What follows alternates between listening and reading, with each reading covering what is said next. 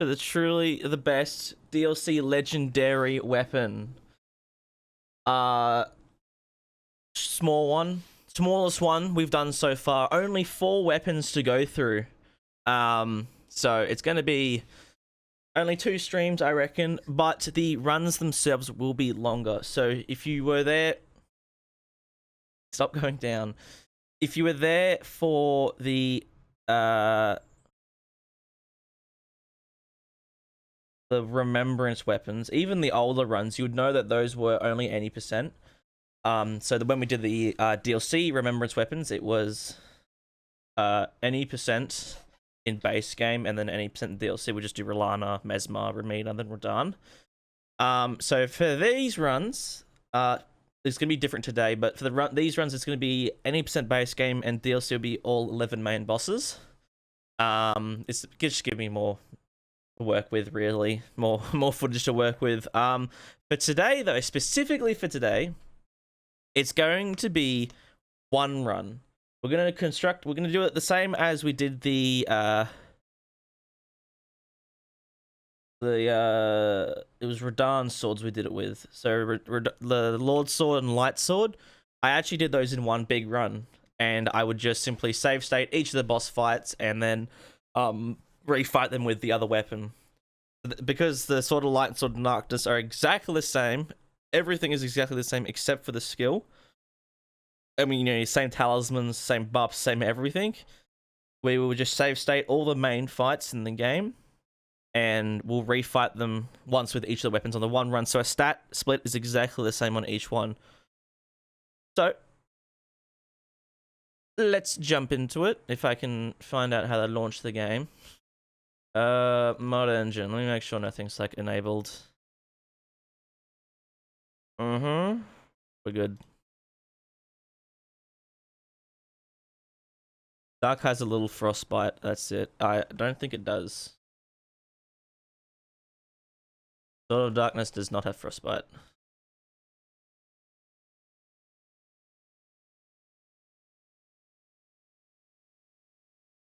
But they do different things for buffs in terms of holy damage. Yep, the game did not launch. It doesn't. Nope. Drunk challenge when? Eventually. DLC only. It will happen eventually.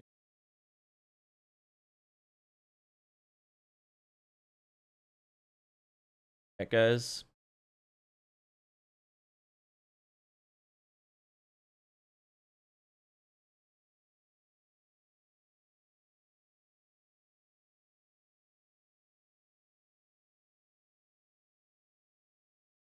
Same weapon? It is not. Trust me, the Sword of Darkness is way better than the Sword of Light.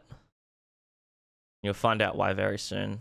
Alright, do I have enough slots? Oh yeah, I usually do.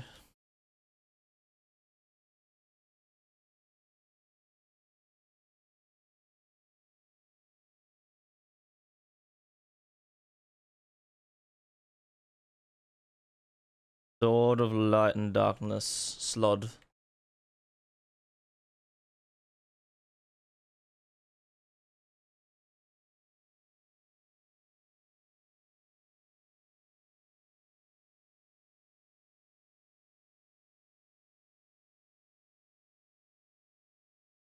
If you don't know how these runs are structured, we give ourselves a weapon at the beginning of the run. So, Sword of Light, Darkness, and then we give ourselves the minimum requirements to use these weapons, which is scripts. Oh, where is it? Character data, attributes. So we only need 1 more dex because we can 2-hand it. And then 24 faith, so we need 15 more levels. So our starting level is level 16. Now we can use both of these. But yes, the Sword of Darkness is way better. Damage, sure. No, but here's the thing. Let me tell you why Sword of Darkness is heaps better. So the Sword of Light, when it gives you the 20% holy damage buff, it's actually an aura buff. meaning if you have Golden Vow, Commander Standard, anything like that activated, it immediately disables it. Sword of Darkness debuffs the enemy, so you can still have Golden Vow activated, or like the Commander Standard skill. So you will always, 100% of the time, do more damage with this weapon than the Sword of Light, even though they have the exact same damaging, like the damage output is technically the exact same. You will always do more damage with the Sword of Darkness.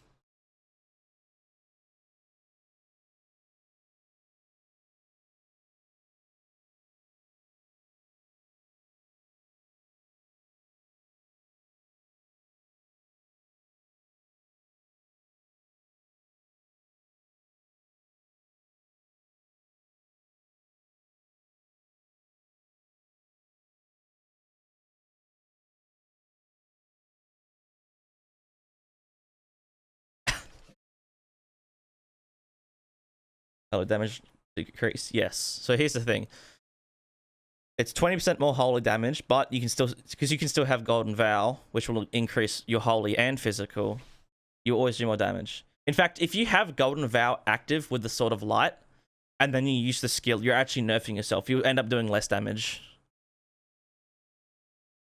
And the skill strap also does no damage. Like, I'm pretty sure the highest damage I could pull was on, like, Mesmer, which was, like, 4,000 damage. And that was hitting Snake and him. With all my Shadow Tree blessings.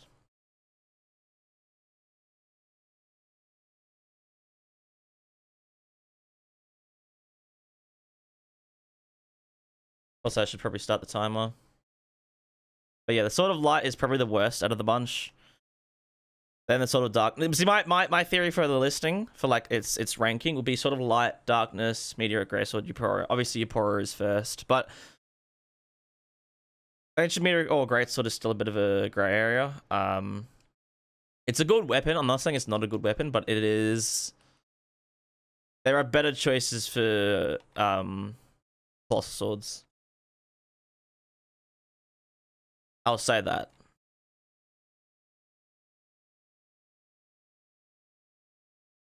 Don't want to be mean or anything to it, but there are definitely better choices to have.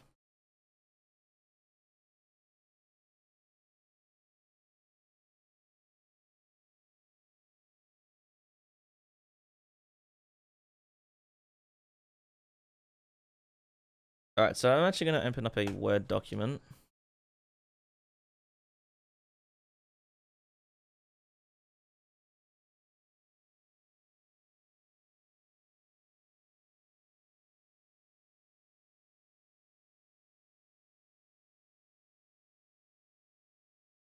Gotta remember sorry, I'm just trying to remember my routing for this. Does it have Death and Death effect? It doesn't. It was probably just blood or something.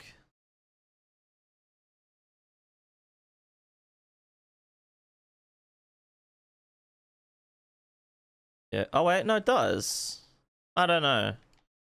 What's its description? No idea. It's not Death and Death though. It's just a visual thing. Since he's legendary, well, he's not a weapon.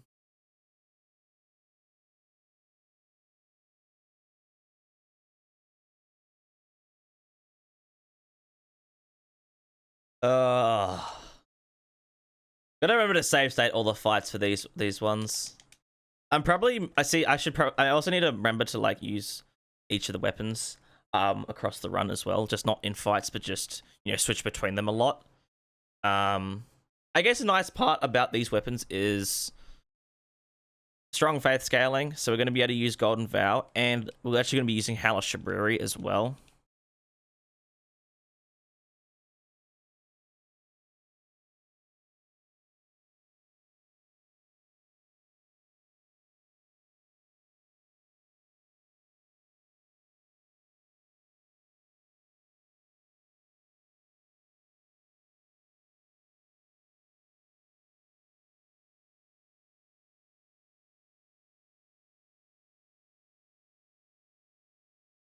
Practically Holy Conjure, yeah. My only downside with Eupora is it doesn't work on undead enemies.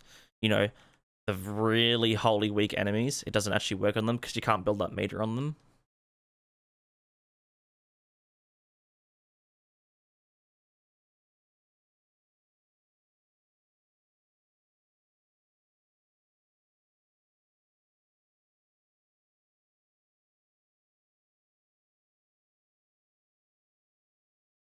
You can.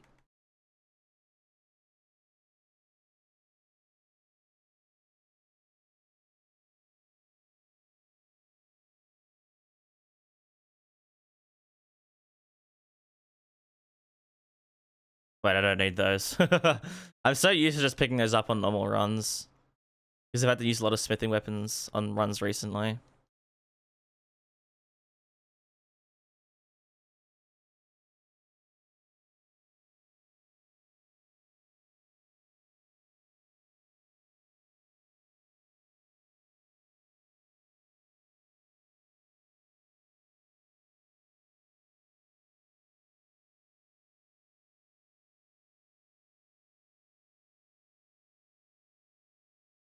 Ugh. Okay, so it would. I mean, yeah, you definitely could. I'm not saying you can't. It's just part of the what's it called? The auxiliary effects. All weapons have 3 sets of auxiliary effects you can apply to them, which is where it says passive effects down the bottom. Certain effects obviously won't show up, like Destined Death won't show up there, but obviously if you do like Bleed or Frost, it'll show up there down the bottom of passive effects. And like every weapon has like 3 slots of passive effects that you can chuck on.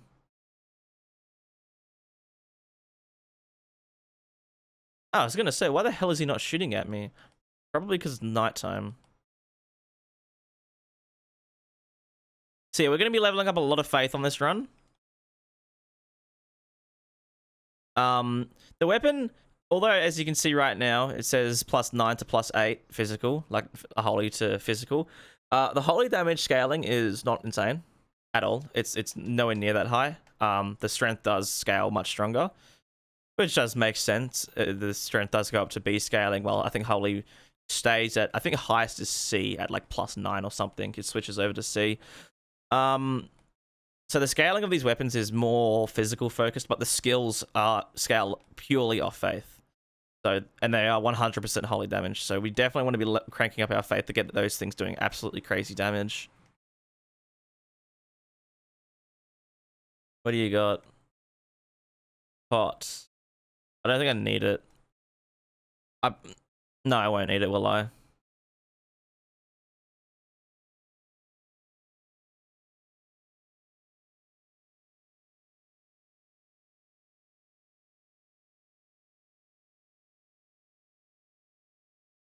Uh-oh. This fella's about to pulverize me.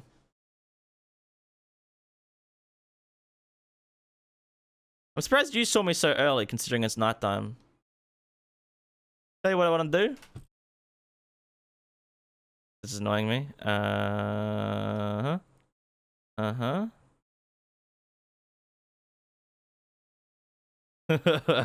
Just give myself all the fucking maps.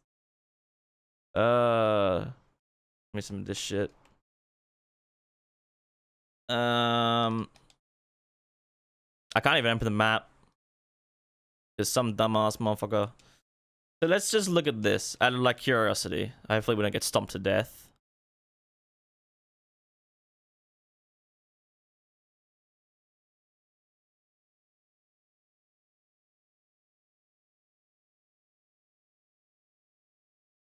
All right, 300 and like what, 38 was it?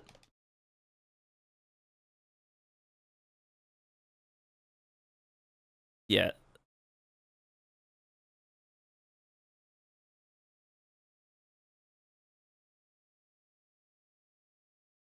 It sucks. The Sword of Light skill fucking sucks.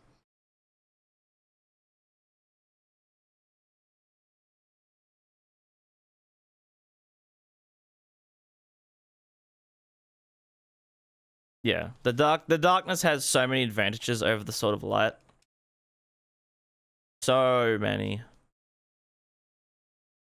Stan, hello. I feel like it's been a sec. Do these guys actually sit on the ground?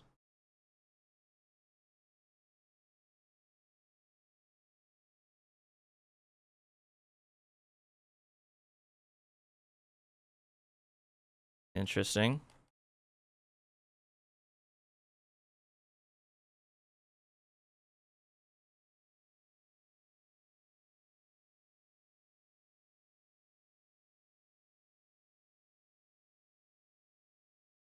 Fucking hell, there's so many maps. I need to make sure my bottle doesn't squirt on me. Holy builds. You can technically stack both buffs if you have both swords. Okay, here's the problem though. Golden Vow is just better. No matter what, Golden Vow is better. And this has a 24 faith requirement. Right? One more faith, you can use Golden Vow.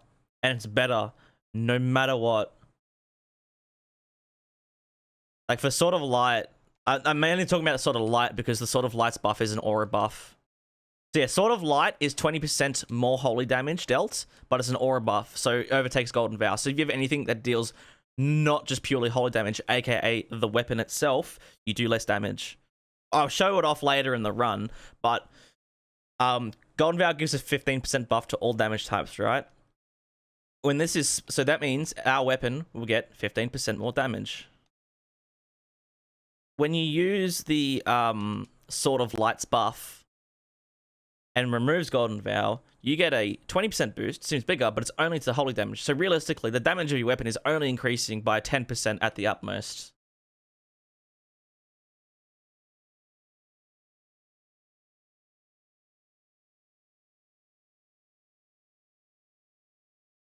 Whereas the Sword of Darkness, because you're debuffing the enemy, it does actually, it means you can still use your Golden Vow buff.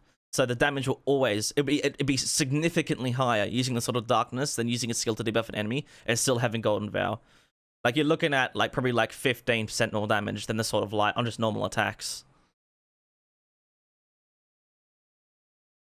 It's actually kind of crazy. I don't know why.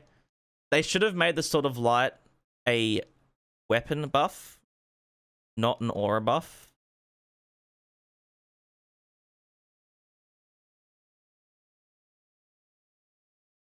Only good with Cypher Parcher and Lightsaber. That's true. If you're using 100% holy damage, I guess some of the incants as well would be good. But then again, to counter argument on top of even that, if you can use Commander's Standard, that's a 20% increase to every damage type. Plus 20% damage negation, so you become significantly more tanky as well.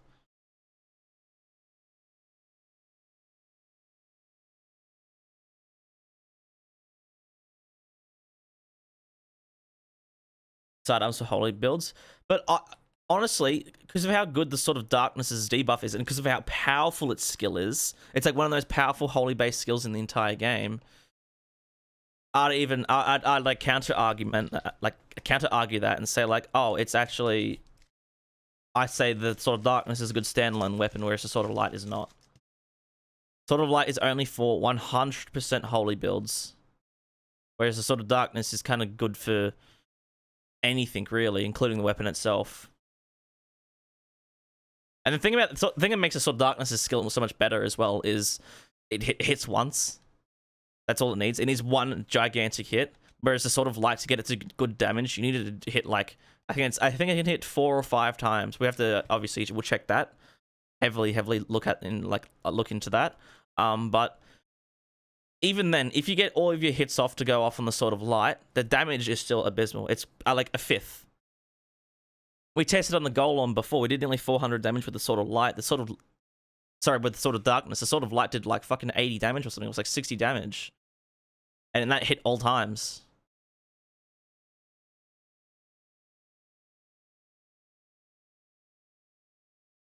My issue with both these weapons, though, pretty much comes down to Sacred Bladed Broadsword exists. The holy damage probably won't be as good, but the actual damage would be so much fucking higher.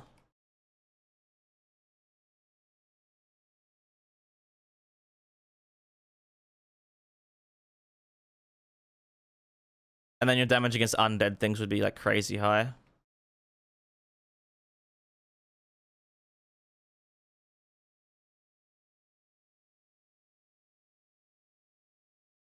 Because how much does Sacred Blade add? Is it 90 holy damage? Plus having a projectile, that's really fast. Plus doing undead damage.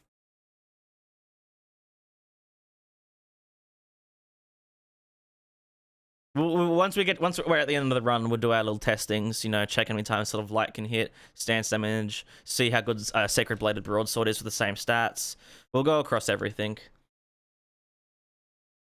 They place at 8 seconds. Yeah, that's like one of the big reasons with the Sacred Blade is so good. And then with Sacred Blade, you can still chuck it on like Strength Infusement, Quality Infusement, and still have the buff of Sacred Blade. You can still have that holy damage. You can get like the extra holy damage from Sacred Blade. Still have the projectile that does a lot of damage, but then your weapon, like if you have Quality Infusement on like a 40-40, 60-60 build, your damage of the weapon would be crazy. And then with Sacred Blade, on top of that, it's going to be even crazier.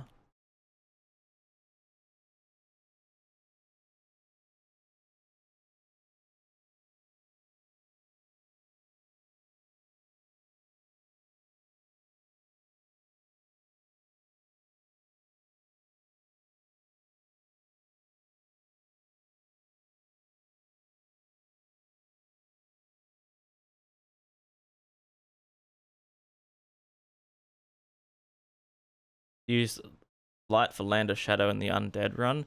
Yeah, but we already had Golden Vow, and that's already a 15% boost. That's like another thing. Golden Vow lasts 20 seconds longer, buffs all damage types, and is only 5% less for Holy specifically. Like, in my eyes, there is not a single run, really, unless you were doing a run where you're using incantations and the Cypher Parter and the long sword, sorry, the straight sword one. Like, you're using those buffs. Sorry, using those sort of attacks. That's the only run I could ever see the Sword of Light being useful on. But by itself, it's just not good.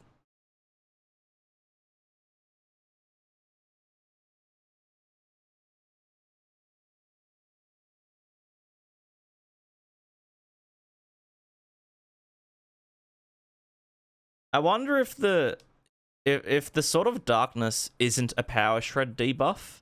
It probably it should be, but if it isn't, that would be, it would immediately go like to like, honestly, I would almost put it above the Ancient Meteoric Core Greatsword if it isn't Power Shred.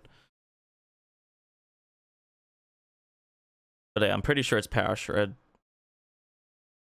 Yeah, it is. Thank Christ. If it wasn't Power Shred, I'd be shitting my pants.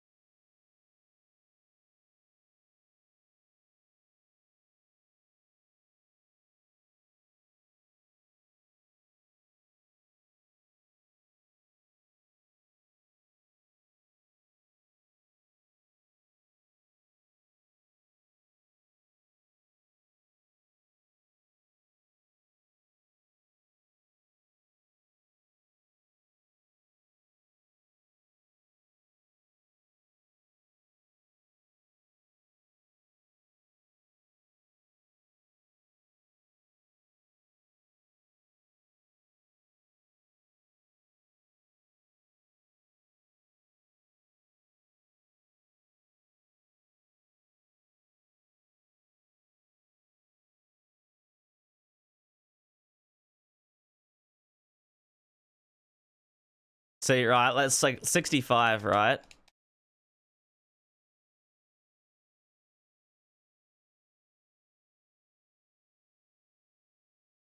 Like, it's so bad.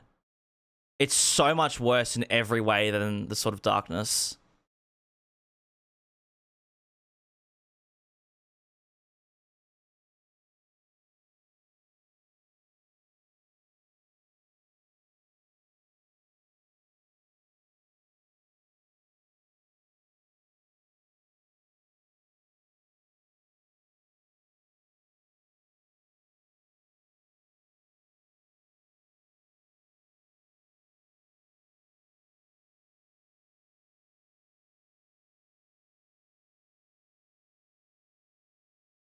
Yeah. You can see how big, how just absolutely insane the difference is.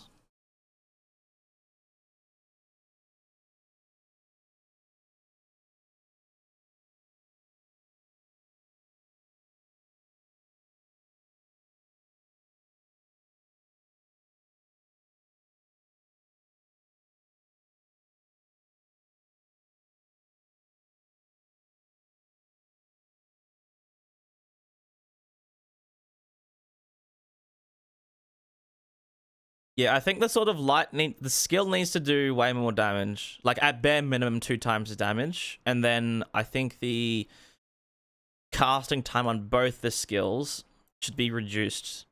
Either make the skill cast faster or make you be able to dodge out of it early or something.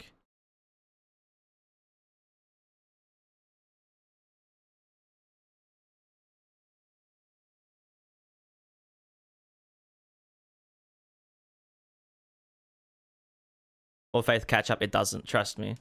That damage difference stays the same. It always does like 3 to 4 times less damage, no matter what. It it never catches up. That's the great part about it. I tested. I was testing it a little bit a couple days ago. So the sort of light, I staggered Bale. This is blessing level 20 staggered Bale. This was with 80 faith, and I used the skill, and it did like 2,000 damage or something. So already he was taking 20% more damage because he was staggered. And he only took, yeah, it only did like 2,000 damage or something. I got it to do about 4,500 against Mesmer, but he's 40% weak to Holy. The Sword of Darkness did like 13,000 damage or something. We probably actually don't want the Flame Grant with Strength. I think it's better if we use Howler Shiburi because we're going to be leveling up a lot of faith on this run.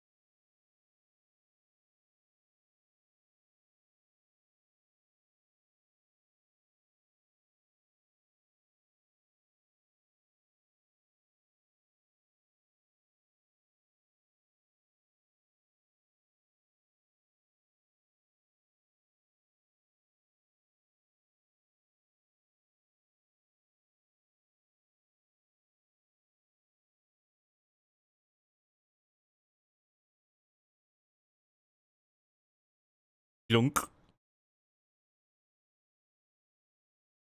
Yeah, I think the skills on both these weapons need to be just sorry, buffed. But like reduce the time they take to cast. Because as good as the Sword of Darkness's skill is, you can use it basically once per fight. Once at the beginning to get the skill off, get the debuff off, and then get hit, get counter, like, you know, get counter attack, take shit tons of damage.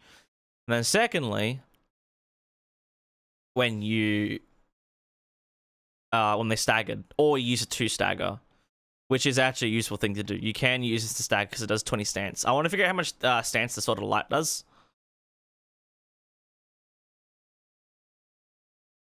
In fact, let's test it out here.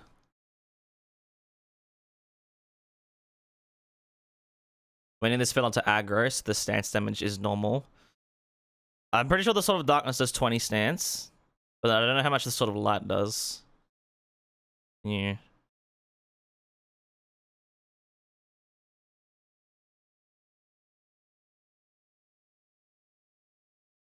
This should do 20. Yep, 20 stance.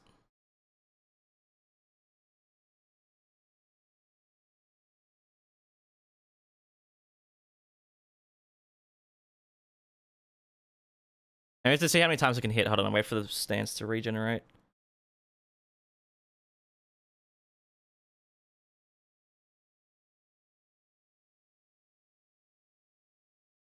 Oh. The way it just levitates in your hand.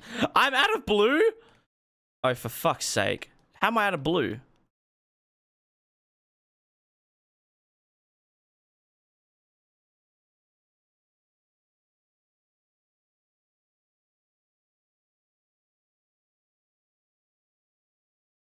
Nah.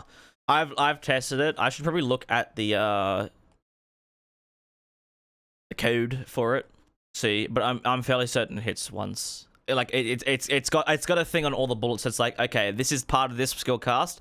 If any one of the bullets hits, deactivate every single other one for this specific enemy. So no matter what you do, you can't get it to hit twice. Hello.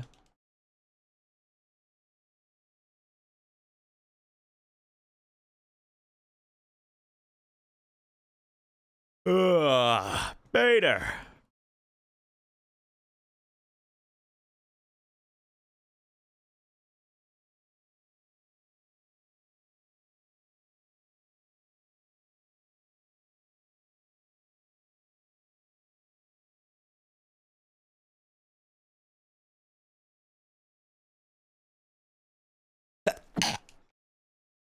Another thing I need to do is actually give myself extra stones.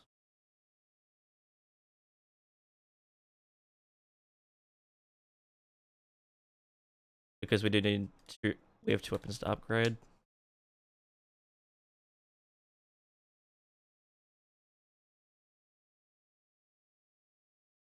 Let's just check this again. Gonna properly check this. Because obviously a Travatar, we should easily be able to hit all the projectiles of this sort of light. Because he's very fat.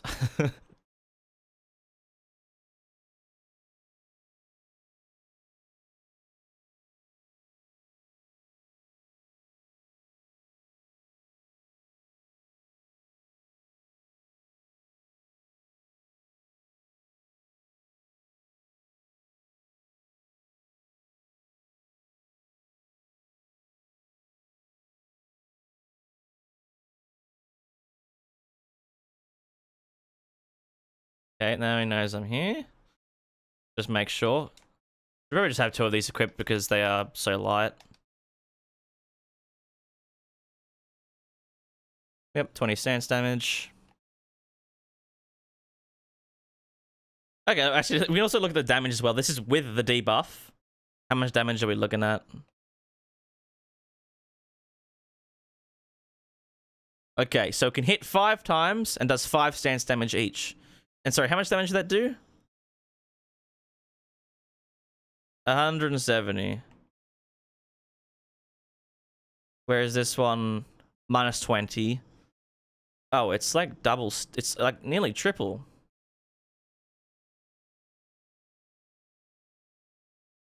Yeah, it's not great.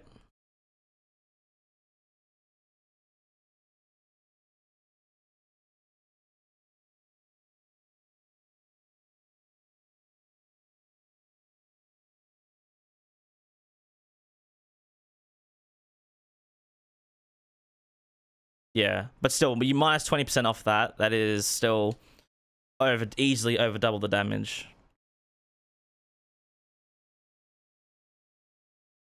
Oh, I didn't do the funny. Oh wait, I've turned the AI of everything off.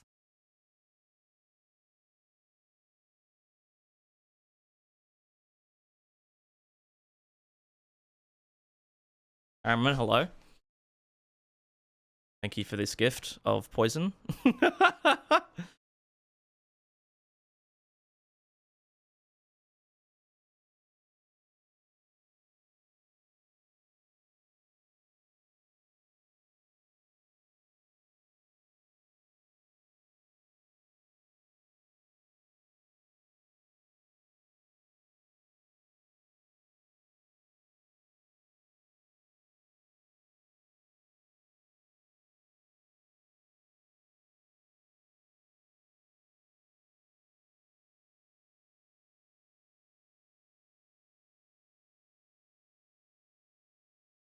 Actually, holy damage buff from Sword of Light, it doesn't matter because we cast the Sword of Light's skill twice.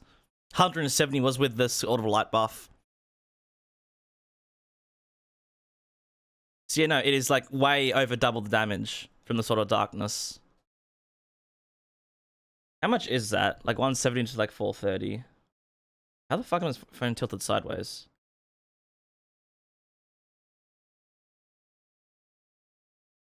Two and a half times stronger.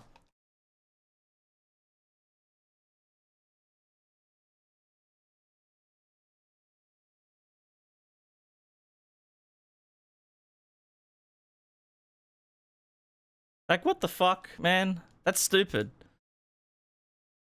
Why is this 2.5 times stronger? Hi. Like, it does more stance. Okay, sure, that's fine. But the damage is just so bad.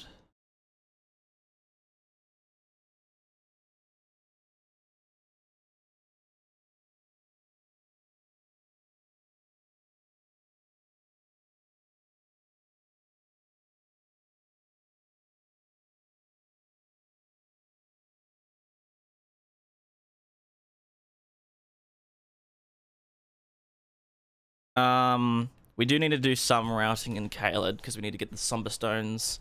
Actually, I think there was a Somber Stone 3 somewhere. Or was it a Somber Stone 4? There was one in Caelid that I was like, oh, on our, I think it was the Undead run that I discovered, and I was like, oh, that's kind of actually useful.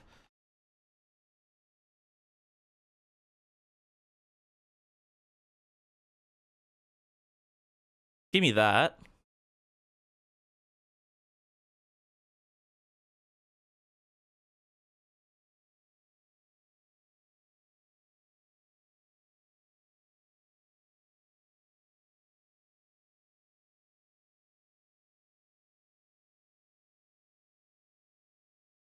Not even worth it. Yeah. That's also another thing. I think for the time it takes to cast these skills, they should both be doing 40.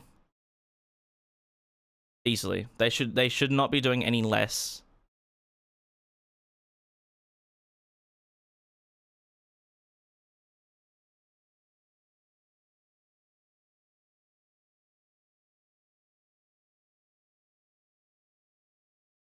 A nice thing about it though is it does actually knock humanoid enemies over.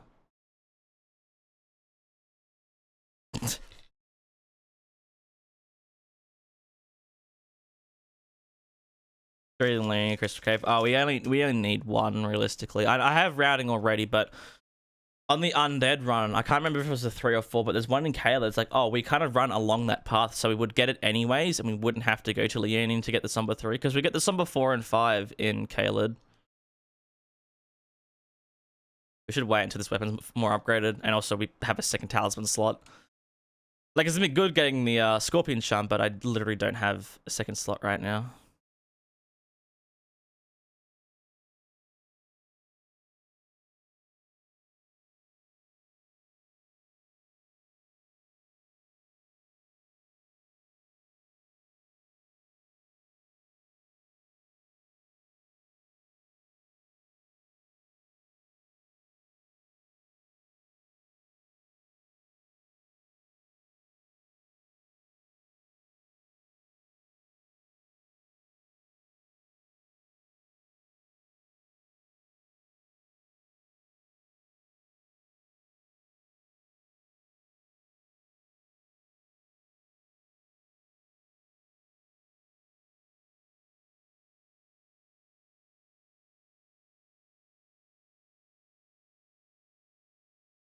So that motherfucker just looked at me.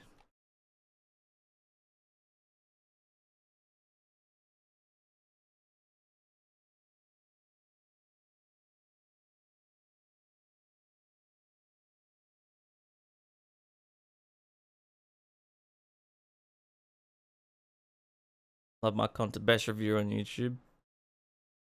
Cheers, brah. Glad you enjoyed the content. I was gonna run really far left, but I didn't realize there were dogs there. What the dog doing?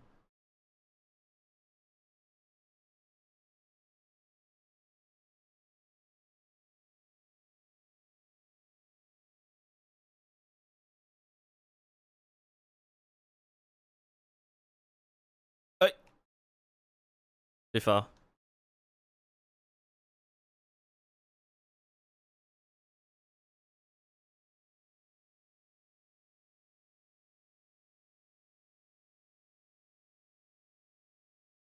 That's more beautiful, that's all. Yeah. It looks pretty, but that's it. Apart from that, the skill is just fucking useless.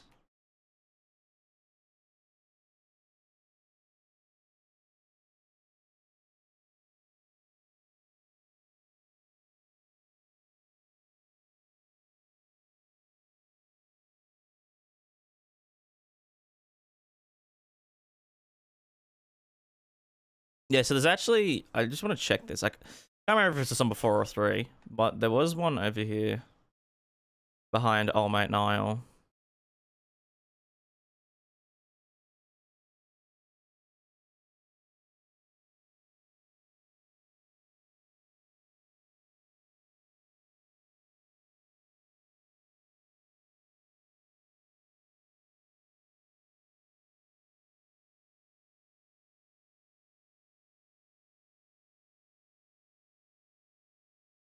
I was not, oh, no, it's down here, isn't it? One of these drops, was this on before or 3? Just another 4. Okay, so this isn't routing. I guess for this run it is, because we do need 2 Somber 4s, but I'll just give myself the other stones anyways. Skill doesn't have that much range. Yeah, no, the range is not great.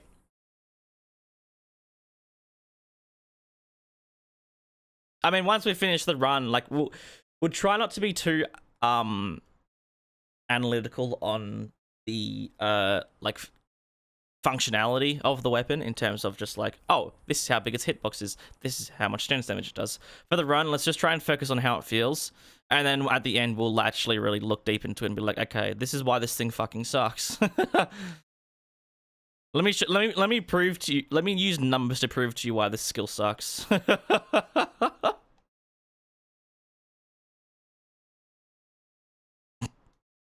It's coming through here and there's always one that just like, woo, woo, woo.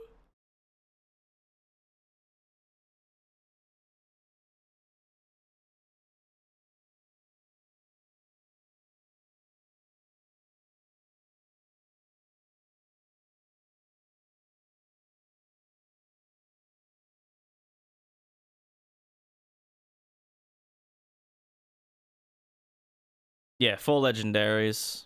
These 2 weapons, Euphoria and the Ancient Meteor Greatsword, which is why everyone should be happy to hear that this video will be coming out within the next week. I should be able to do, this is my plan. Do the runs today, other runs tomorrow, day after, do the scripting, record the script, make sure everything's good there. Maybe even do another weapon after that, because recording the script should only take like an hour at most. And then like I can do like all the weapons, like 2 weapons per day. I just need music for each of the weapons. I kind of know what I kind of know what I want to do. I think for Sword of Darkness, the Death Knight's music could be pretty cool, because you do get it from one of the Death Knight catacombs. Sword of Light, I don't really know. Euphoria, obviously I want to use Miquella's theme. But then Ancient Meteor or Greatsword, I was thinking maybe Midir. But then for Sword of Light, I'm not too sure. I kind of want to use Skada's theme from the Convergence mod, because it's fucking sick.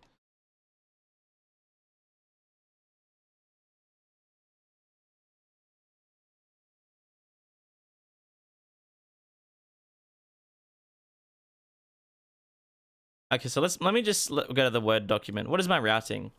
Bloodhound, Physic, Flame, Somber 4, 5, Radahn, Grace, which we got. Dectus, Peace 2, 8 and 9, Somber 3 from Leonia, upgrade to +5, head to Altus, Ritual Sword, Meds, Golden Vow. Incan. Yeah. I mean, this routing is for, I didn't really route this properly for this runs, because there's nothing too fancy on with any of these weapons. I think the only one is Euphoria for fanciness, but then again, like, you'd use 2-handed, skill talisman, ritual sword, scorpion charm. It's kind of basic. Like, you could use consecutive attack talismans, but obviously you'd probably want to prioritize the skill, so you'd use the holy and warrior jar shard, the whole scorpion charm and warrior jar shard.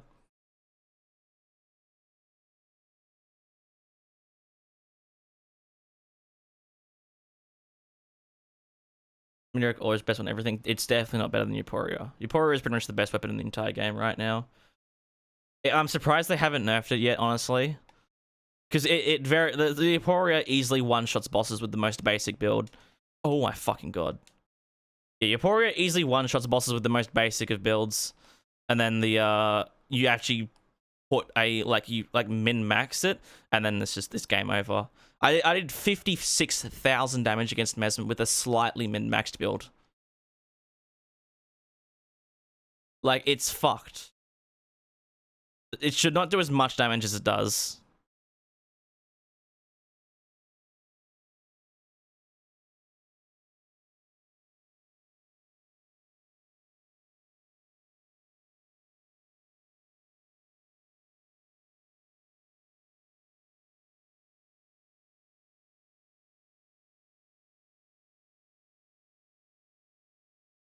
These armor look cool, sort of light. That's true. In fact, everyone start naming off your armor sets you'd like to see with each of the weapons when I actually put them into the video. I think Deez does work with the Sword of Light very well because isn't his sword? His sword looks very similar to this one, doesn't it?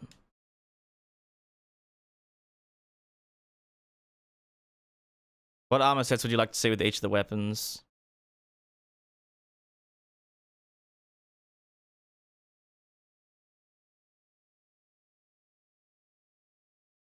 After removing the Euphoria. What's the Euphoria bug?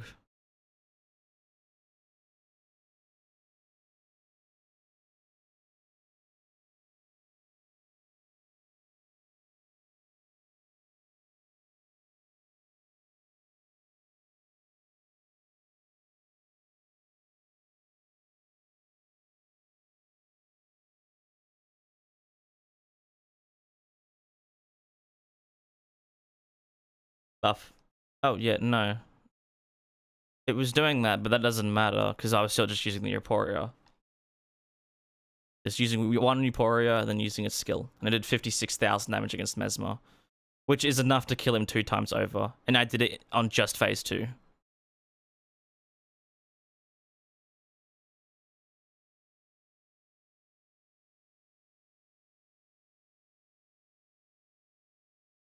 Am I live on Twitch? Yes, I am.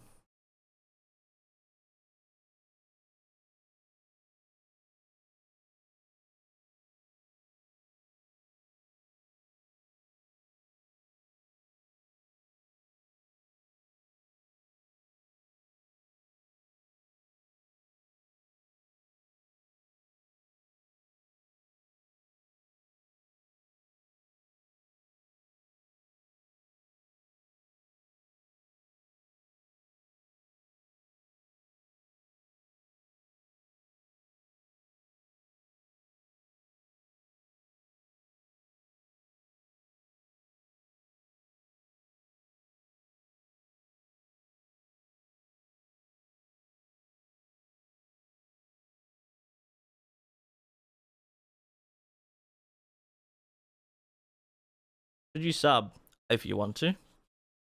If you enjoy my content.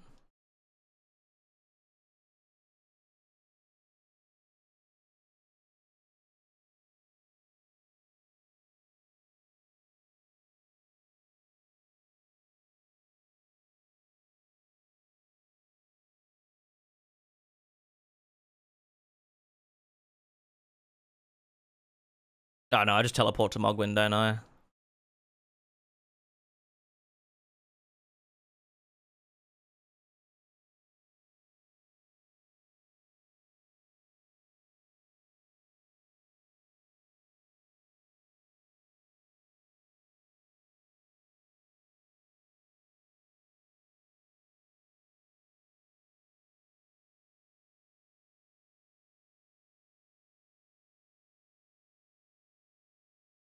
Hard as hell in this fucky ass hard ass room I'm in. Is that the Grim Reap?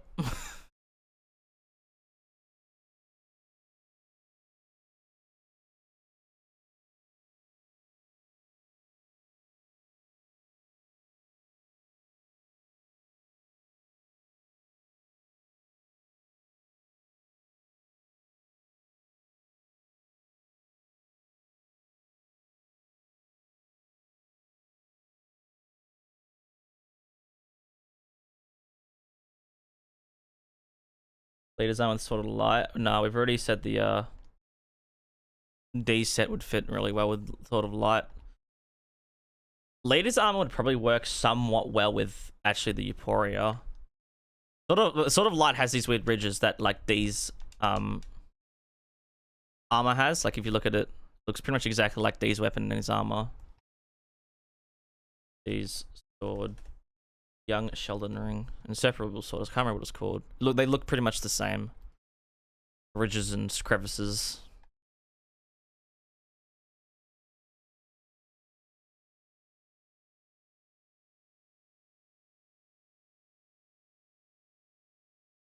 Welcome from YouTube. But yeah, I think D set works well with Sword Light. I mean, when I actually make the video, I'll look at it a bit, see if one of them fits better. But I think D's nuts. I think leader set could work with Euphoria pretty well.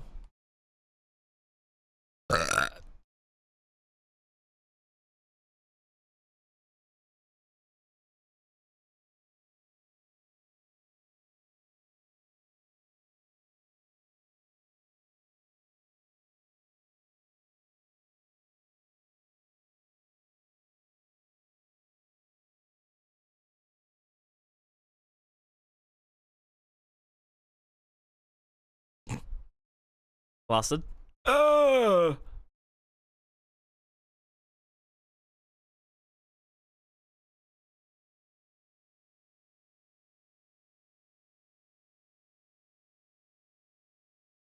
Black Knight or knife sets. Not a bad idea.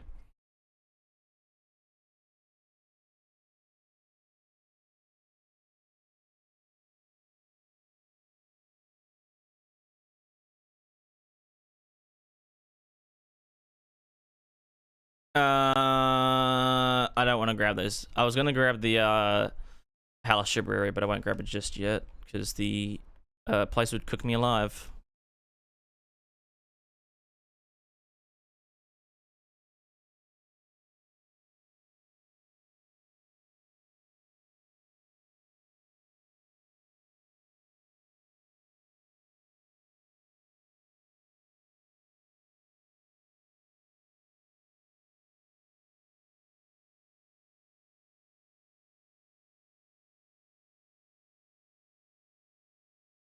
Actually, I need to go up there to the Halashibari anyways to get the elemental buff, the holy damage buff, the physic tier. We'll get the weapon to +5 first, which is something I need to do as well. I just realized I haven't done that yet. I was supposed to do that before I came to Altus.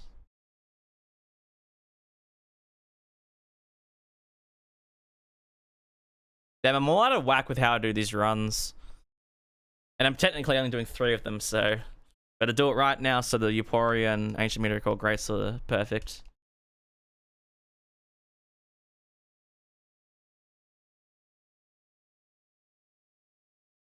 But yeah, what's a gnarly looking armor set that could work well with the sort of sorry, not sort of darkness, the Ancient Meteor Core Greatsword. That's a gnarly looking weapon, right? What's a set that could go with that? That's a fucking the Shotgun Stone skin from the Convergence mod, just become the Rock. Dwayne the Rock Johnson. Solitude set. I like that.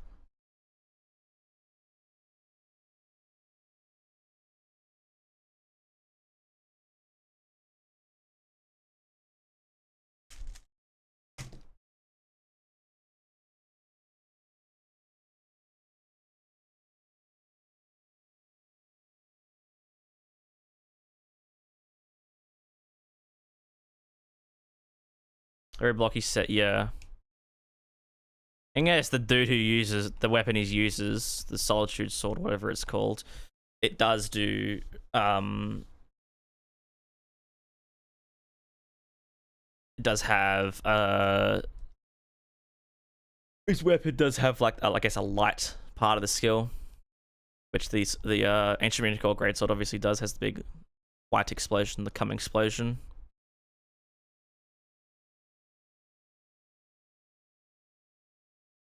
I might die from this. We're good. I know anytime you like hit the smallest lip, you get this chance you just die. I need to give myself where's cheat engine? 8, number 3 and 5.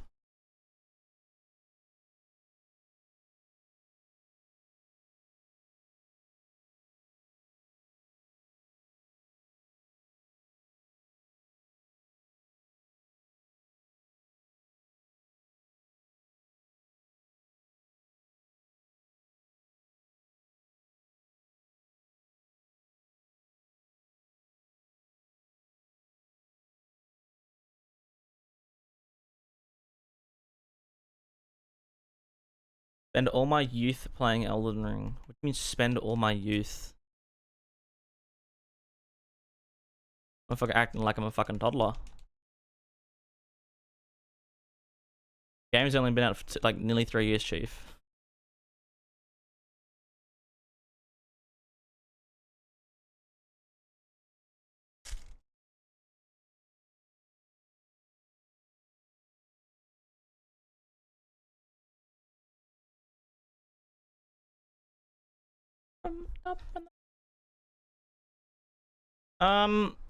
I'm gonna go get Golden Vow, and then we'll go get the Ritual Sword. I really want to use the Red Feathered Branch Sword, but I realize that's like such an unfair advantage to some of the other weapons, which I don't want to use Red Feathered Branch Sword on. And I also eventually want to do a Breaking Elden Ring with the Euphoria, so we won't be touching the Red Feathered Branch Sword this run, or any of the runs. So I feel like I'm trying to keep these weapons more balanced towards what I guess the average player would end up using, like a build they would use. So, which is why Ritual Sword is reasonable. You can keep yourself at full health very easily, whereas Red Feathered Branch Sword is a bit of a pain in the ass to set up. And then most people won't be able to use it anyways because they don't know every single boss hitless.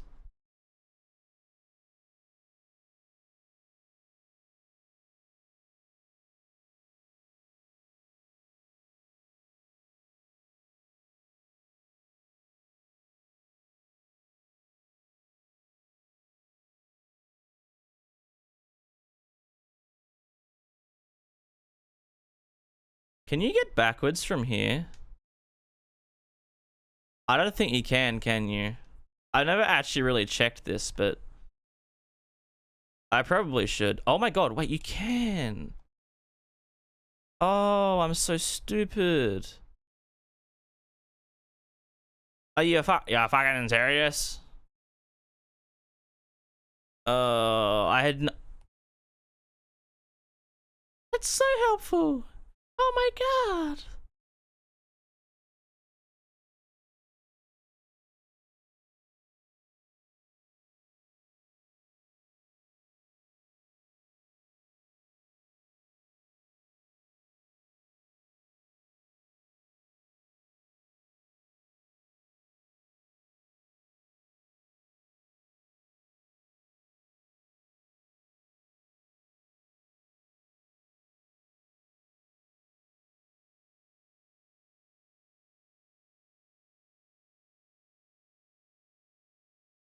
Charge skill, no. That's another thing I was thinking of, like, oh, a way you could make it better is turn it into a charge skill. So you can tap it and it's like a weaker version, faster the cast, but then you can do the full charged one on both the weapons. That's like way better. Like, I'd say what the Sword of Darkness currently is, but then Sword of Light make it better. Like, the tap cast should be what it currently is.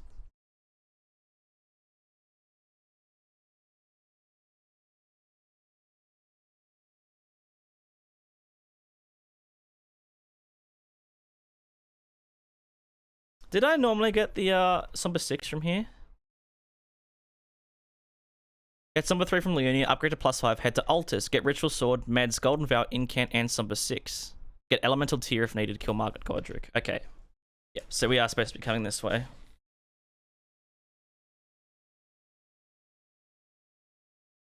Which we will actually be needing the Elemental Tears on all these runs. Luckily, we don't need the Fire Tier, but we can still grab the Cheers, bro.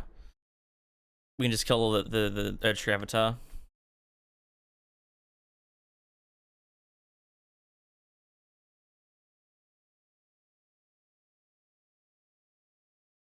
Check out this +5 weapon. See, it's getting better.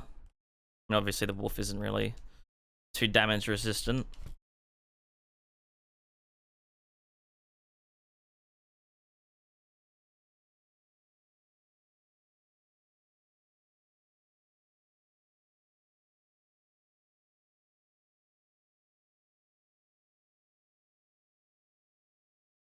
Alright, so I think I honestly might save state every single fight in the game. So this is get snuggle. It's probably going to be a pretty long run. I'm thinking we're probably going to be looking at like a 7 to 8 hour run. Save manager. Gillica. Oop. Gillica.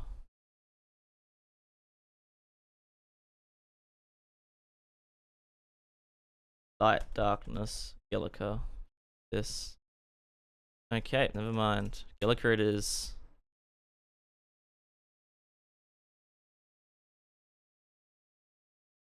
Oh, I want to equip the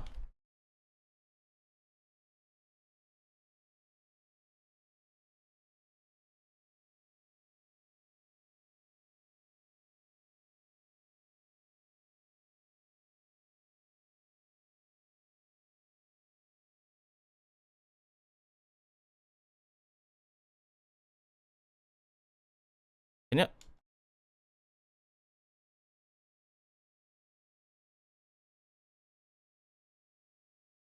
I mean, it doesn't. It's. I don't have a seal. Wait, I don't have a seal. Fuck. Fuck.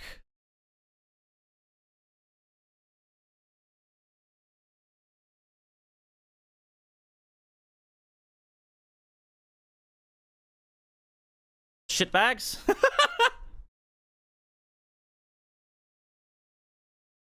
Swords of Sif's long lost cousin. That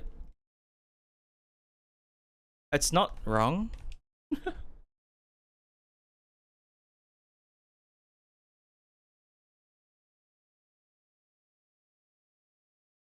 Yeah, once we start getting some strength, that physical damage can start going up quite crazy. I'm broke. I'm broke.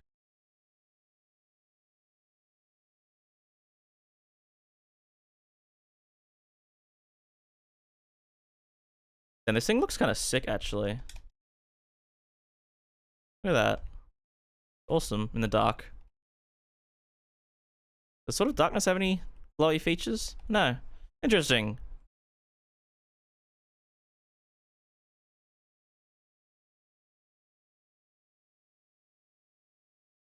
Wait, I didn't grab the fucking charge tack. Damn. Kind of stupid. I love how like messy this prep has been. I'm normally supposed to be at Margit and Godric by about 50 minutes. We're an hour in. I mean, obviously there's 2 weapons to deal with, so I shouldn't really try and compare. I should just do the run as is. Don't think about it too much about how long it is. Don't stress about trying to make it a really short run.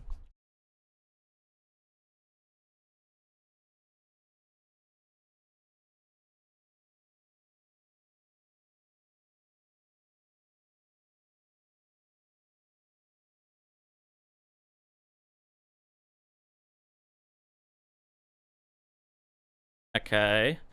Now we can do Gillica.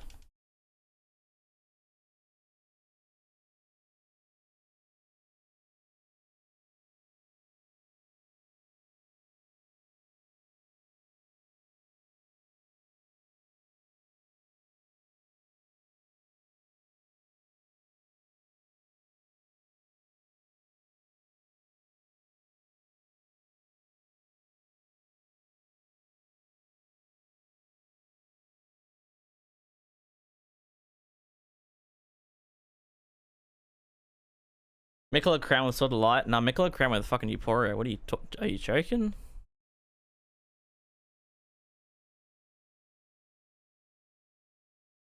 Well, I guess Golden Vow doesn't really matter too much.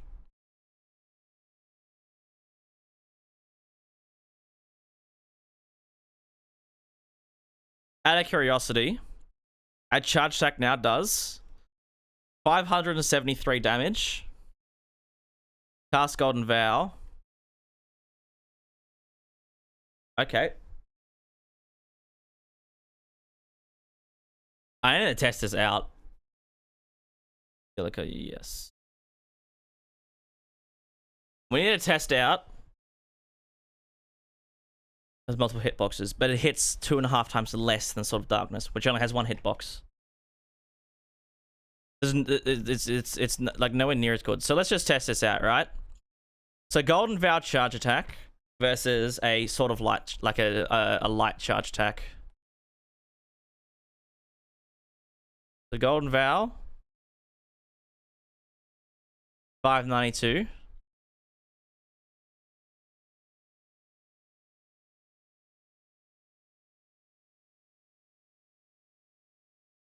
Wait, is it not an aura buff? Wait, no way.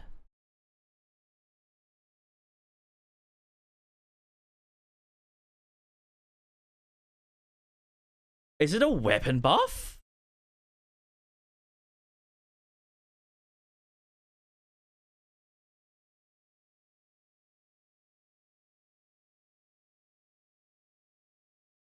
Wait, it's a unique buff.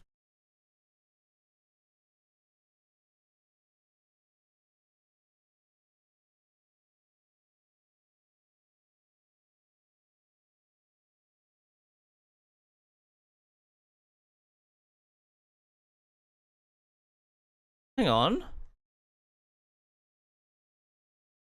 Wait, I'm so lost. What is this thing?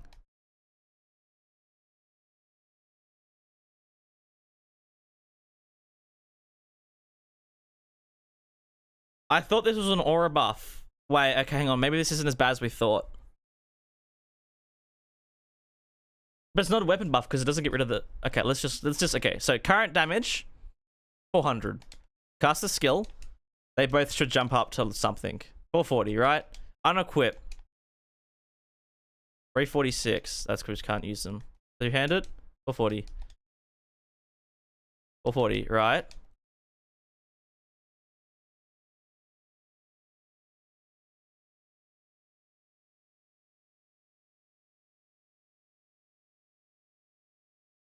It's something. Can be stacked. Yeah. Okay, wait. Okay, hang on. Sort of light does have use. I thought it was an aura buff. Body buff? Is it?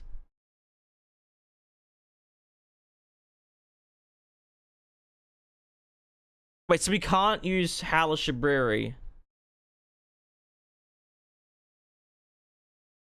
Oh, maybe I was getting the buffs mixed up. So you're still at a huge disadvantage using it. And damage is still terrible.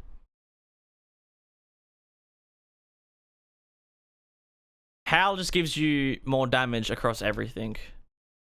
Which we're going to be using this run. Oh.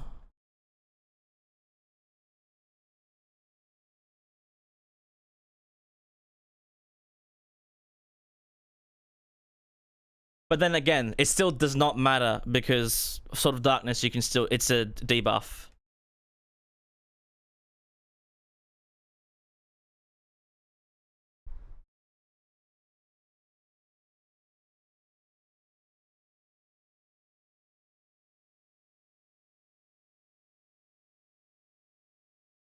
Oh my god, it hits so much harder.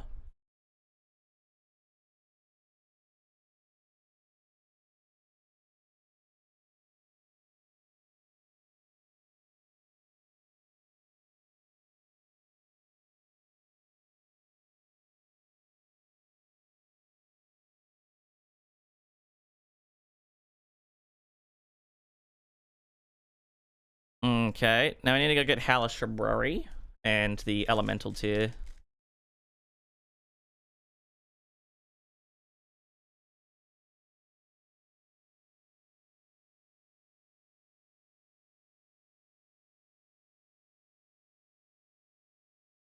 Yeah, see, Faith doesn't really increase his damage that much, does it?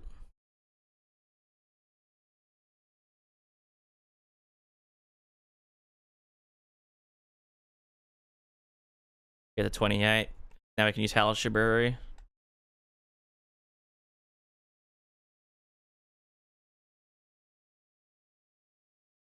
Yeah, but body buffs, to like add on to that, body buffs are also like, Iron Jar is a body buff. The Aromat, what's it called? The Blood Boil is a body buff.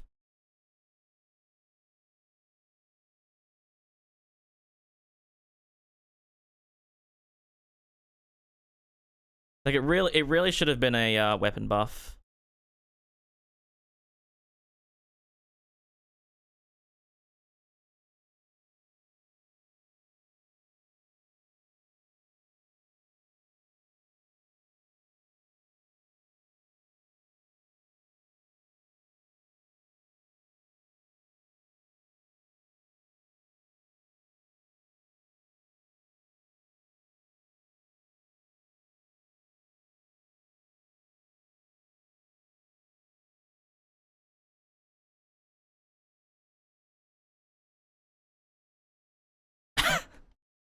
That was sweet.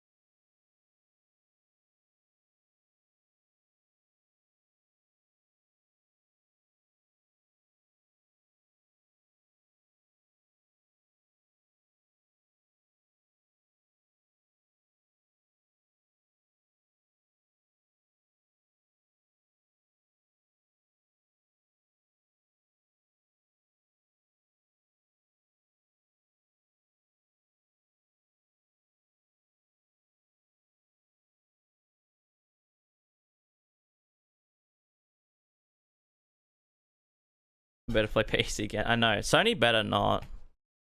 The parent company better not cave in.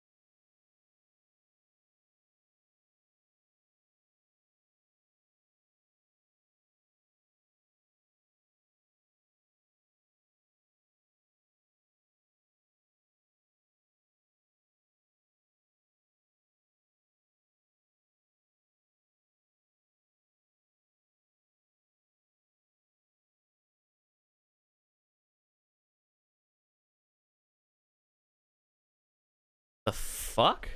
I thought this did 20 stance. Unless straights will just do less on charge tax than I thought. They might do 30.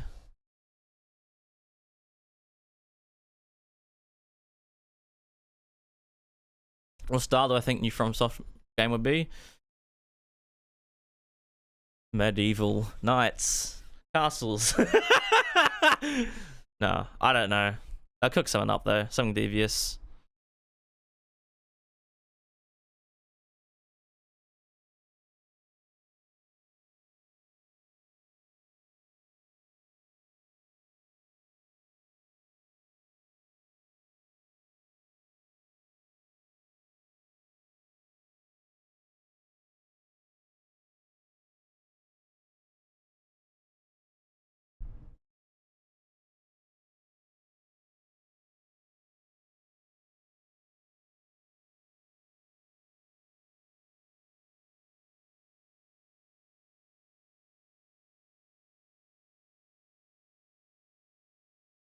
Yeah, the skill is like alright.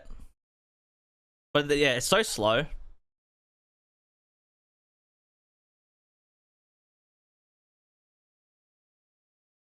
Let's see what the sort of lights like. Lights like likes. You want Caveman Souls game? You can already play as Caveman. What do you mean? Or you want to fight like, oh, be Tiger. Look, Tiger. Ooh, smash with rock. Like that sort of Caveman. Like full fucking Caveman.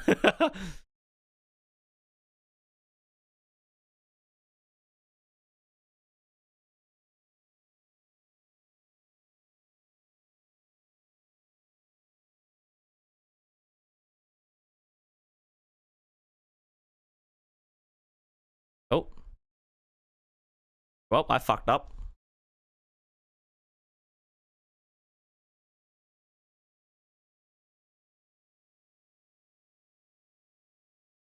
Reckon we saved it? Totally did.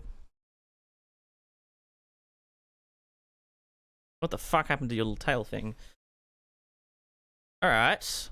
That wasn't the worst.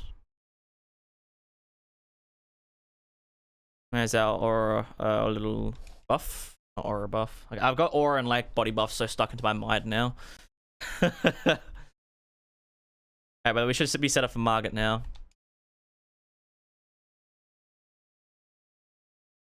Everyone's trying to just get to 15 endurance. Sorry, 15 vigor.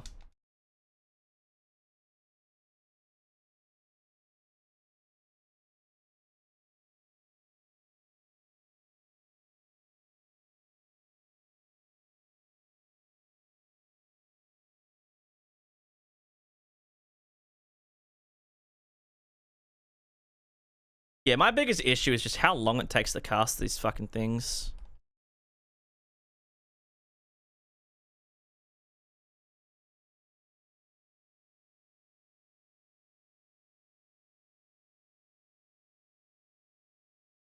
Neanderthal ring. Instead of magic, he buffs with 2 Flintstones.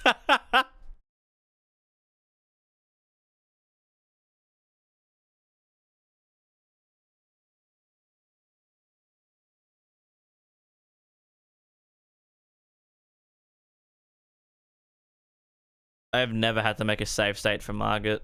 What the fuck?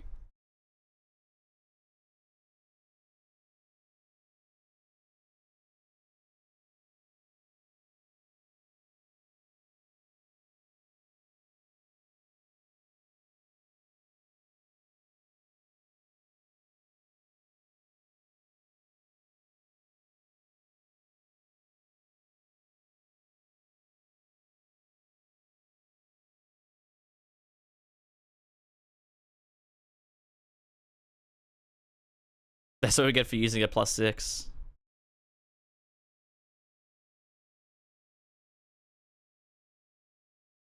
I am therefore I bonk.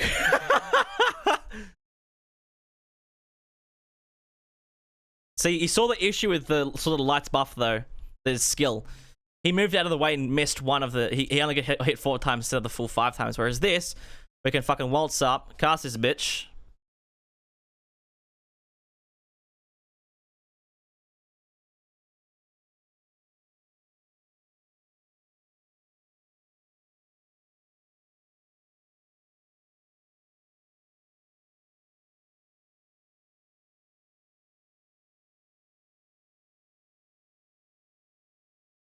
Sort of Light still hit pretty hard though. How much damage did a Sort of Light just do? 700 and that did 800? It seems like it's catching up, but in my testing, it never caught up.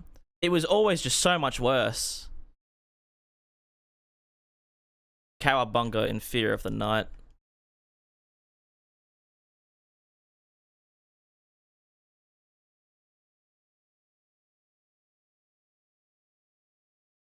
Did I drink the physic?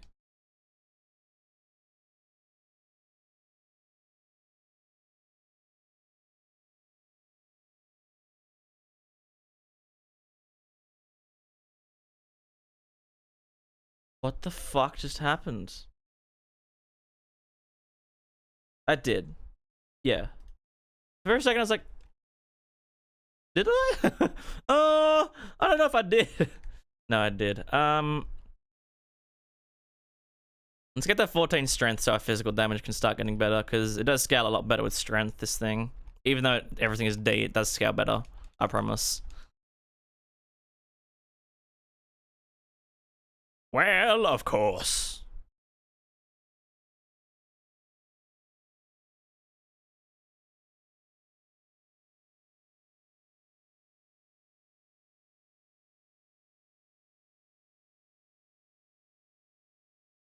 Alright, I might die here.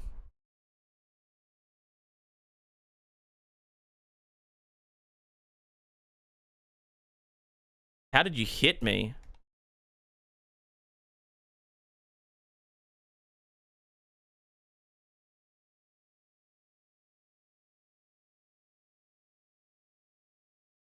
Oh, you can actually hit them. I'm surprised at that. Oh, you definitely can. Back the fuck up.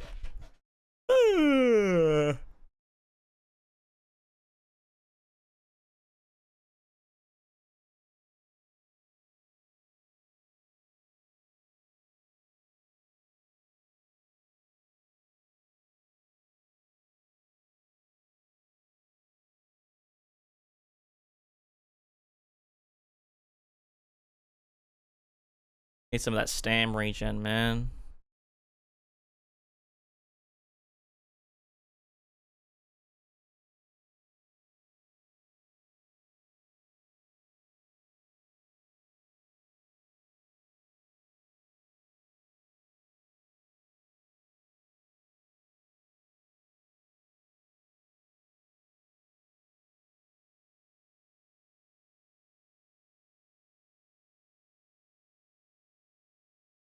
Glompus Gloomus. Hello. That is a fucking name and 3/4. Glompus Gloom. Sorry, did I read that right? Kind of funny, not gonna lie.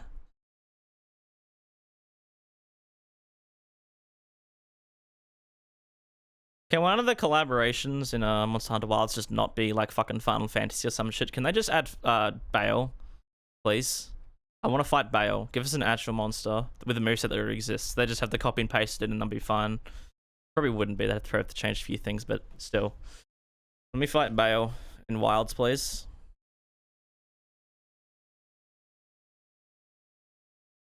Like, they have the opportunity to collab with so many cool things, and they chose, like, fucking, like, Final Fantasy, and they added, like, a fucking tree and, like, some, like, giant fucking dog instead of, like, a fucking dragon in Worlds. Like, come the fuck on.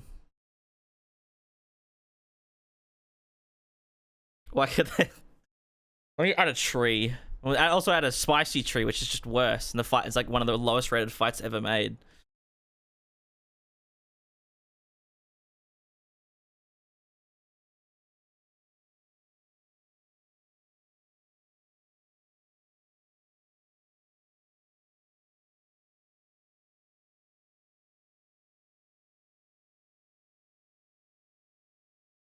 God, Rick.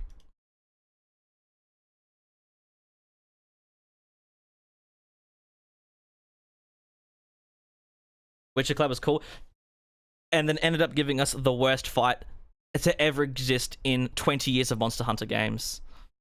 But good collab. And then the Behemoth, no fucking better, is also one of the lowest rated monsters ever in Monster Hunter's history.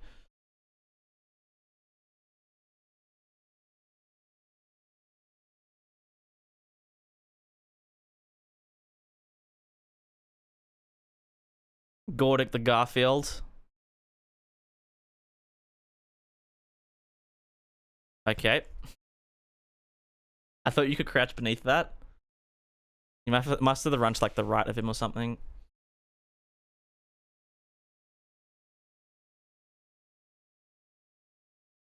Oh, I should have said after the cutscene. Bonk.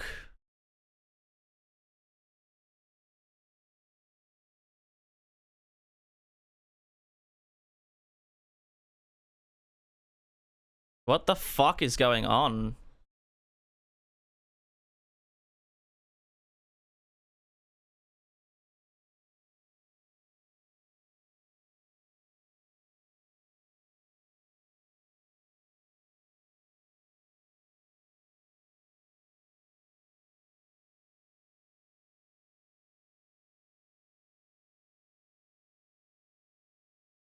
Let's hope we got this right.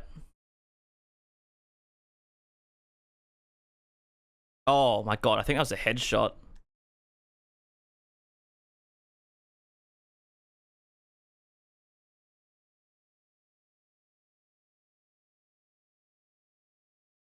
That worked very well. Yeah, you can see the benefits of having that instantaneous hit. Whereas the Sword of Light probably wouldn't have staggered him until like the final hit. Sword of Darkness just pulled through immediately.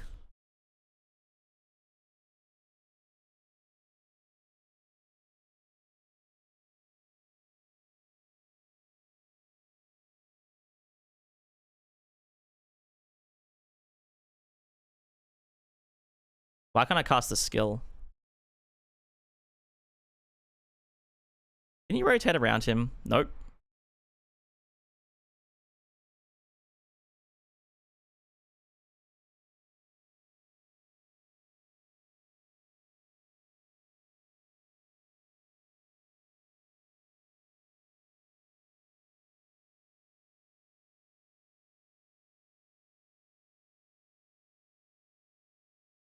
Oh, thanks, game.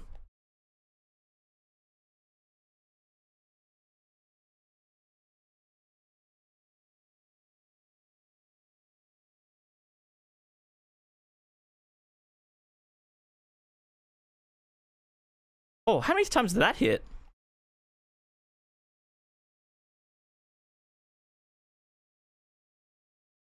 Why is this skill so random? I hate it. It's so all over my... Oh, fucking hell. It hits hard sometimes, and other times like, nah. Because did that just hit 6 times? Am I tripping, or did that hit 6 times?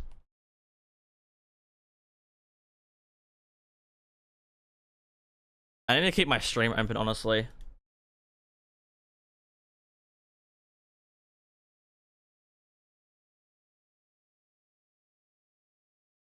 Frame by frame analysis.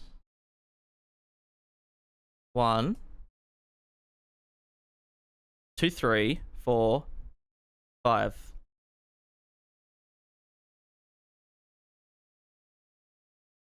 Yeah, I thought it was 6 because it goes 1, 2, 3, 4. Listen to it hitting. Duh, duh, duh, duh. He still hits 5 times, but actually, I'm gonna keep that open.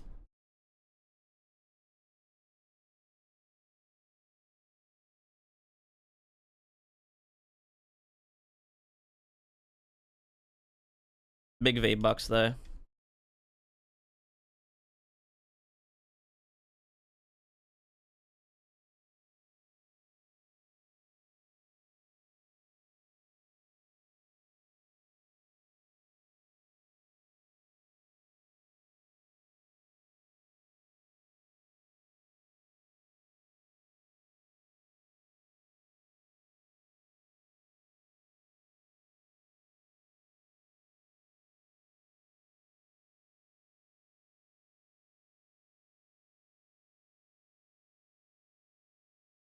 Yeah, no, Dark is holy. In fact, the games are so similar to Dark Souls 3 that the humanity value actually still exists. And being like Embedded still exists in Elden Ring technically. It's in the files. It still exists in the files. Like shit dating all the way back to Dark Souls 1. It's crazy.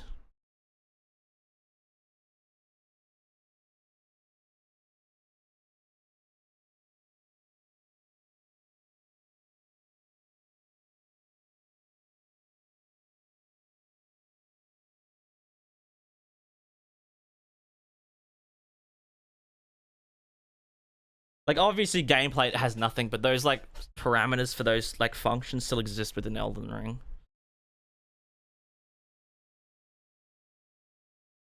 In fact, it wouldn't surprise me if the Embedded state is literally just Great Runes. Just a bit more advanced version. Because obviously there's like 7 Great Runes or 6 Great Runes you can activate.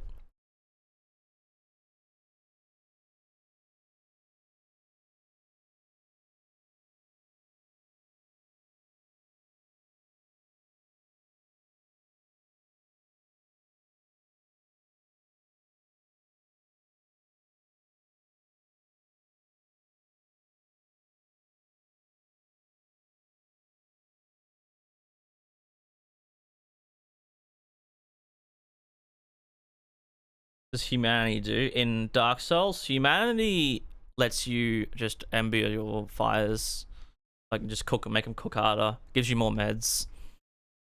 So you can like you bring yourself back to human form, and then you use a bunch more humanity. And if you have, I think 3, you can get your bonfires to give 20 flasks, but you need to have the fucking urn. I can't remember what it's called after Ornstein Smo. The urn. Got a funny name for it, honestly. Okay, so then what do we do from here? Ritual Sword, tell me Margaret Godric, Pots, activate Great Rune, Radahn. Okay, so we do just go straight to Radahn. Magic Soup Bowl. Yeah. Yeah, that's what it's called. That's such a good name. What the fuck? Magic Soup Bowl.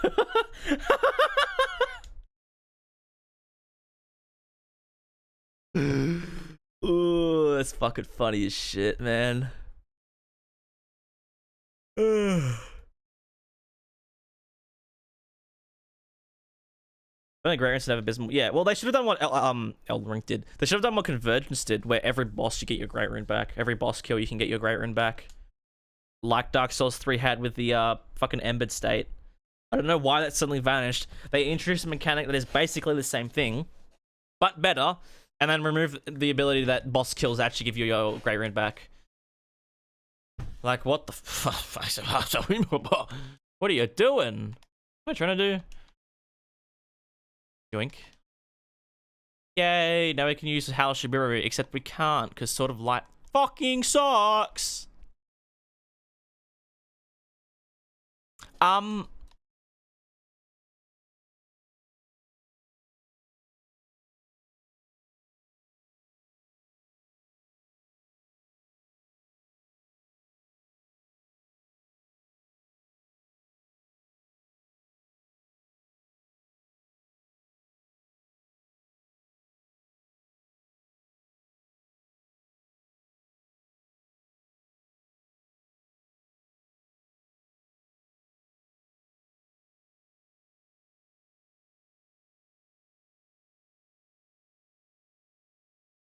Just realized Hal Shibiru will actually, like, kill me. It would make me go insane.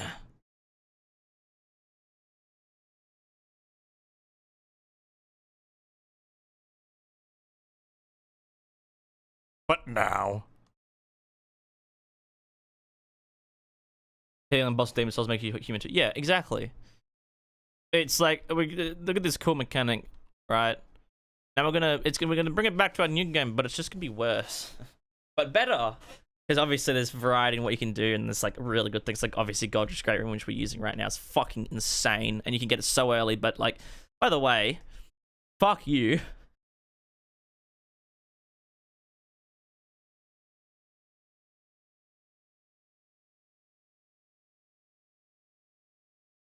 Yeah, this I surely have a save state for. Really? I don't have a save state for Radahn? Moan of Shabby. That's one way to call it. Moan of Shabby. I don't like that.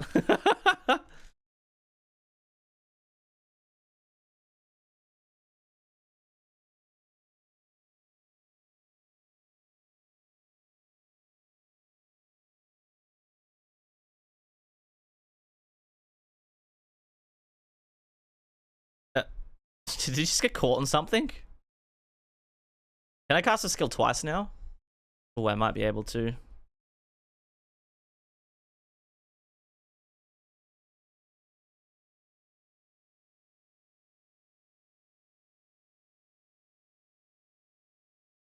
Oh. That was really bad.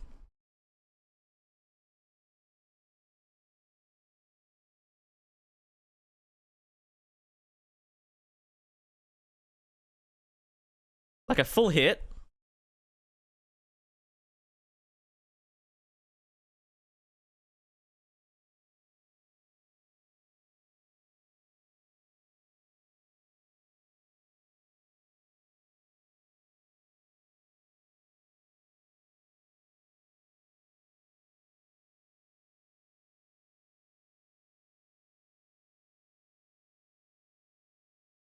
I should have turned Torrent around. Holy fuck, I'm far away.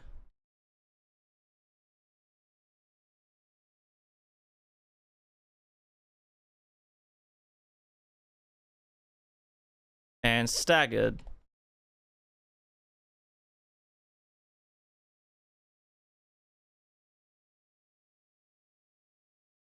I really like the crouched attacks, like the rolling attacks. It's amazing. Like, it is such a good attack.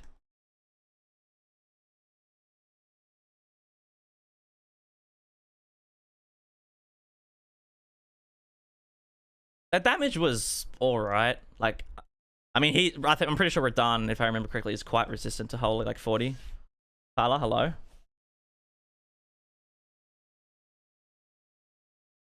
Coolest ideas in Bloodborne, they still haven't brought it back.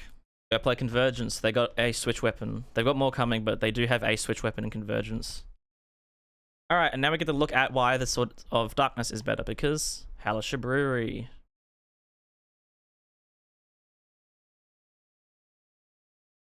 I dodged so early just then. That almost killed me.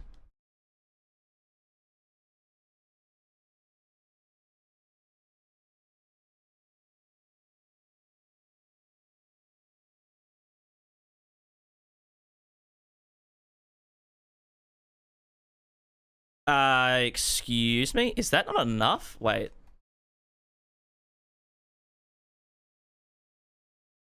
I thought that would have been surely enough. I thought Prophet Bloodfont...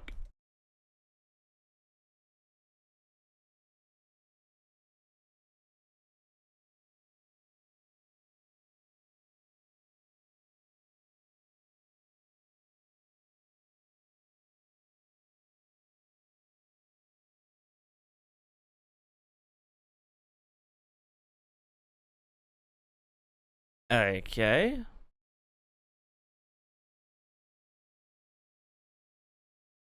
I thought the blindfold was enough. I guess my mind isn't high enough.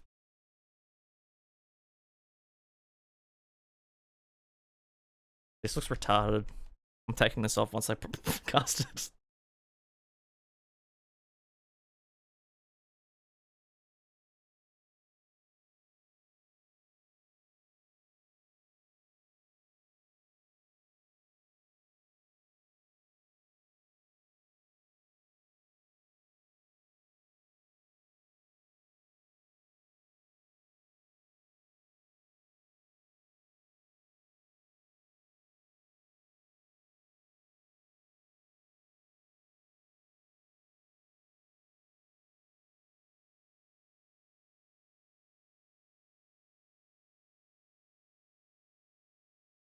Oh my god, it hits so much harder just because it's not a fucking... Fuck it!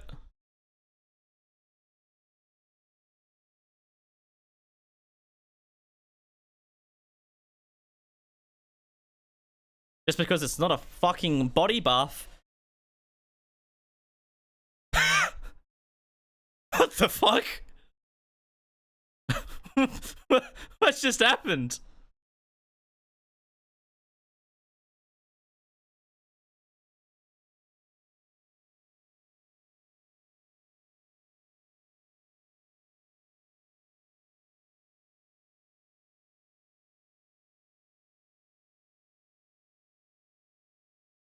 Just does straight up more damage in every way, shape, and form, just because its buff is a debuff. So much better.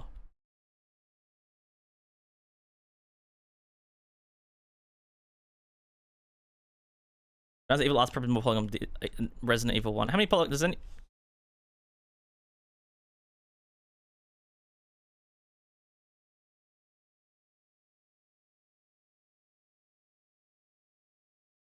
Yeah, that's right. Lady Dimitrescu's ass had more polygons than DS1. Sorry, than RE1. So Radahn definitely does, because the motherfucker is composed of like 6,000 parts.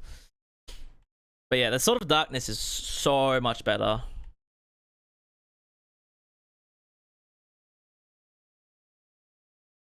Yeah, look how much damage we can get out of this. Probably want to get my health to at least 25. Wait, we can... Oh, look! 40k. Look at that, 40,000. 40,000 runes.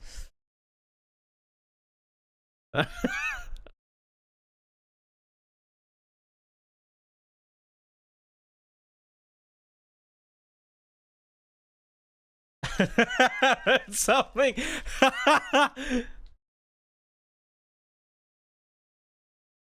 what was that? What a dog doing? We should go get the Holy Scorpion Charm. Like, I'm gonna chuck on Axe Talisman. I should probably chuck on Two-Handed. Hold on, Scorpion Charm exists. Go grab that. Oh, fine. Oh, oh. There, that's the voice lines.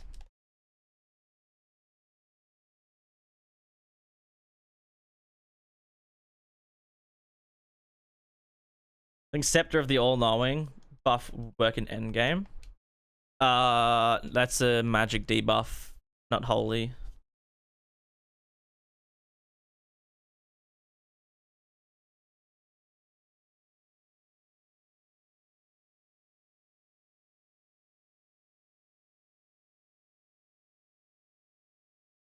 Uh-oh. Why did that not proc me?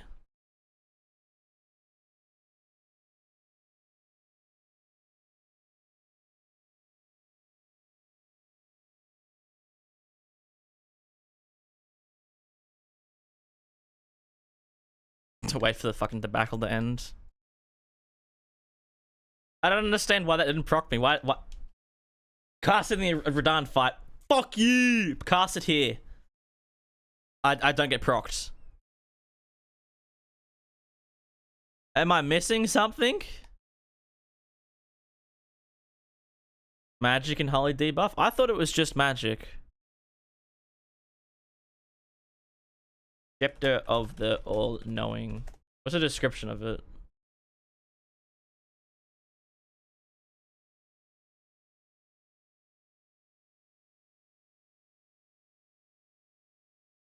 Normally there's a description of the weapon skill.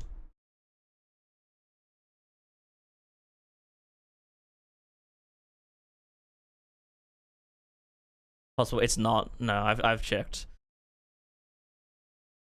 There's like a tag on all the bullets that so that all the little projectiles that come out of the sort of darkness.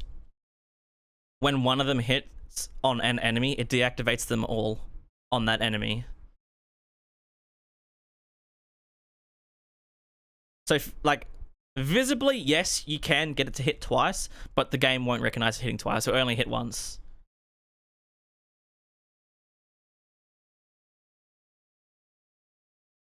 I have tried. I'm very sad it doesn't.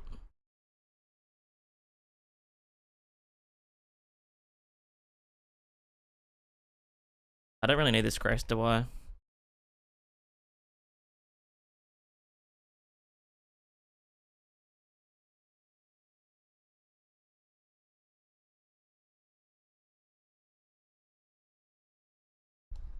Hey, buddy.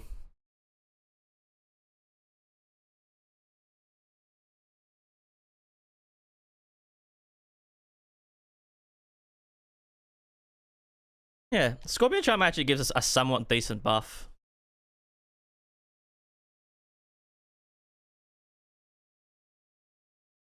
Thanks to it's like 50-50 split on the non-scaling damage. Although that 50-50 split's gonna in like some of the fights. Radagon, Elven Beast, Malekith. That's pretty much it, because they're the only ones that are super resistant to holy damage, but they're definitely gonna heave a little bit.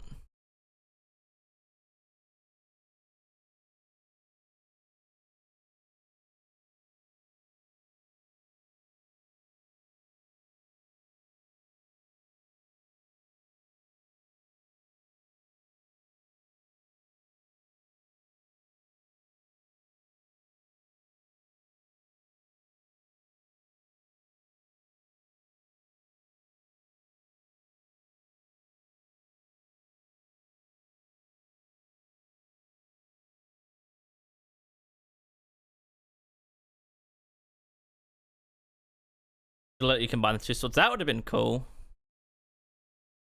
That would have been really cool to see.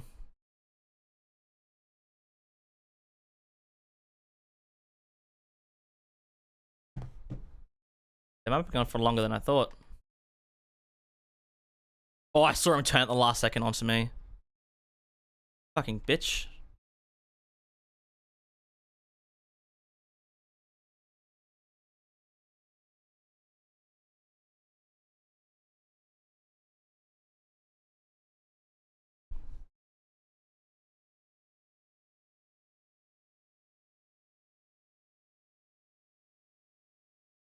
Alright, Sola. I'll see you later.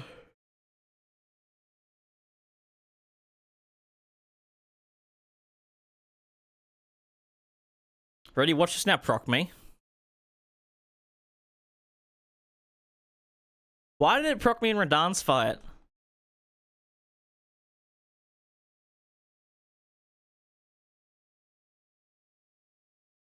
Oh my god, that staggered you?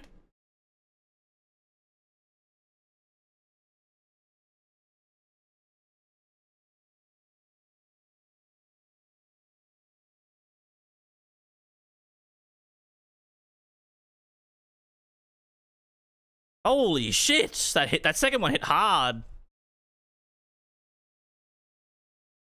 Yeah, that's a nice thing about it. But it doesn't do much stance damage to accompany that, right? It completely staggers him, but it only does 20 stance. I wish it did like 30 or something. And in fact, for how long the skills take to cast, I wish both of them did 40. Sword of Night Flame does 40 on a skill that you can cast twice as fast as this.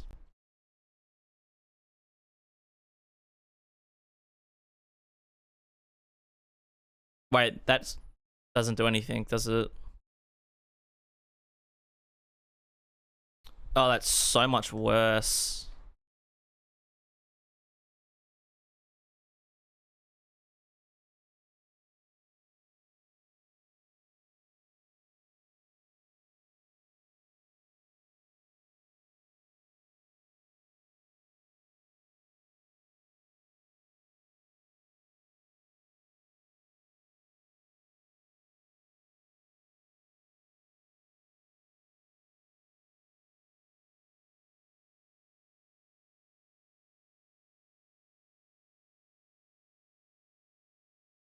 Oh yeah, the Sword of Light's fallen behind. That was bad.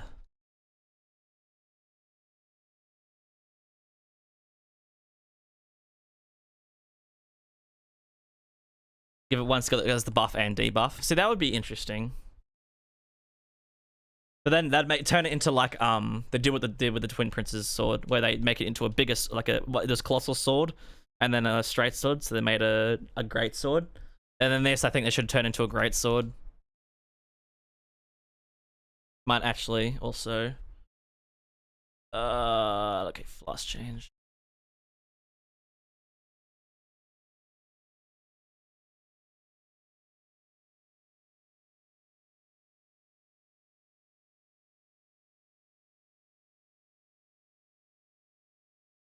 Turn around to you, stop. Yeah. Well, I suggested that for Sword of Light, it should be a charged and uncharged skill, where the tap cast is fast, and it does the stance damage and damage that it currently does, and then there's a charge cast. Thicker Light Beams does 40 stance damage, way more damage, and then the Sword of Darkness is kind of the same thing. You tap cast it. It still does the spin around really fast. Does it does the current stance damage, but way less damage. And then the charge is like the current cast it is.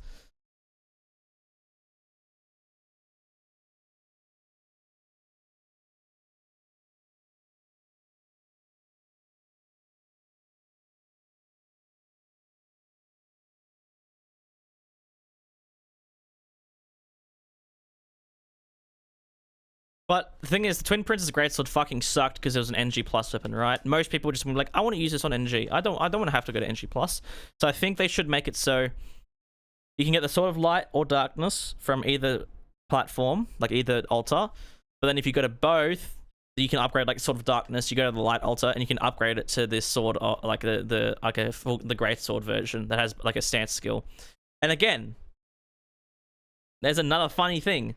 They added a new stance talisman, yet added a weapon that could have been narrowed down to a stance skill on a really cool big like greatsword, but they made it just two separate weapons. It's the same problem as Radahn's swords, honest to God. Obviously, these are way better than the slop that happens with Radahn's swords because of where you get them, how you get them, what they are, the fact that one of them already exists. But you get my point. They added a talisman for stance skills, and they had two opportunities in the DLC to add stance skills, and they chose not to.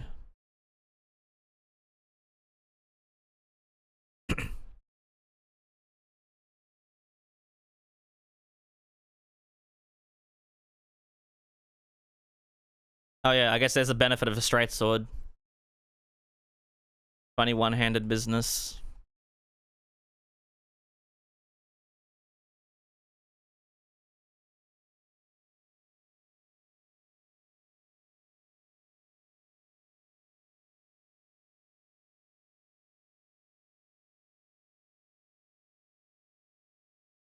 Two hits. Bruh.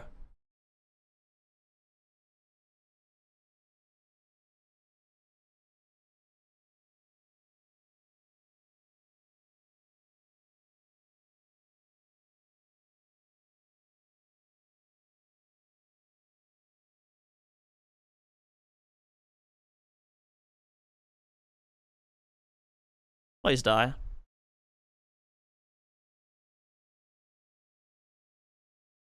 I almost bricked it just then. I am bricked up.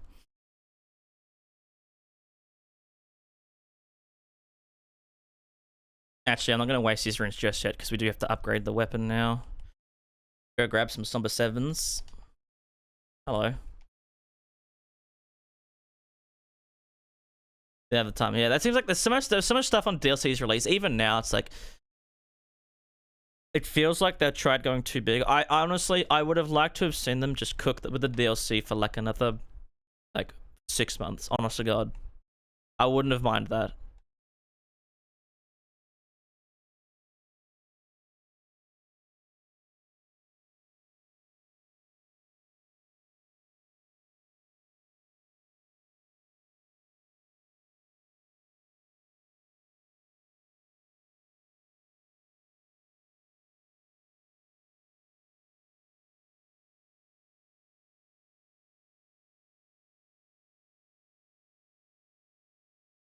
Secret Tears Kingdom style, yeah. But I see that's the thing. I wouldn't mind it because there was so much wrong with the DLC. Radahn was fucked, obviously not playtested. Hippo was fucked, obviously not playtested. Still is. Guys, not playtested. Jory, not playtested. Half the weapons feel odd. Why are Radahn swords? Why is it two separate Radahn swords? Why are they not a single weapon with a stance skill? There's so many, so many things that just weren't thought out. And it feels like, okay, they were rushing to get this DLC out in time. They really fucking were. The DLC, as good as it is, it feels super rushed. There's so much shit in the DLC, it's like, okay, they had no time to make this properly.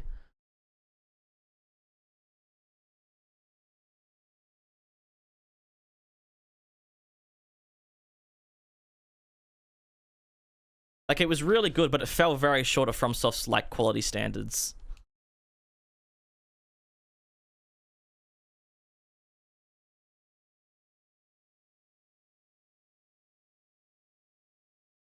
Oh, do I have Kukris? I'm fucked.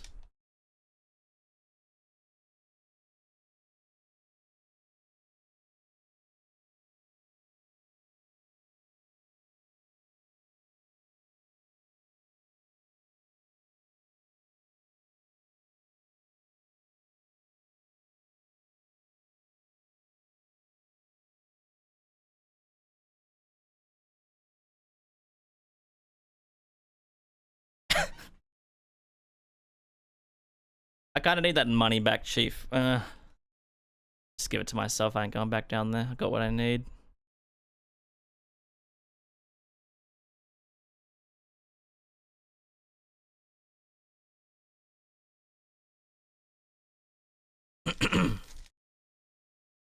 $100 says still game of the year. I don't think so. I think I want Astrobot to win. I'd say Astrobot wins game of the year. What had the highest reviews? Technically, Shadow of the Erdtree is the highest reviewed thing of this year. Yeah, so Shadow of the Erdtree, Astrobot, and Metaphor all had 94s in Metascore.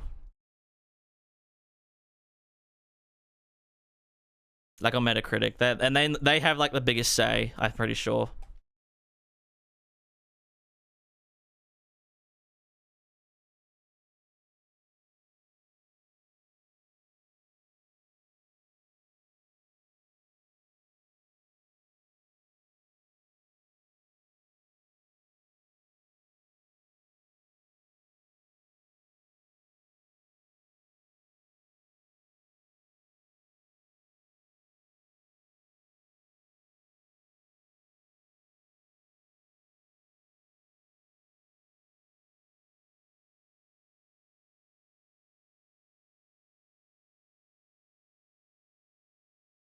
This was just upgrade to +9 and then Margit, wasn't it? Thumber upgrade +9, killed Godfrey and Morgott. Kill Fire Giant. Get to Mogwin. Easy. Right now, I'm doing both of them. I'm trying to get them. So just so my stats are equal across the entire run. But I do resummon. Not resummon. I save state each of the boss fights. So my rune level is never high for either of the weapons, and I get to fight all the bosses with each weapon. Because they scale the same, do the same damage. They just have different skills. That's the only difference between them.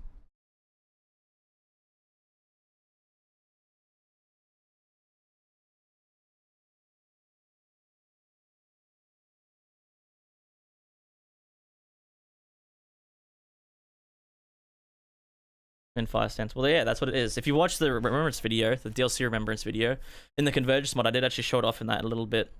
That's what it is in the Convergence mod. It's just a stance weapon.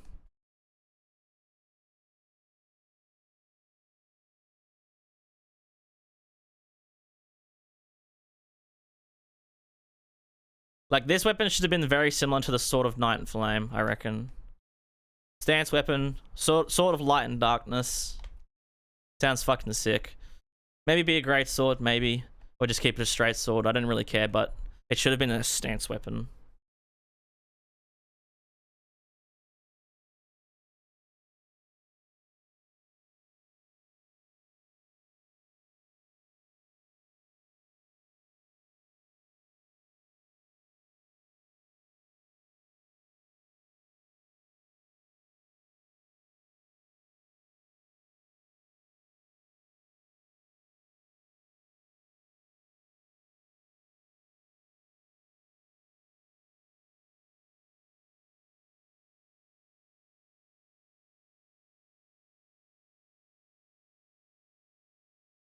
Did he just not see me? Oh, he totally didn't. The fuck?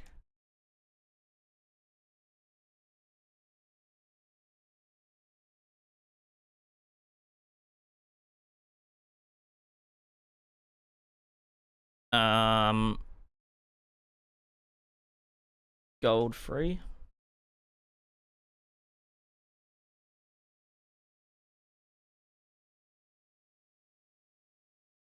Which weapon? Oh, Euphoria. I don't even have to use the weapon to know it's what number one. It's like pretty much like number one in the entire game, nearly. Easily Euphoria. Alright, that means nothing with this weapon, doesn't it? Body buff. Fuck you.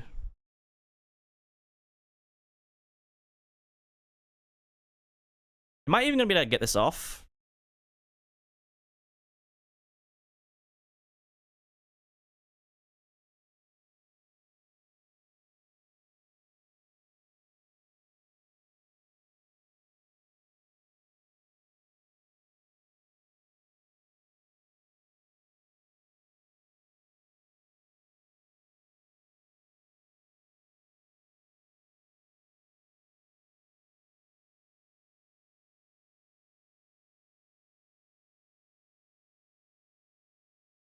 See, like...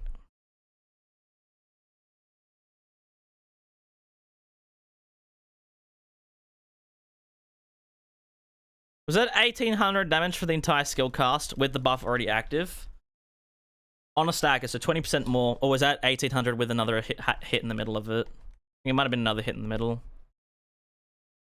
Like, see, the thing is, if I get hit in between the skill casts, at least with the Sword of Darkness, it's one hit. So the damage still goes off. With the Sword of Light, there's a chance I get hit in the middle of it and lose half the damage of the skill.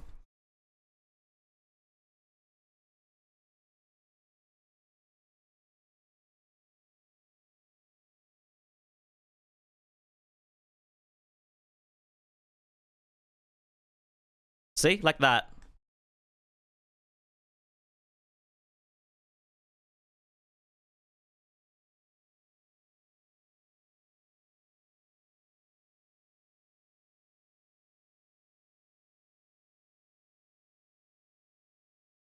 $19.71.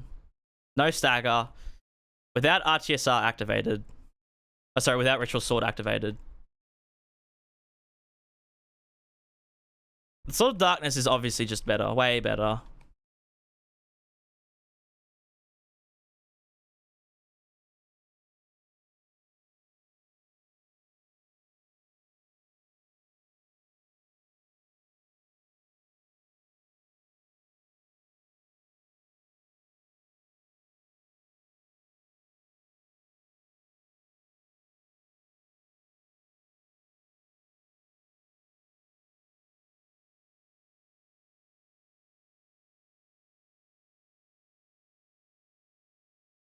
Yeah, that's what we've been saying. This should have been a stance weapon.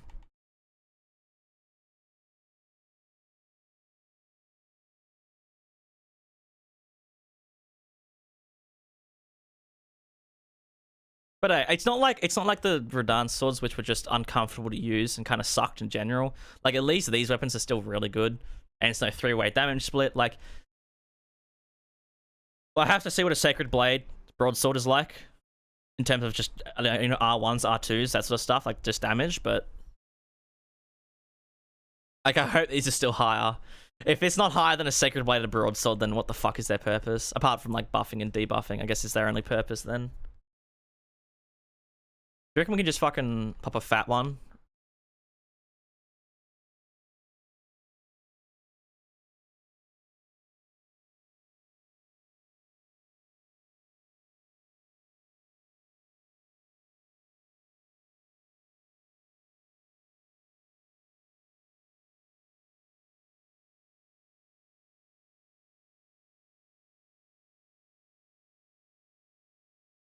Damn.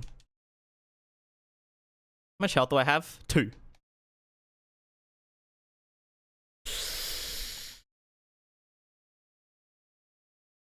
I totally didn't save state the fight. Fuck! We have to resummon him. Well, I guess we're getting some free runes on this run, because I forgot to save state it. We can't level up. We have to make sure our level stays the same between the weapons.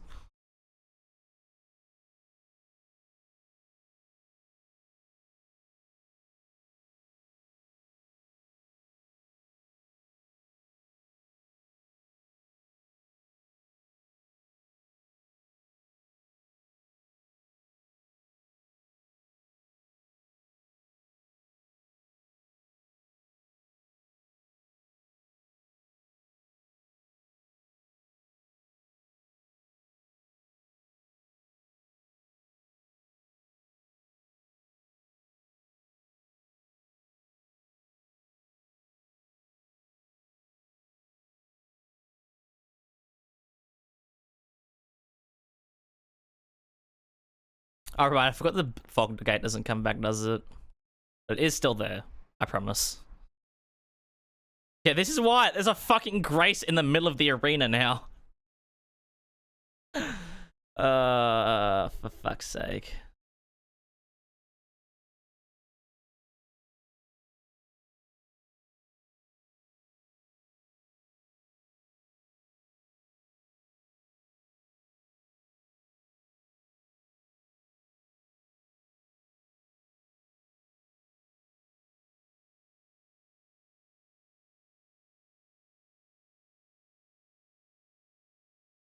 You can't even really dodge out of the skill, can you?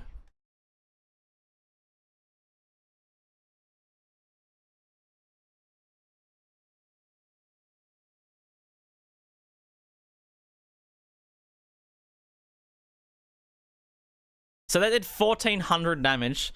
How much, anyone on YouTube who can like just quickly scrub back, how much damage did the Sword of Darkness do on just a skill cast? Because we did do a second skill cast. What physics? Holy and charge.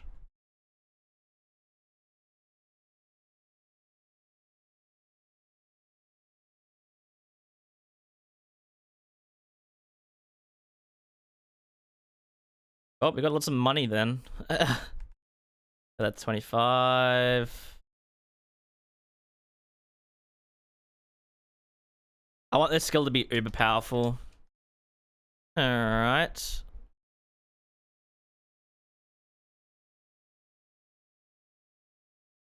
Do we just teleport to Fire Giant to just make this run shorter? Yeah. I'm gonna teleport to Fire Giant. Because obviously the boss fight's the only thing that really matters too much with this. For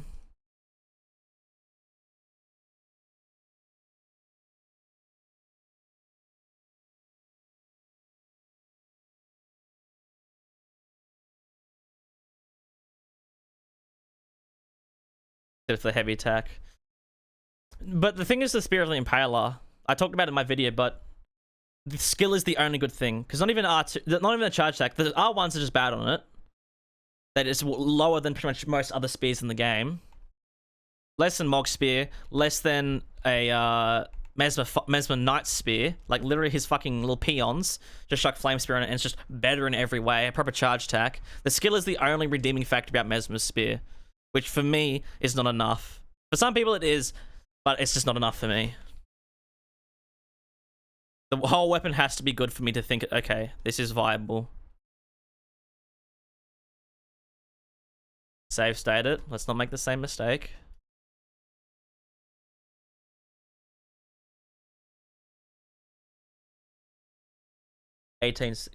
So yeah, it still did like 50% more damage. And that was without ritual swords. So it technically would have done 2,000. So over 50% more. You better not fucking blast me, I swear to God.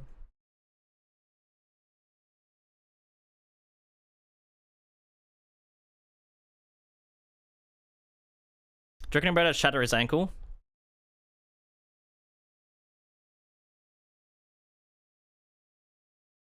Wasn't even enough.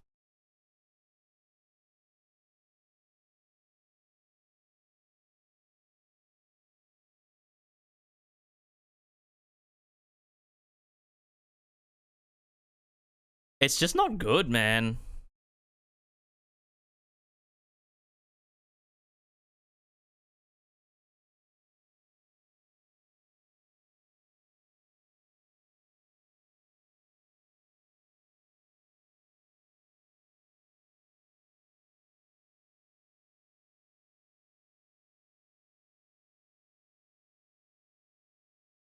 I don't want to stagger him. Oh, did he set that off? You're a bitch.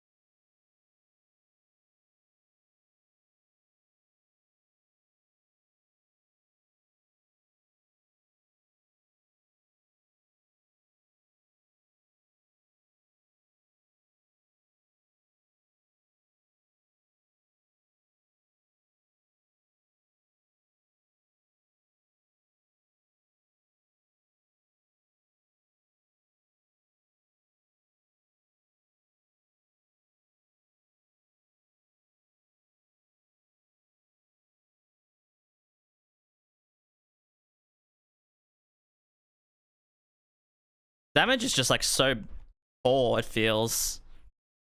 I mean, obviously, buffs have kind of run out. Oh, for fuck's sake.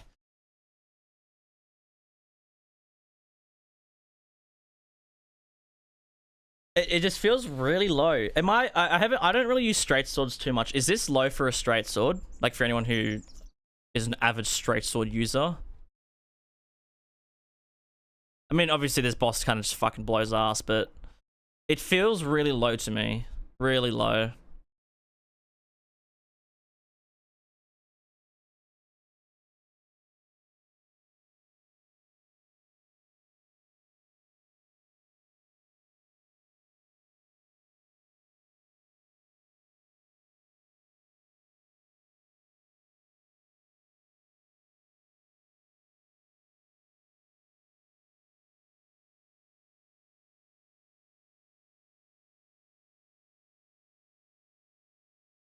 Oopsie.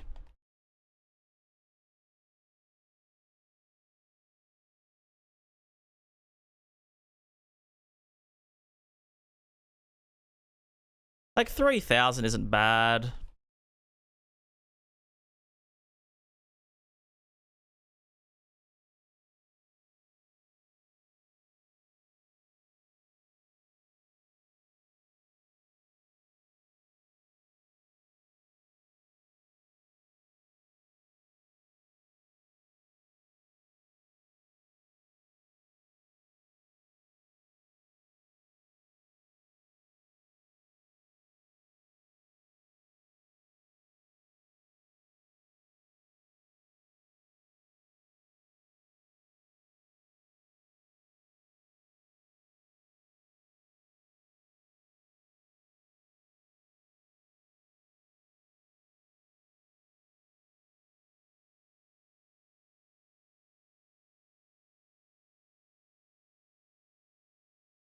Uh-oh.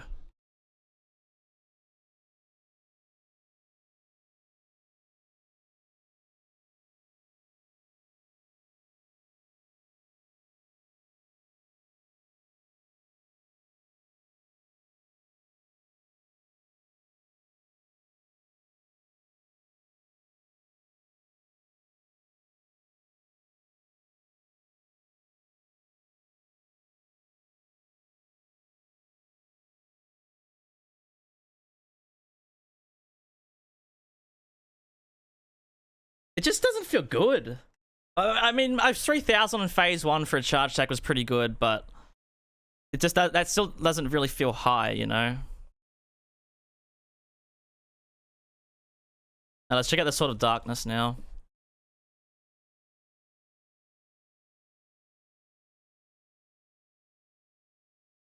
And Sword of Darkness, we actually get to use House Shabriri, which is very nice.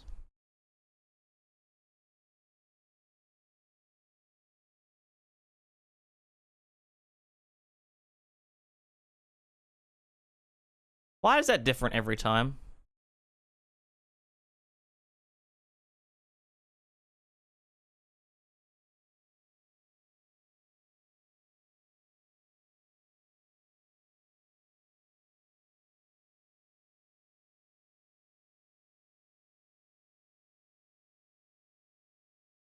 See, that already just feels better.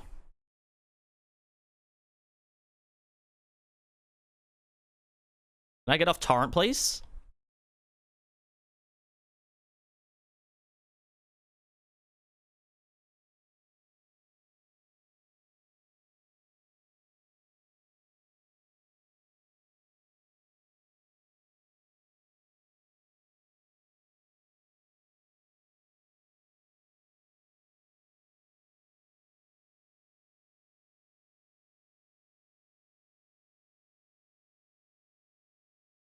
Like, that's crazy.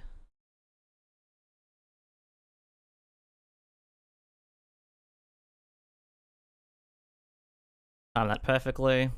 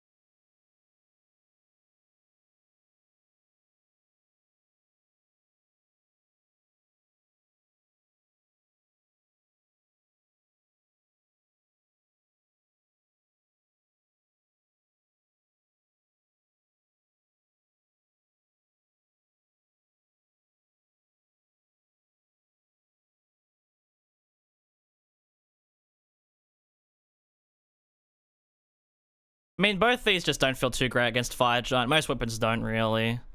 Like, let's be honest. It's fucking Fire Giant.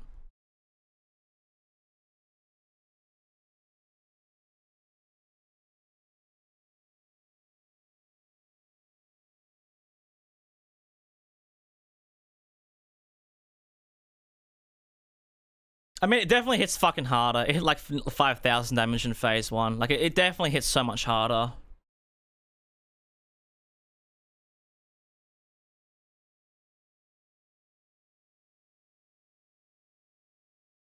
Am I talking about motion values? Maybe. What are the motion values like this compared to just like a broadsword or something?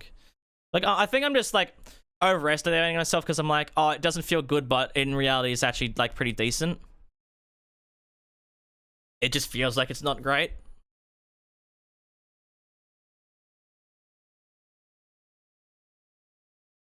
Like, it's probably about the same as most other straight swords, because obviously straight swords aren't hugely damaging weapons, but still, we're a +9 for the stats we have, talismans we have.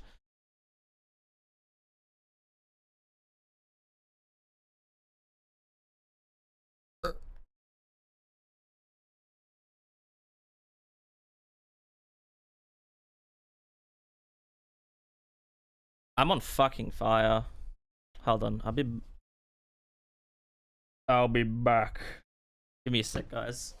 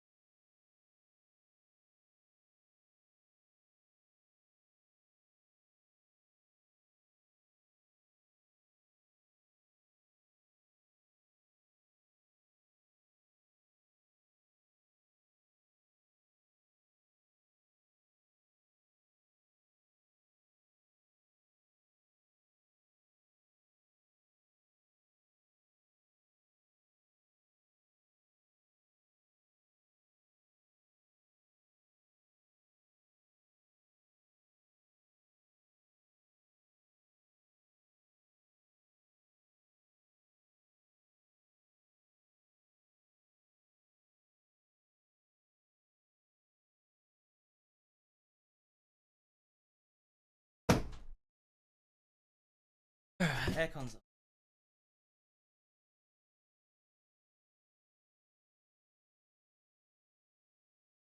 All right, we'll head to Farum Azula.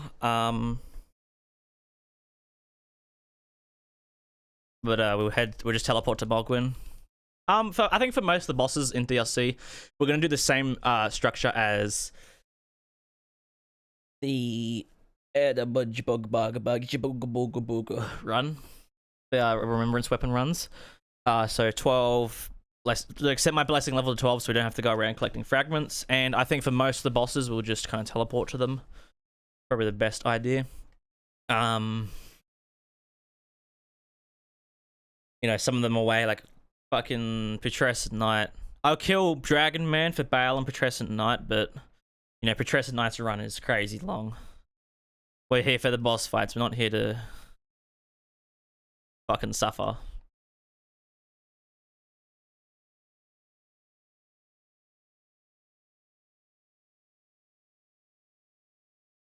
Buffs first, weapons later. I don't think so. I think the weapons still come first with this. Holy damage, the buffs directly affect holy damage in whether it's a buff or debuff, but yeah, I still believe these should have been one weapon. One stance weapon.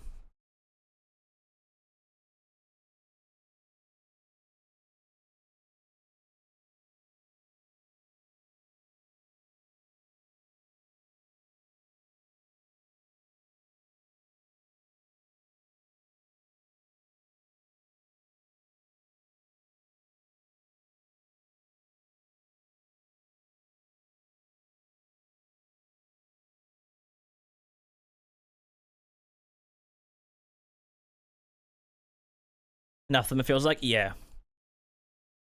That's a big thing. It's just there's not enough stance skills. Like I understand the talisman. Like obviously the DLC introduced us to what 3 more, but they definitely with the stance talisman they should have been like, oh, let's make it even more variety. Like add more variety. Honestly, I would have just preferred having like I think just Radahn's sword and this sword as a stance weapon. Just 2 more would have been great because there's currently 7. And I think a talisman boosting 7 things is alright, but I think if it was boosting 9 different attacks, that would have been really good. Like 9 different weapons.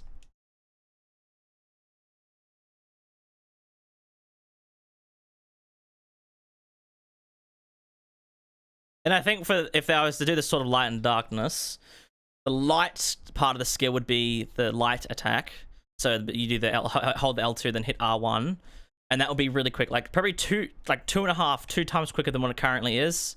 Very fast recovery, fast activation, just a really fast attack, but keep the damage as is, and then have the dark attack be what it currently is as well.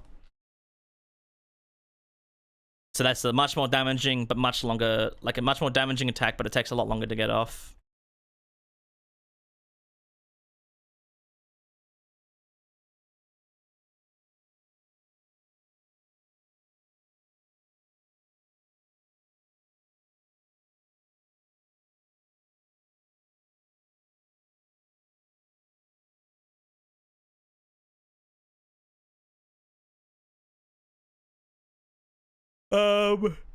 Where did I kill the Godskins?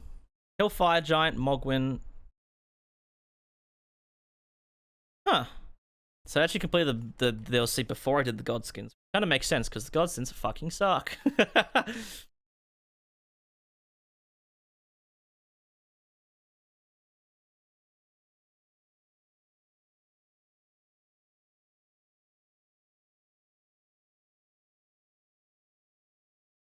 Oh yeah, 300k to dump into some levels. I love that.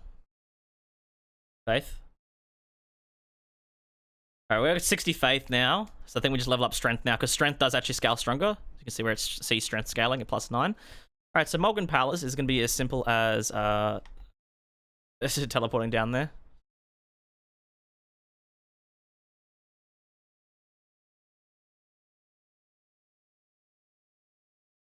Do I prefer Fire Giant or Meta? Fire Giant. Because at least he doesn't have an attack that you cannot dodge. And Fire Giant still has some redeeming qualities, in my opinion. It's just, like, his moveset's not the best, but his arena is bad, right? His arena is really bad. I did not mean to aggro you.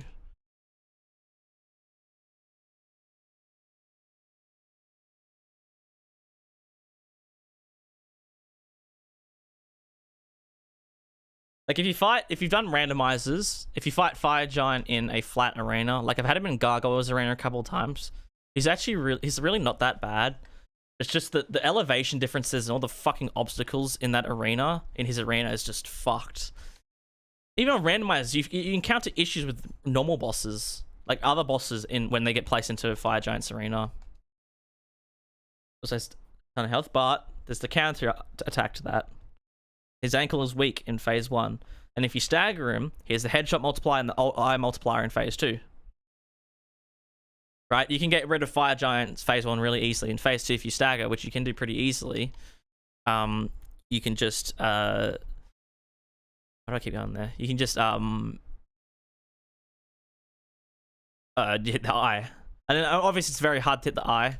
And I think I made a suggestion to CJ and Xe, like in the Convergence mod, to have Fire Giant's eye head, like the critical attack part of the stagger in phase 2, be more powerful, because currently it's like, oh, you got the stagger off on Fire Giant, you do the critical attack, it fucking sucks.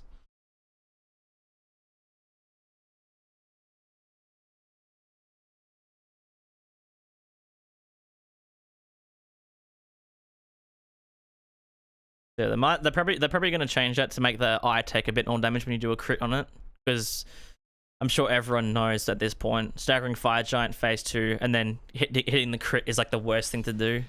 Unless you can get a full eye shot off and then you hit the crit, that's pretty good. Breath and Volcano. I think the Volcano attack is very manageable. They go in random, all the rocks go in random areas, so just keep a lookout for them, but a couple will always come to you on each of the breath attacks. So as long as you keep moving around, position yourself away from where his hands, like you saw when I fight again, position yourself away from the hands when he lands back down, then run up to the hands after the explosions have gone off, you will not get hit. The only chance you could get hit is if one lands near you, like one of the ones that are random lands near you by chance, but then the breath attack is bad. I'll agree with that. The breath attack is terrible. Why is Mog my favorite? Because he's just got a fucking absolutely S tier moveset. One of the best bosses from Soft they've ever made. That's not the save manager. Moog? Moog. Overwrite. Yes. Moog.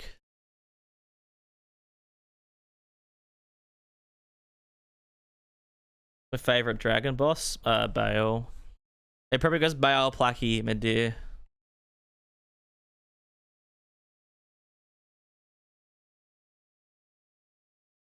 Hey, buddy.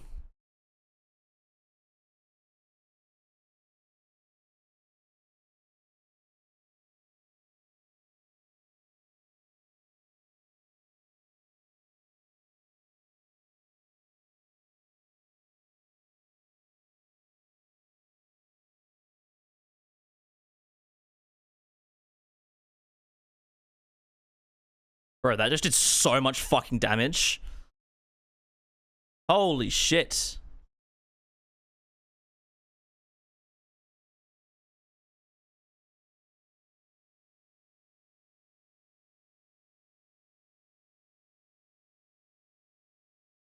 Holy shit.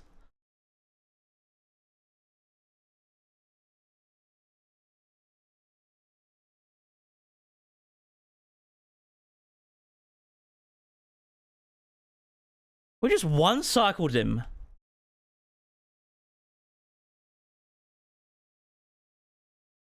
Damn.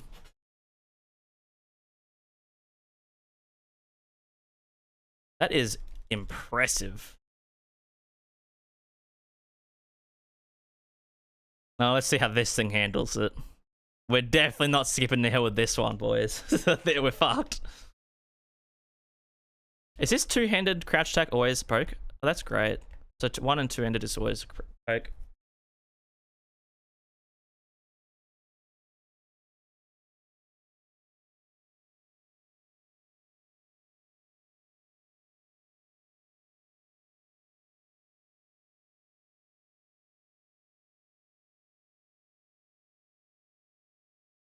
Oh, I thought you could jump over that one. Get my buff.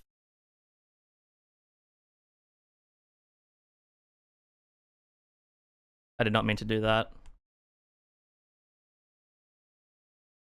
And staggered.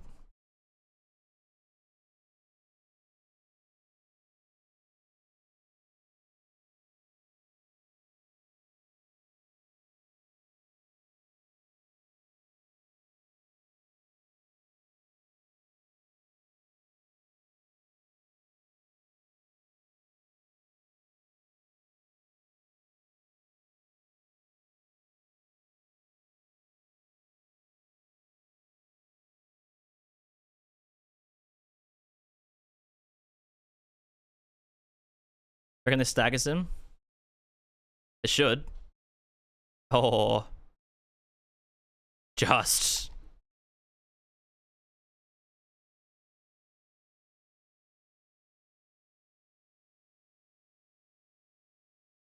Oh wait, we should be able to poke him, right? Poke the bear?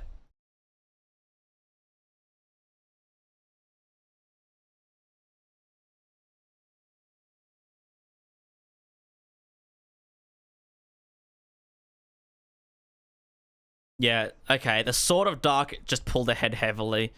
The damage it did on that skill was crazy.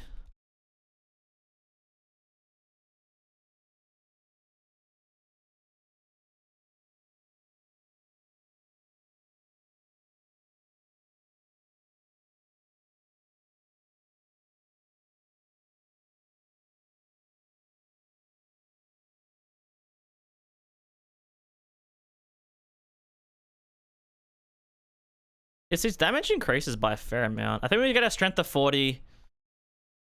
I mean, if we're getting all bosses in the DLC, we're gonna have an insane amount of runes. We're gonna be like level like 160 by the end of this. All right, so we're gonna set my blessing level to 12. That is the soft cap that gives us, I think, 85% more damage. Just so we don't have to go running around collecting a bunch of Scooby snacks, and we can just jump straight into the bosses. But yeah, we're going to be spending a bit of time here in the DLC.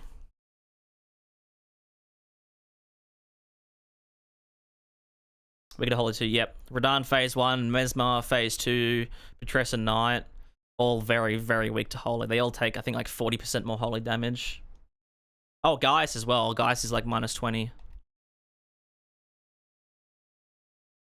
Only problem with all those bosses is they hit extremely hard, and we might need to get to 40 vigor to just not get one shot. In fact, I think we need to get to like 60 vigor to not get one shot by Radahn. I don't think we can get the skill off at all against Radahn, unless it like staggers him or phase transitions him, which is just stupid. I'm gonna grab this for Jory just to make the fight a bit easier, because I am not doing Jory legitimately. Fuck you. Eat shit and die.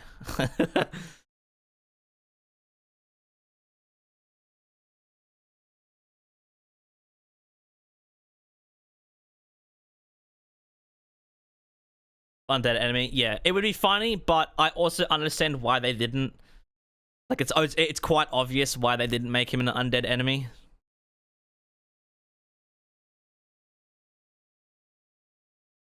It would be funny, but yeah. Hey man, I'm just passing by. Don't need to get too angry. It's okay.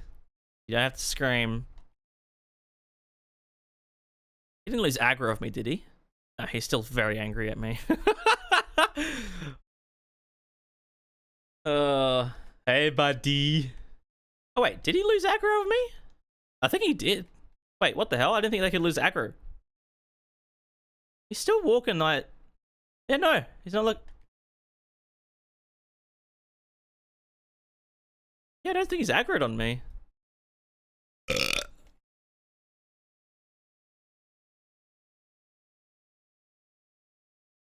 Death Knight should be undead. Yeah, they probably should be. But again, I kind of understand their reasoning. They don't want to make it so, oh, Death Knight, this must be an undead enemy, and you just one-shot it, and you don't get to like experience their really cool movesets. Like, they're weak to Holy, like, that's pretty good.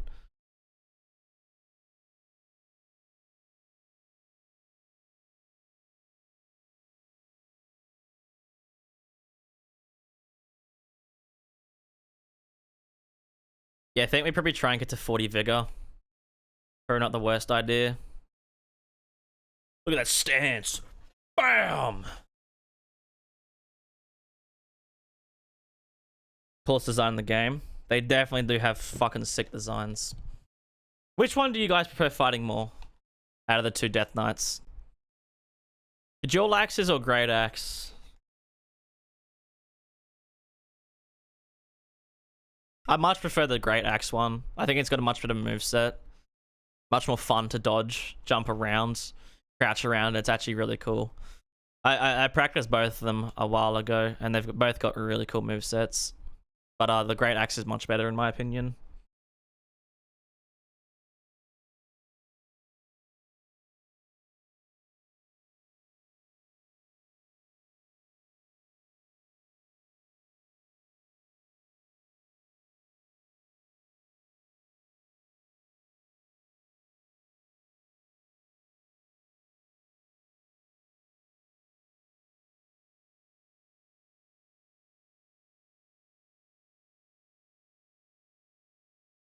Somewhat reminds you of Godfrey.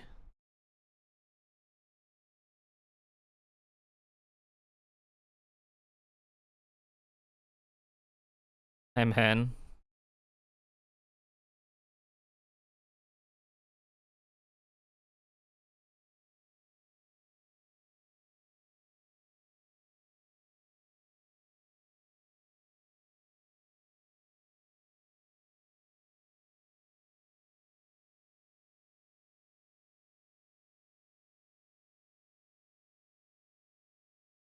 Oh my fuck. Holy shit. I always forget just how damaging those guys are. It's always surprising because those dudes do genuinely do a lot of damage.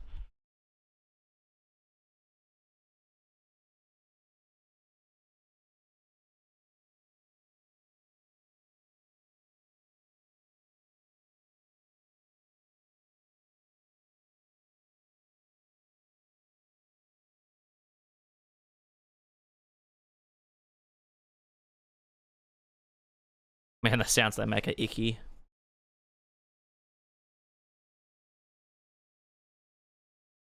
Great Axe is good, but the delay attack on the other one is so good. I actually prefer the Great Axe one because it's kind of funny because the first swing actually doesn't have a hitbox on it, and the second swing does, so you can jump over it. You can jump over both of them, but the Great Axe delayed attack is much better. Just simply because you can jump over it. like in a really weird fashion.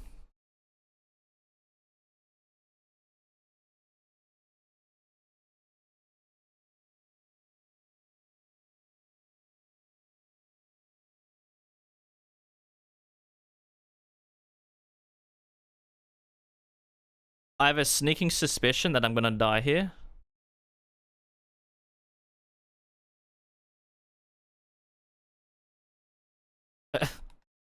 I don't know what gives me that idea. I just have a feeling I'm gonna die.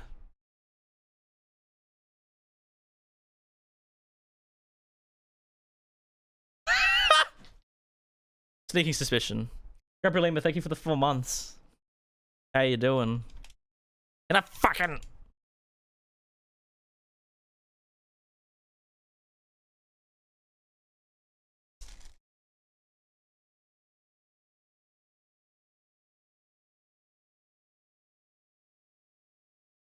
Imagine you could overkill bosses.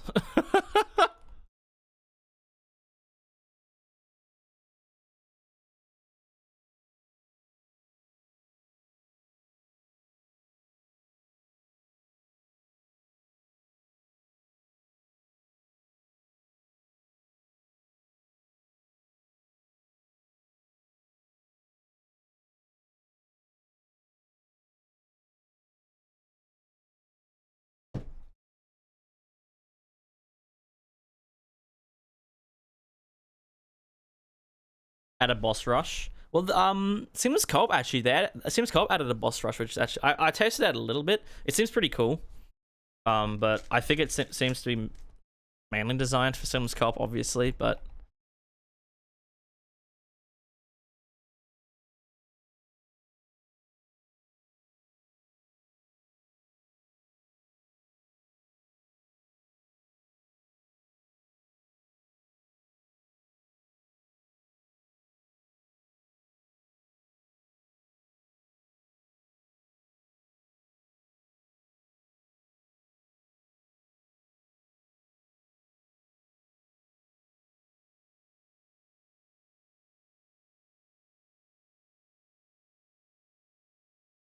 so they actually did a decent amount of damage, 3,000. How much did the first cast do?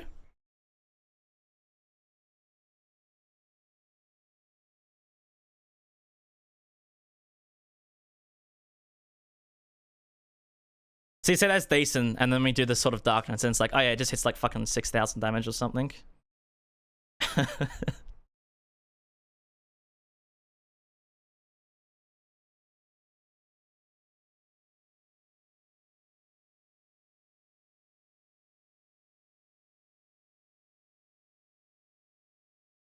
Was that a hitless fight, by the way? Don't actually remember. Am I just that goated? No, it definitely wasn't. Surely I got hit. I've barely practiced this, dude. There's no way. Really?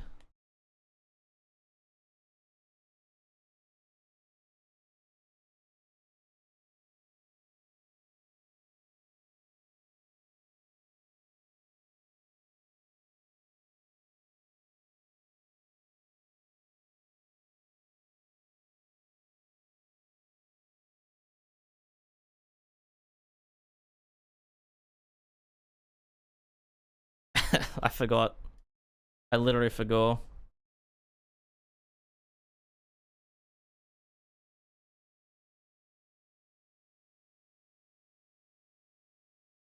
Got hit once. I don't remember that. Right, I have to remember I have to switch the weapon though.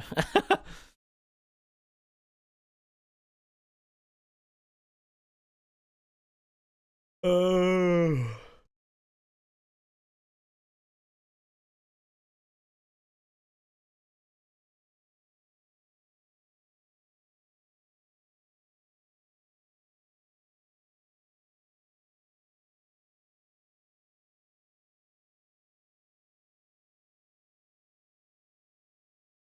How did that hit me?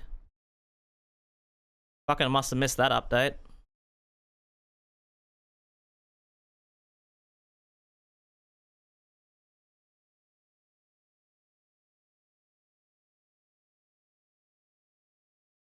I must have missed that update. Honest to God.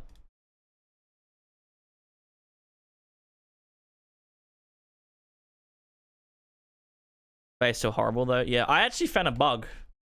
I'm probably sure other people have found it as well. But on his breath attack, 2 projectiles target you. The big spinning one. 2 projectiles at the last 2 projectiles will target you. Instead of just being like, oh, I'm gonna hit the ground and then go out. Wherever you are, the last 2 will hit the ground and go straight towards you. You don't really notice it at all, but if you're standing beneath him, you'll notice it. It's very annoying.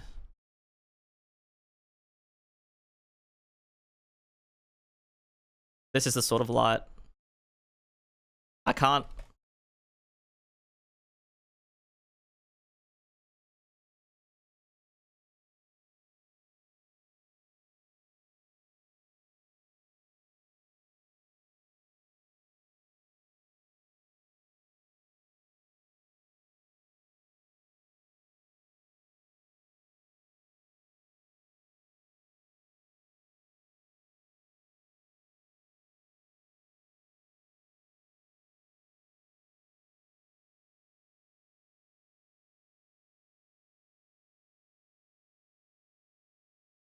What? Why'd I have to move into the arena?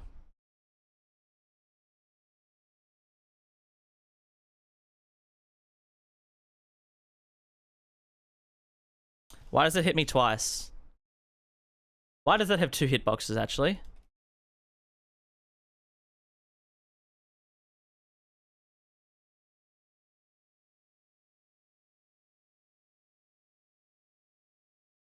Huh?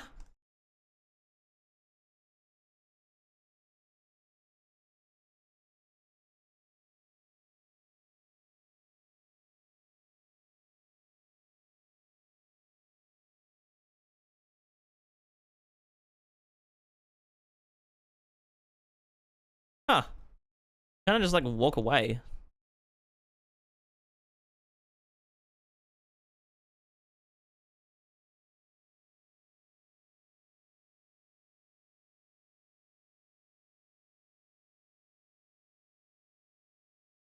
What? I dodged!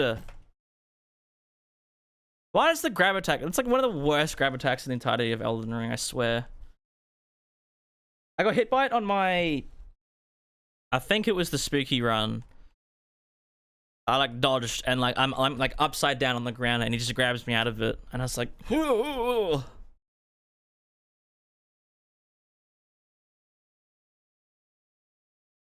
Did I buff? Well, I'm fucked. Did I do a breath attack? I'm dead.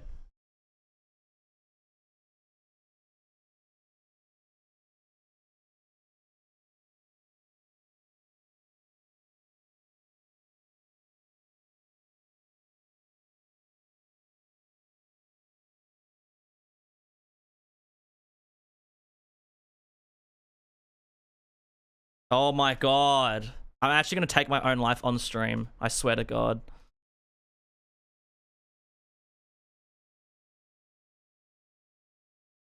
I really have never liked this boss, honest to God.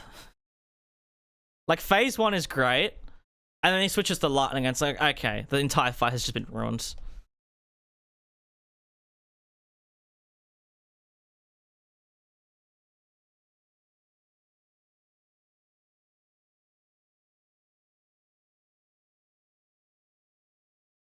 It's just FromSoft's mentality across the entire DLC. If it ain't broke, add an AoE to it. Oh, didn't mean to do that. Well, that's not good.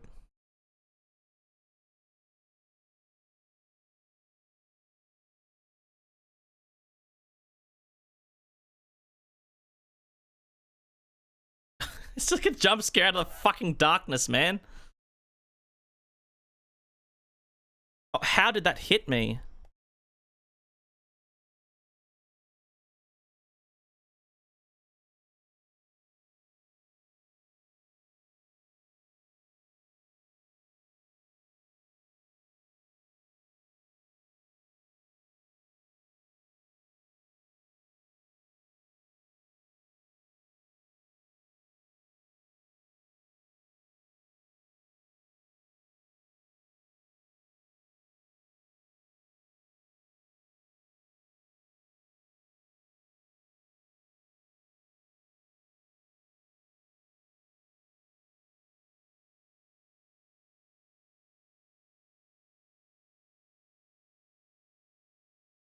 It's alright fight.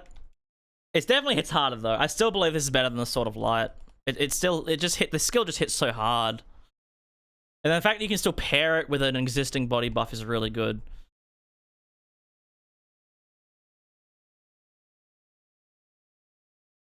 Okie dokie, let's do Rolana next. But first, let me go grab these.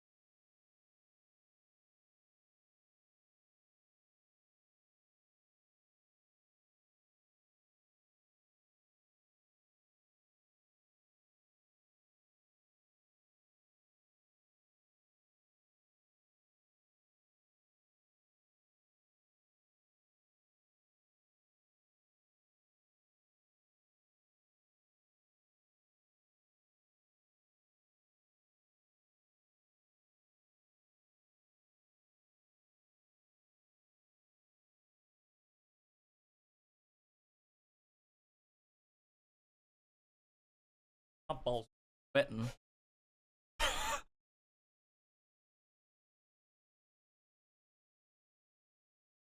Goose, hello.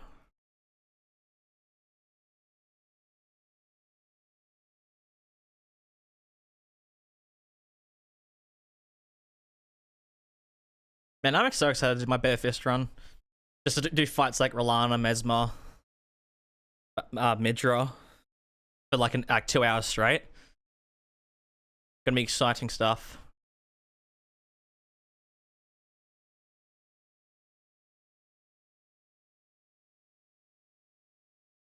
Jas just woke up. Welcome to the world.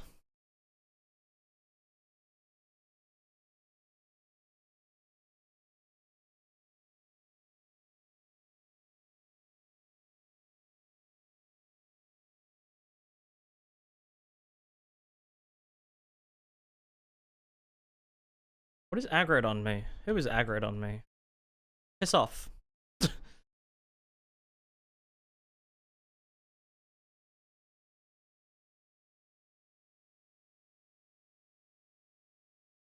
hasn't 30 minutes into bout? Nah, trust me. We won't be dying. The resistances are very high, which is why I'm doing it pre-patch. I'm not updating until I do the Bare Fist run.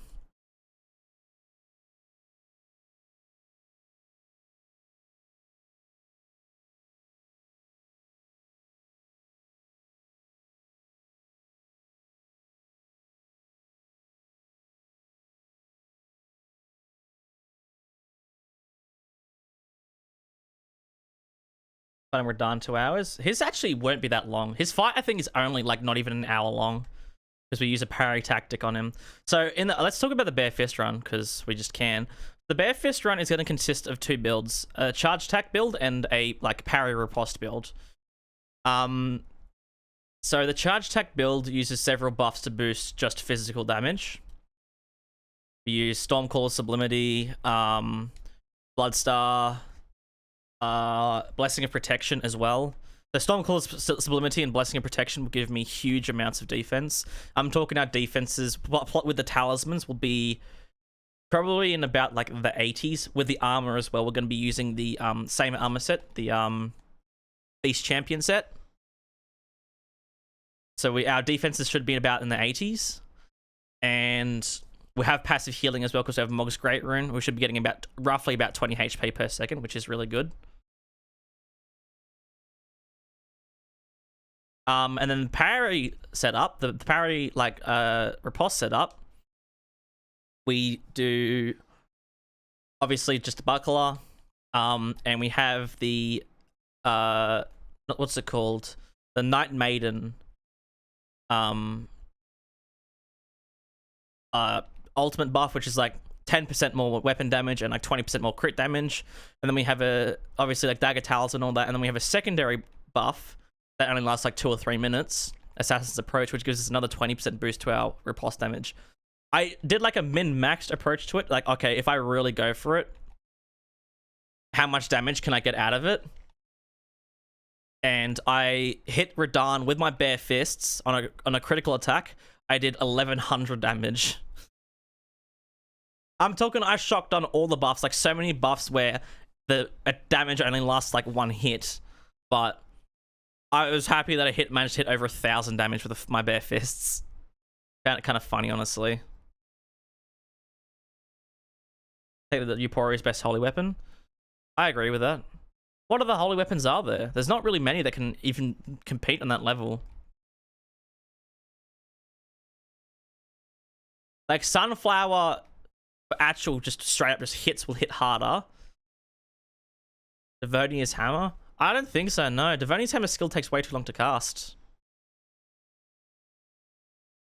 It honestly probably would have been faster to go around the top and just jump down from the top. Sounds holy? Yeah. I don't think Malekith's Blackblade is anywhere near it. The thing is, the thing that makes Euporia so good is for as hard as it hits, you can make it hit hard. For like its normal attacks do damage. You build up its meter, it does even more damage. But then its skill will do ridiculous, unbelievable amounts of damage. That is just like not even comparable. The damage from Euporia is just fucked.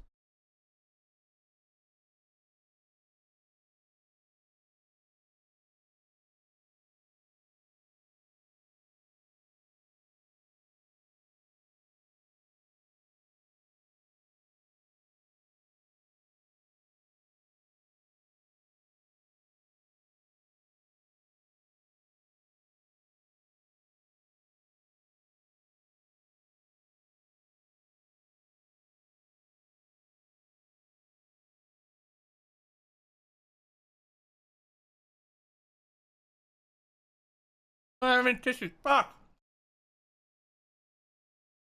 I have to grab toilet paper to clean myself up.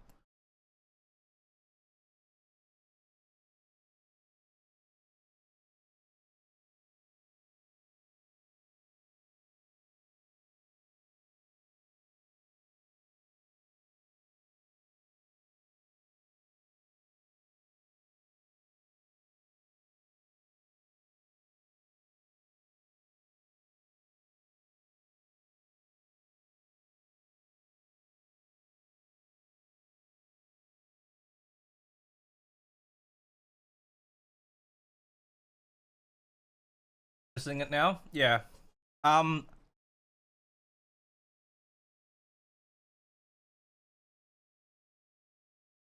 Its icon was actually in the game files before the DLC released.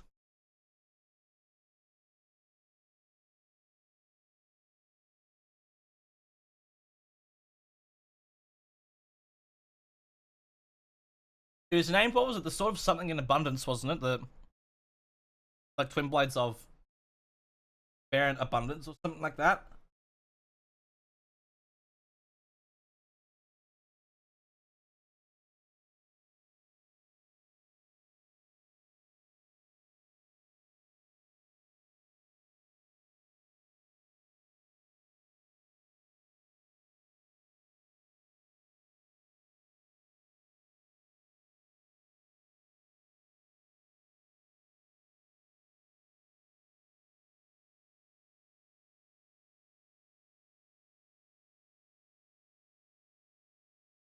Oh.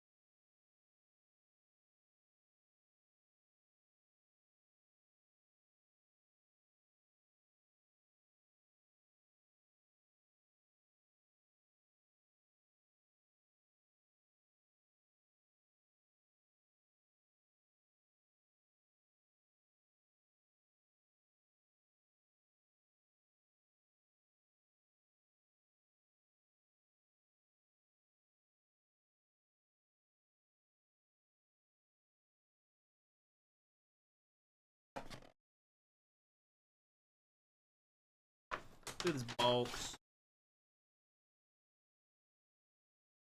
Yeah, we want to know something funny that I also noticed a couple months back. So in my file that I keep all of the icons for the game, for the base game icons, there was. So this is, I downloaded this about a year before the DLC released. You come down to the weapons. You want it's here? Wait.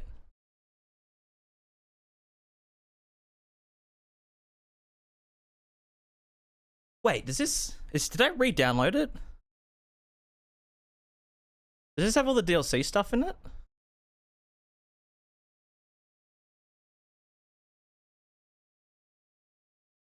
No.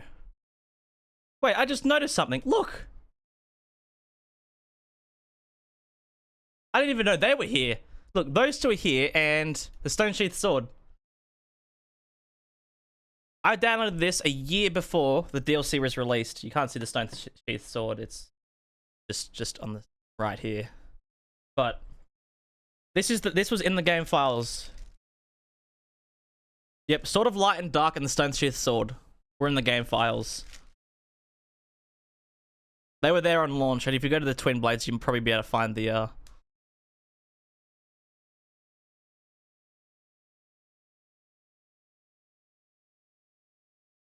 I don't even know where the Twin Blades are. Yep, there it is.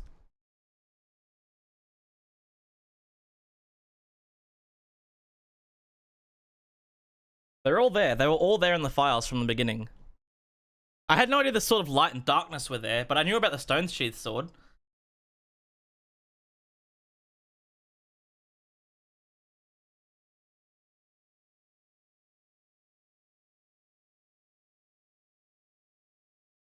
Pretty interesting little thing there. Little tidbit.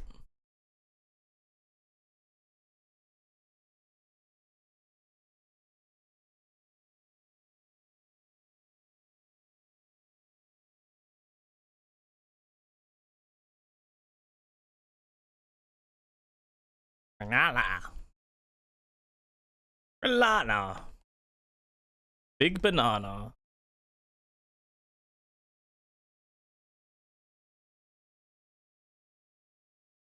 Yeah. Well, even like scrapped designs and the things from Dark Souls 3, like enemy skeletons made it to Elden Ring. I'm pretty sure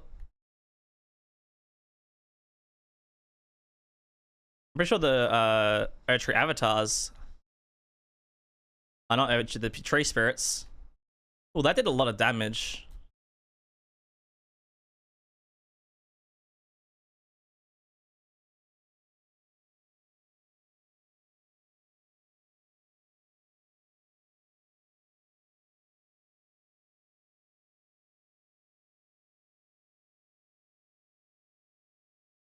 My god, this hits hard.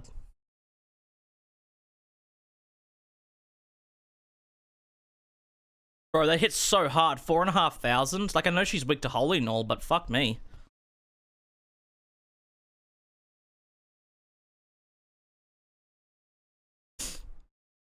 I've been killers and Erdtree avatars, yep. But then the tree spirits are a scrapped enemy from Dark Souls 3. Like, it's like, damn. They're efficient with their stuff. FromSoft are efficient, I'll give them that. I did not mean to do that. Yeah, FromSoft are very efficient with their stuff.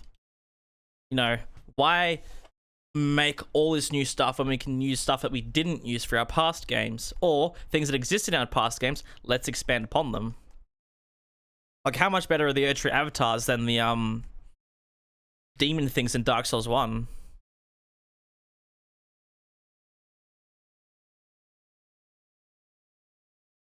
Like, they look, got this designs like this works.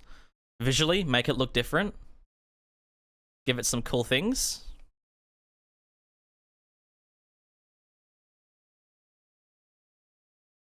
That's not bad. 3,905.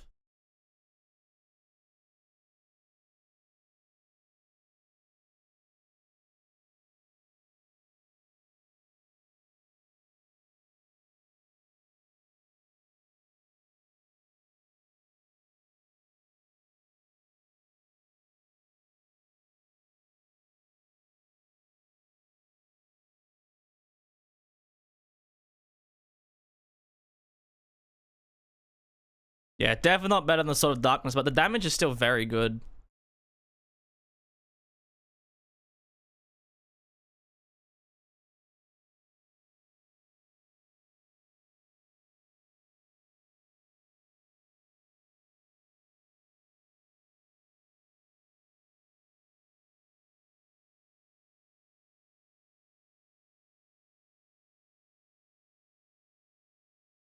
Yeah, so you can see it like that, right? We got interrupted. If she wasn't like super low and she just continued to attack, we would have only got 2 hits of our skill off. So there's definitely a lot of downsides to this weapon skill.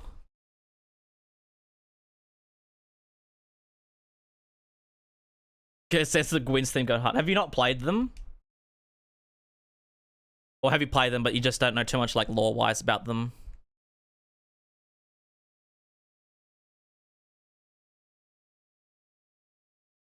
What's this thing scaling? Param Patcher, weapon, ID, Sword of Darkness. So 26, no, here, 35 strength, 20 dexterity, and 23 faith. So technically it does scale slightly stronger of faith. I think we just keep going faith because that obviously would just keep increasing the skill drastically up until 80 faith. What do we do next?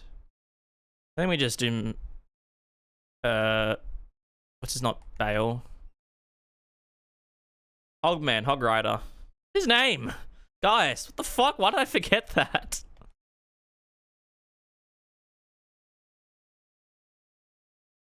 In the remake.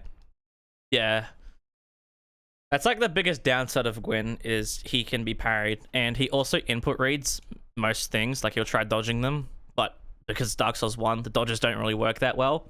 So if you just keep casting like a bunch of pyromancies, there's a lot of there's a catch flame pyromancy in Dark Souls 1. You can just like spam that. He'll keep dodging it, but he always dodges too late. So you can just he just dodge back and forth, back and forth, back and forth, and you just keep casting and he'll just die. He will never attack. He'll do the one attack at the beginning of the fight and that's it. Like, the thing about playing Dark Souls 1, especially, is you can feel its age. Like, visually, it's great. That doesn't really bother me, but like, gameplay aspects, mechanical aspects, it's like, okay, this is a 12-year-old game.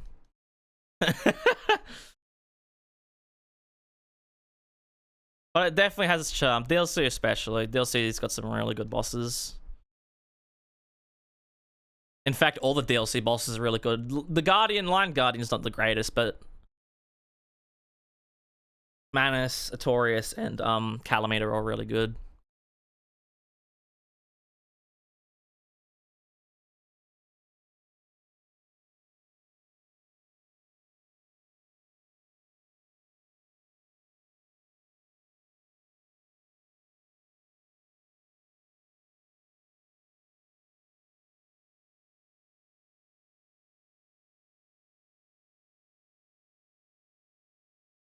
Man, I'm gonna have to do meta. Sorry. Just the thought of being in Meta's arena just brought a dreadful amount of fear and sadness upon me. But Gale, yeah, no, Gale is insanely good. An incredible fucking boss.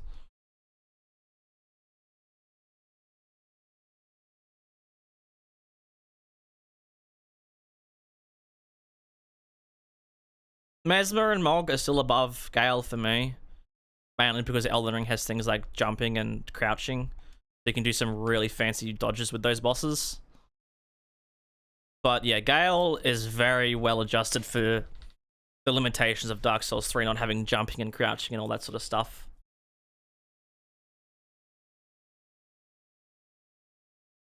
Like, so many of his attacks you don't have to dodge. It's crazy that the better a boss is, the less you have to actually dodge it. In like, for FromSoft games.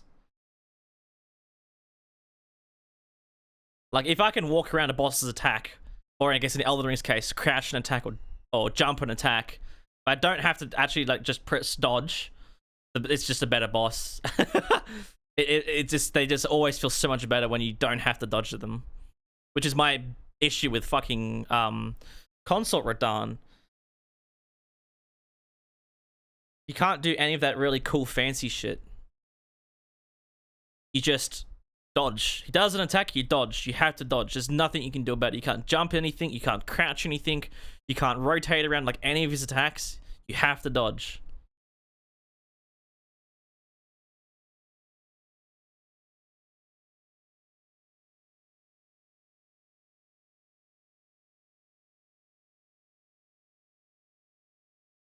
Can't even strafe around post Consort Radahn. No. You have to dodge. You can't do anything. That's my biggest issue with Radahn. If some of Radahn's attacks were jumpable, crouchable, strafeable, anything like that, I'd love the boss. That's another huge issue. There's so much potential. It's right it's right there. But they just didn't do it. And you know what the worst part is? I've looked at the hitbox data of Radahn. You'd actually be able to strafe or like jump or crouch on a lot of his attacks if the hitboxes on the swords went fucking the size of the Empire State Building. They're huge. The hitboxes are just fucking massive. They're so ridiculously big.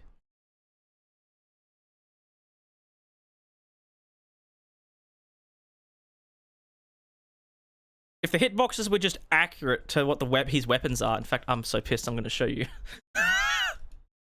I'm furious about this shit, man. It's so annoying. I'll show you how fucking large these motherfuckers are.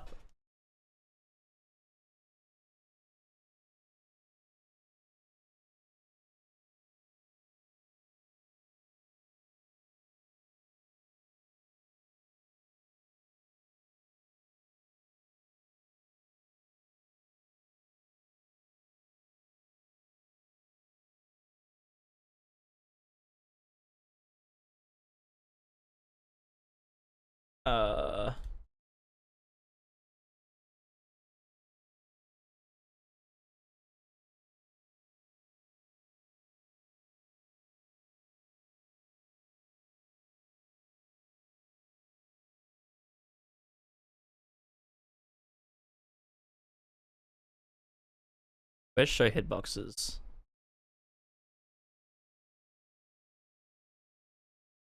Out there. I'm gonna do like.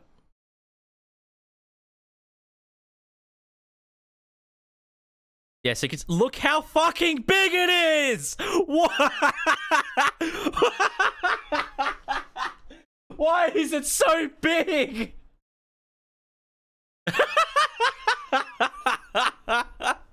Oh my god! Oh! Look how far it extends beyond.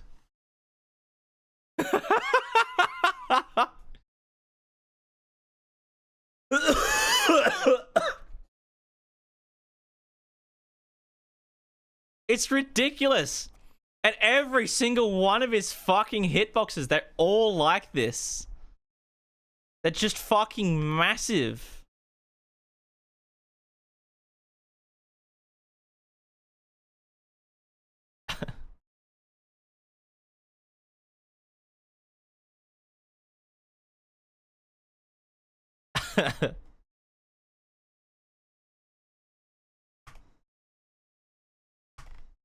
It's so quick, man. I can't. Oh, here's the fucking classic. See, here's the thing, right? So you can see, you could crouch beneath this if it had normal hitboxes. Like, why does his entire arm have hitboxes? You know how cool it'd be if you did double slash, and if you were like he had fast reaction time, you could do it. You could just crouch. And he goes, crouch, he crouch, and then just goes, gung, gung, and then you dodge the last hit. Do you know how good that would have felt to do that? But no, we have Europe, like a small country, on each of his hands.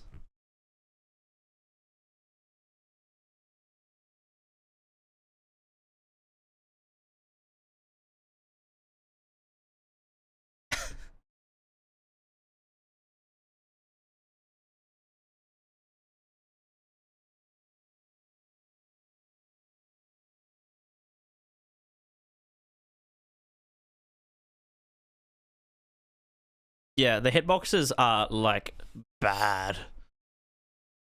You know what's crazy? When they reduce those hitboxes, you know what it turns into? The fight? Like, Midra. You remove Midra's attacks you can crouch beneath?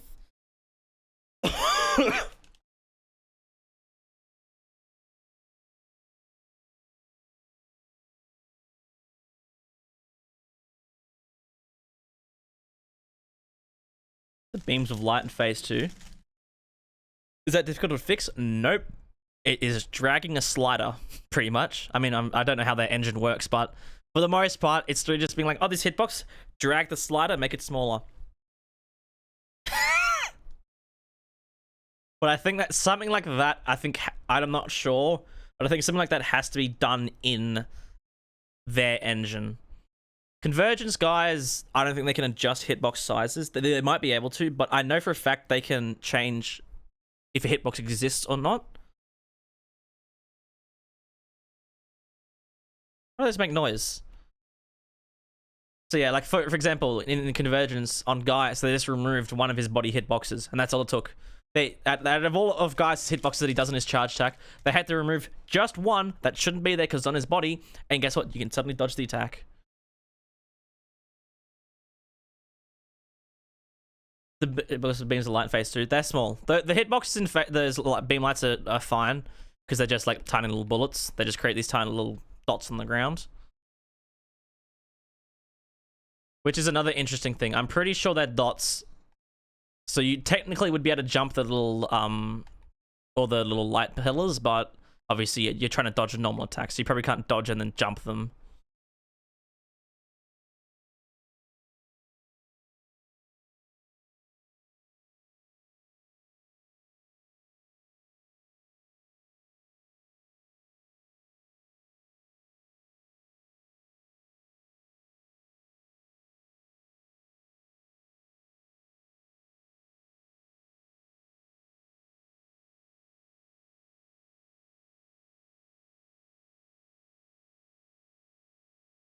But that's what I just said with Gaius. He just has a bunch of hitboxes, not just on his head when he does the charge attack, but it's also on his body.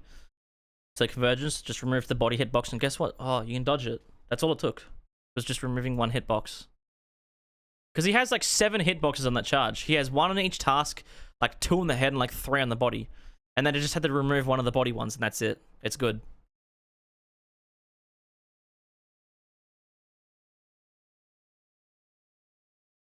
Why is the game flickering?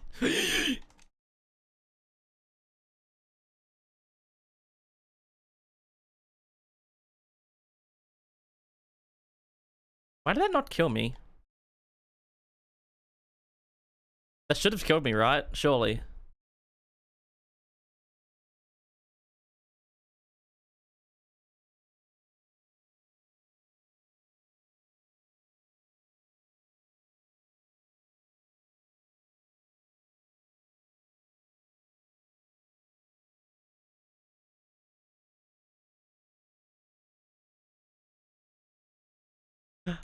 Sorry. I'm just smiling because that cutscene that plays when you empty this place out, still yet to watch it. I accidentally skipped it on my first playthrough of the DLC, and I've still yet to watch it. I've never actually seen it.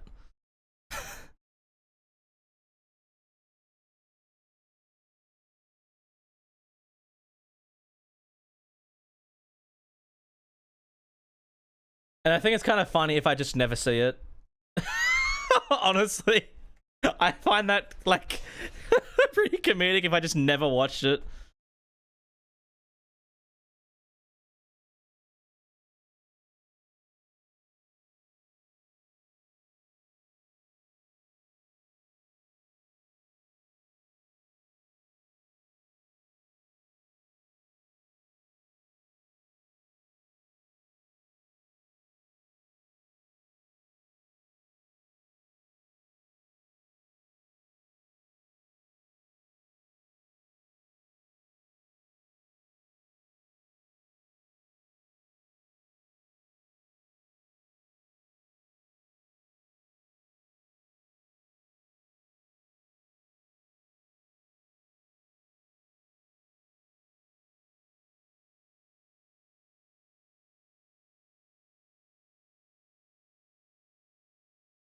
Yeah, no Romina, no Rolana cutscene.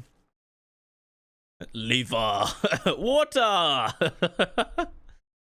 I mean, technically, DS1 did the same thing. There's a cutscene when you empty out all the water, but then like Four Kings doesn't have a cutscene.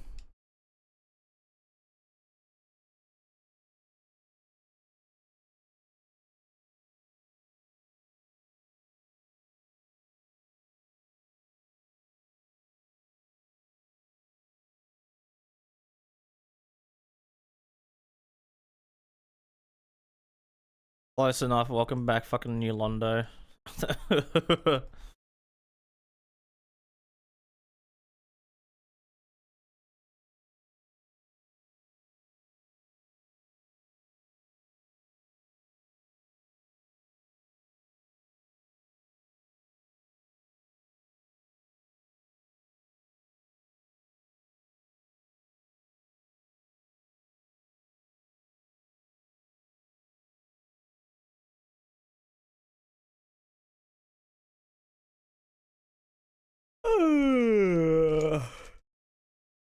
Damn, bro. I'm tired. I got like a full night's sleep, and I just still feel like shit. I love it. Yeah, some of you might have noticed on YouTube that the YouTube stream was going to start at, like, at least for my time, it would have been 10 o'clock. And then if you look later, it probably would have started like an hour later. That's because last night I'm like, I'm going to push this back an hour because I'm not going to be alive if I start the stream at that time. And I was barely alive when I started the stream today.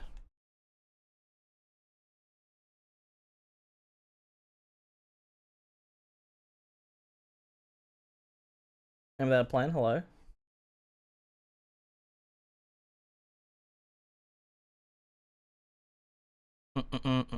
Save manager. Gaius.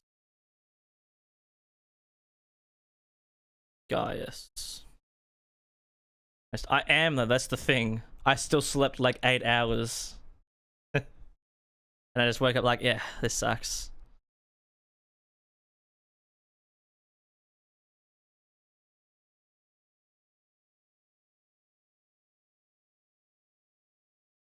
Be a little bit further away from the wall.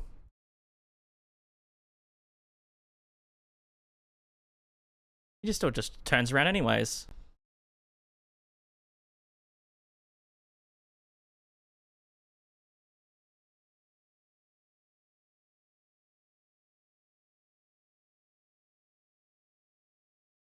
Oh, that was like perfect.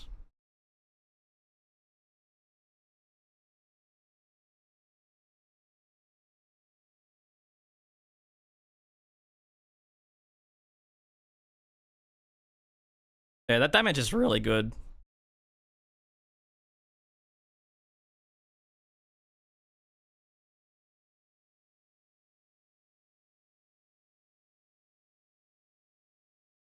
That opening there is actually pretty good. I'm very happy he has an opening like that. Like, I feel like that should be a thing for most bosses, but I feel like most bosses should have a big attack.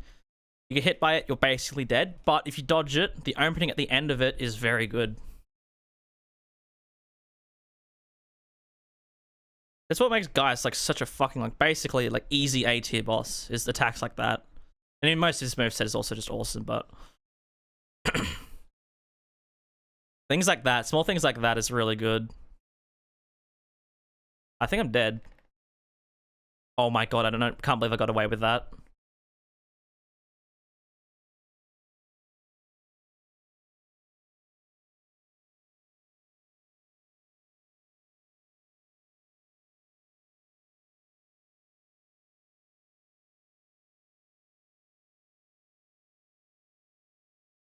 Oh my fucking god, did that just hit him for 7,000 damage?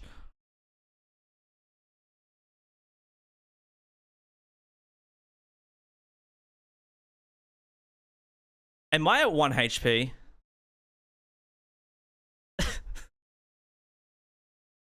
Yo, what the fuck?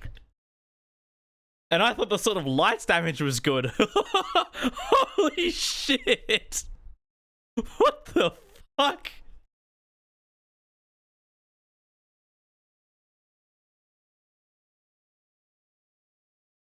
Save state this one.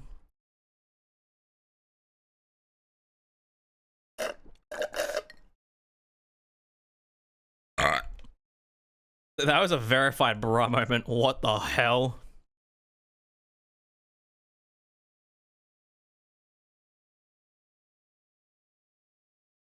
I never actually checked, but can you summon Torrent to iframe him? I probably shouldn't check this now, but...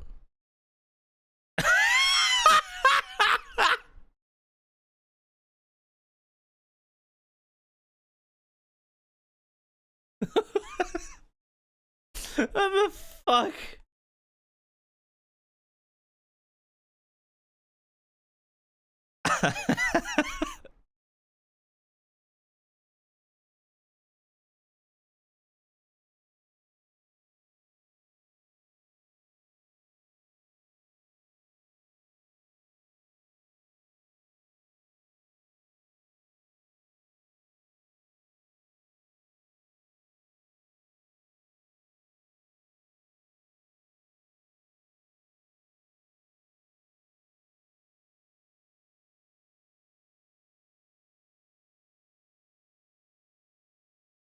Bro, that it's so hard. They're trying to get him to like do that attack. If I can get him to do the fucking attack, then we can fly. Bro, it hits like fucking crazy.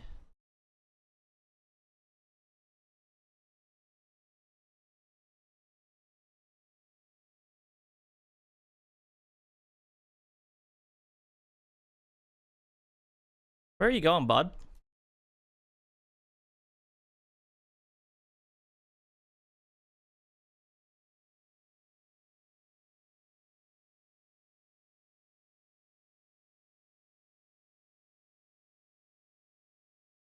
Oh, that's a sort of light, man.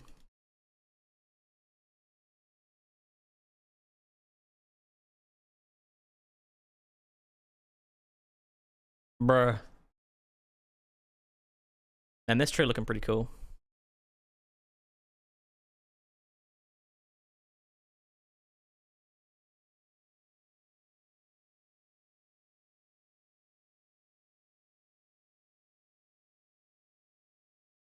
Too early.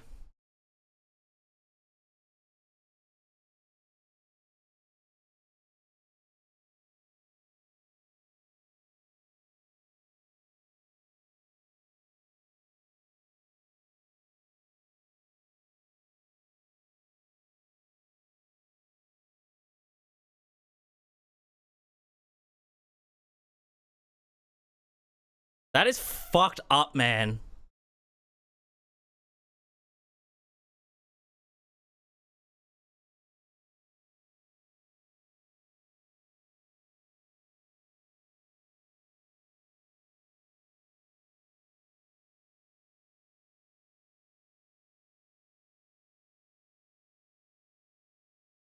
How did that not kill him? How did it not kill him? Did it do like 5,000 damage or something?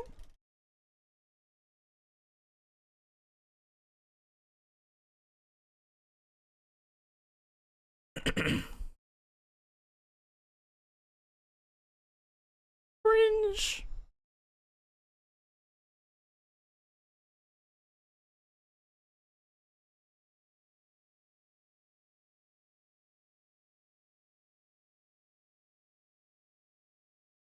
Too early.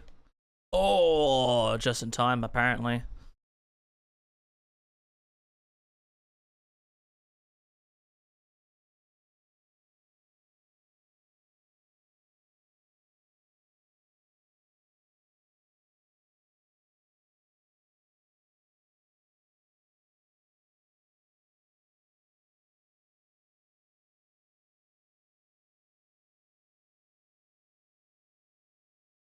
Oh my god, that is just disgusting.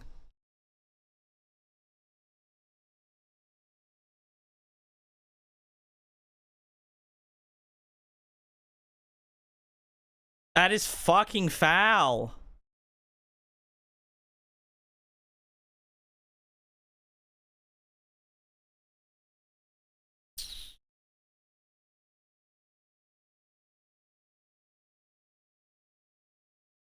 RTSR. I'm not using RTSR. I don't use RTSR on these runs.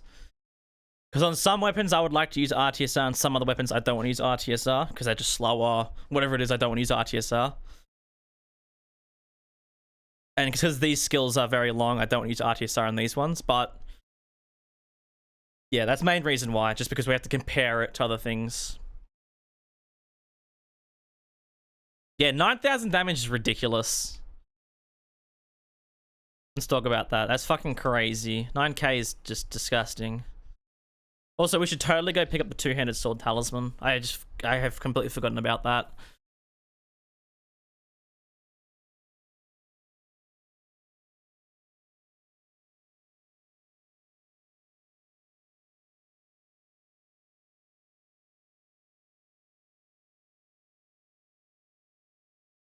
I didn't mean to grab this, Grace.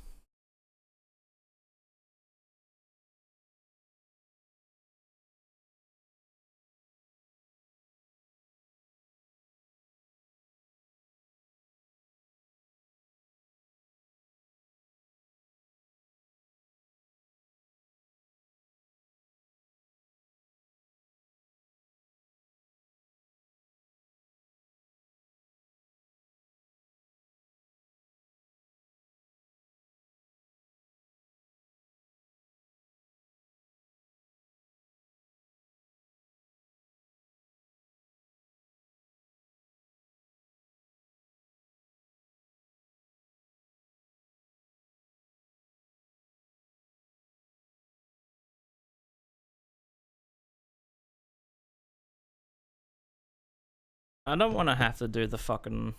I don't have to do meta, man. Twice! We have to do it twice. Fucking hell.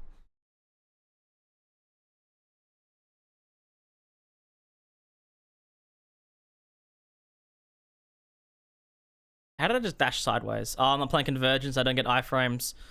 My horse did not get no frames. Frames or no frames.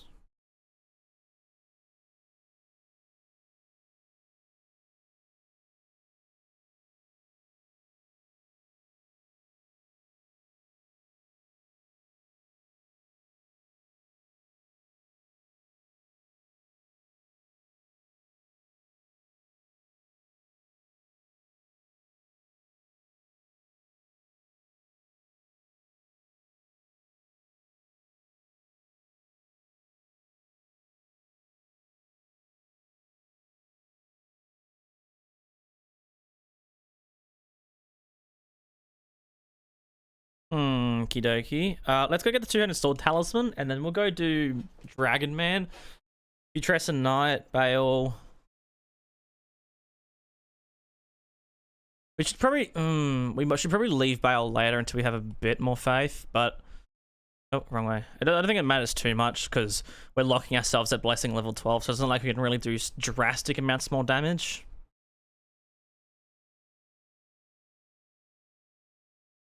But yeah, plus 80 was scaling damage. I'm pretty sure you can get that to go up to about plus 90 something. So the damage from the weapon itself won't be that much higher. But I think the skill will still scale a bit more because we are at, what, 63 faith. Can you not? Got my horse. So yeah, we can still use a fair bit more faith. And then we'll probably we should probably put more levels into Vigor after that. Because if we want to do Bale and Radahn, they do not really have big openings. So we're definitely gonna want to be able to at least tank one hit.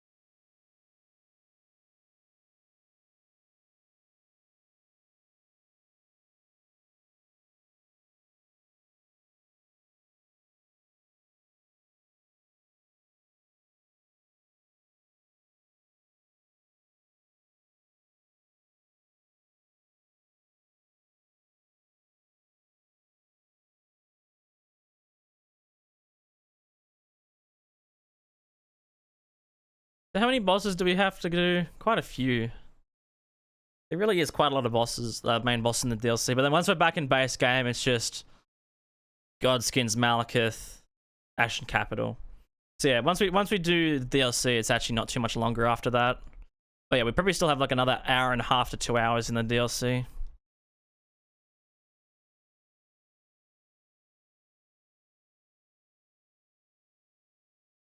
And then there's probably about 30 minutes left of base game.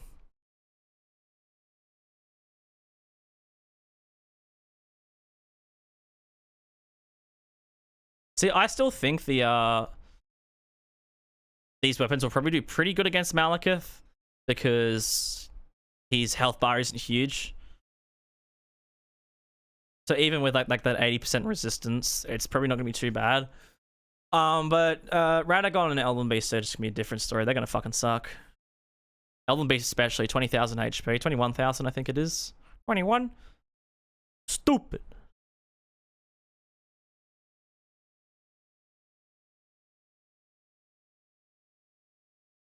Alright, what did it say I wanted to do? Dragon Man?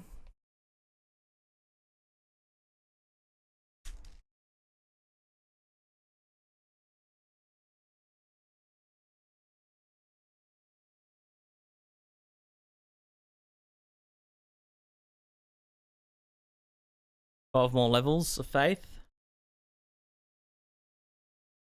See, I think we do like Mesmer, Kutress and Knight, try to tree Avatar, and use that to get my faith and my health up. Because what am I at? I'm at yeah, I'm only at 30 vigor. I think I would like to get that to 40 before fighting Bale and Radahn. Honestly, I wouldn't mind getting that before like most bosses.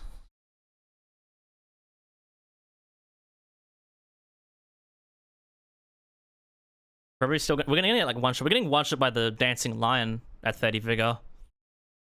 So we're probably gonna need to get to like, yeah, I think easily 40. Well, how much do level ups cost? Fuck. So we need 600k. Yeah, maybe we just do level vigor and then continue leveling faith after. Because our damage isn't going to go too much higher. 68 faith.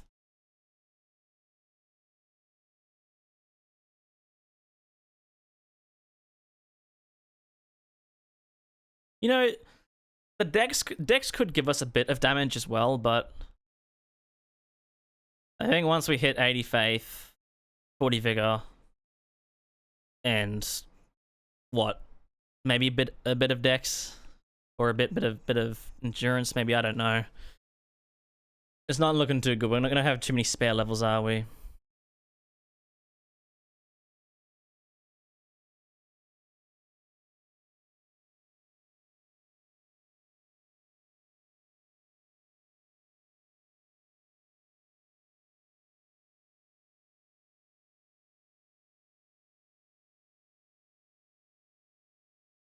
The Ancient Midrick or Greatsword is arcane scaling, right? Strength, Dex, arcane.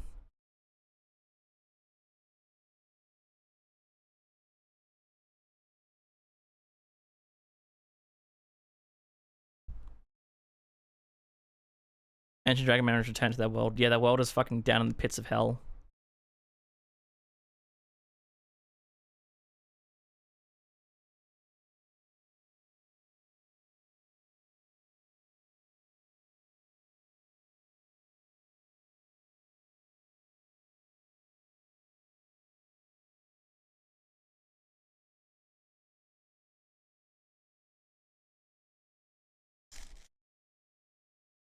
Strength and dexterity scale the weapon itself. Well, no, the arcane will scales the thing. The nice thing about arcane is it actually scales both the physical and magic damage of the weapon, like every other arcane weapon in the game. Mariah's execution is the same, scales the magic and physical. Clinging bone's the same, scales the magic and physical. But the same with all those weapons, the arcane affects the skill the highest.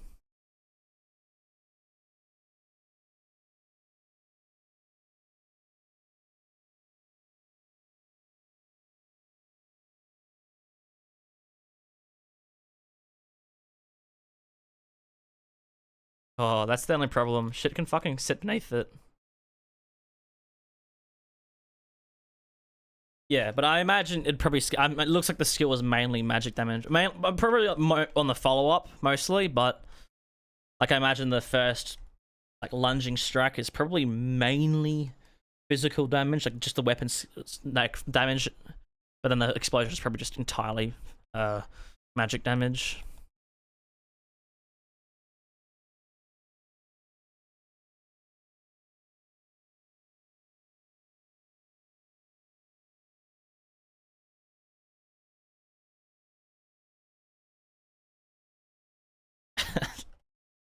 I don't know how to do this, dude.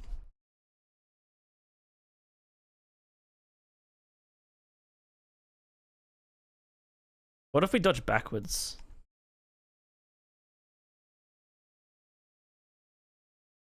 That's a nice thing. I guess another difference there. Sword of Darkness and Sword of Light. Sword of Darkness, if anything's standing next to you and is like somewhat the same height as you, you won't be hitting them. Sword of Light like starts at you like your feet. What if I do this? Walk forward, run backwards.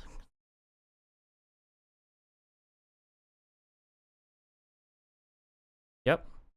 That worked wonders.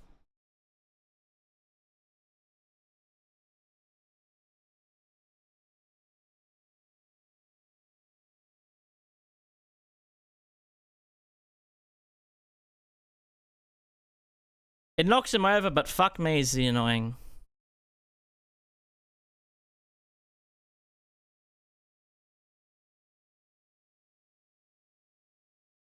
Fuck, I hate PvP. It's so bad.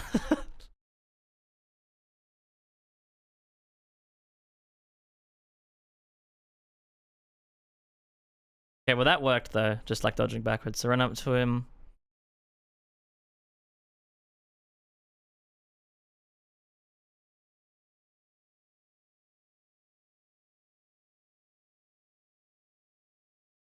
Bro, 8,000 damage is crazy. How did that not hit him? Did he just turn invisible?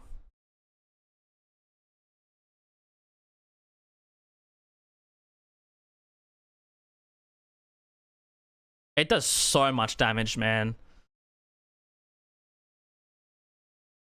Yeah, you know, I have to fight him again. That's gonna go crazy against Gideon. Easily. And if he debuffs himself, man, he's fucked. So yeah, this one I'm pretty sure, because it starts like instantaneously. We should be able to cast it, and he just gets hit. But the problem is, we're probably gonna get hit.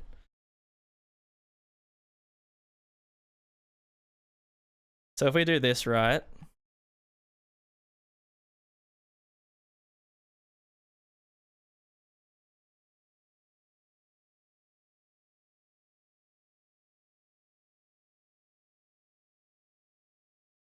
Damn.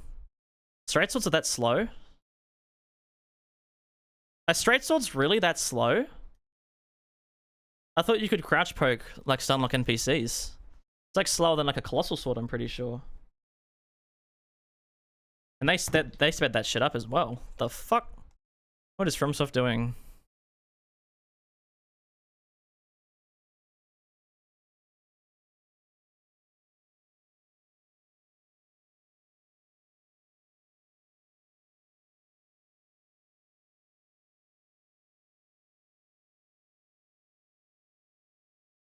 How the fuck did that hit me?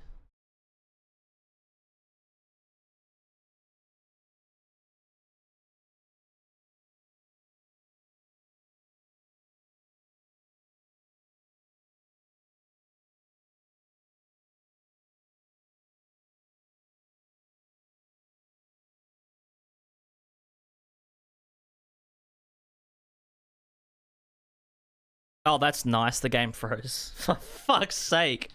And something hit me. I don't know what. Dodge's attack still gets hit. Like fucking fondling my balls at the end there or something. It's like swinging this hand, fucking seals down here. Yeah, don't do that.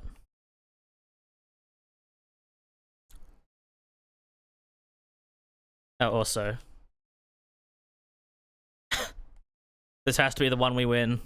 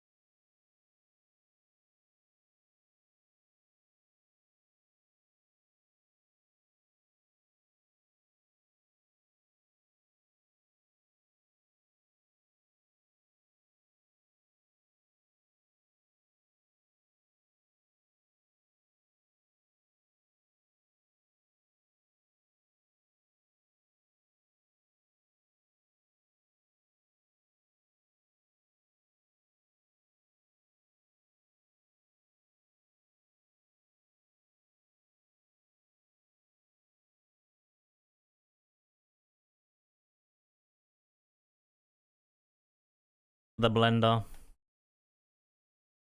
Yeah, no, the Sword of Darkness is way better for like humanoid interactions, because if they don't die in one hit, which most things will, but for like bosses and stuff, NPCs, they just get knocked on their ass. You could honestly spam cast a skill and probably just unlock them. Like, it actually seems like you could do that. It would not surprise me if that's like a possibility.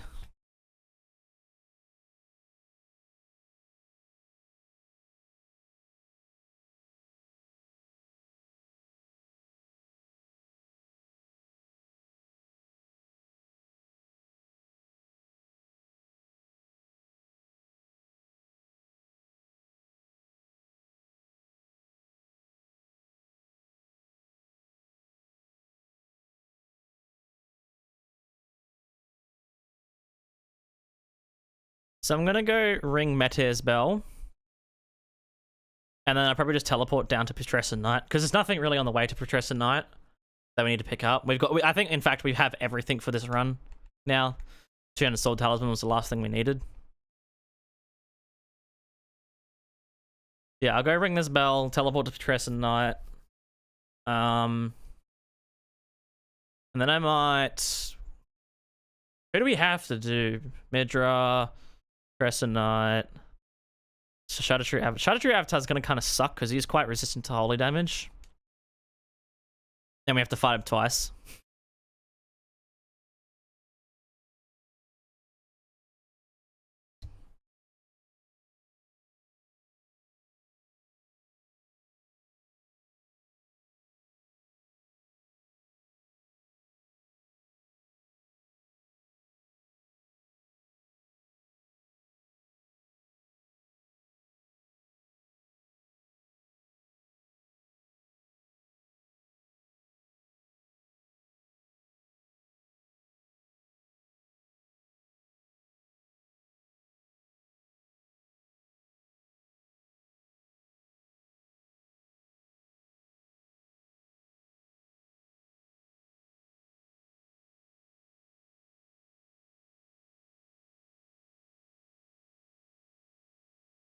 And we're Hammer Legendary? No.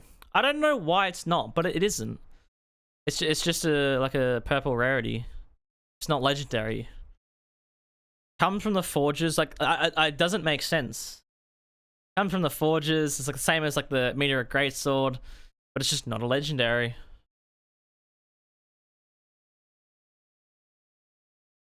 Makes no sense, honestly. Like, I just FromSoft logic, but like, yes, it's not a legendary. Even though it's like the same as like the other weapons, no. They must have some really strange criteria with like what is a legendary weapon and what isn't.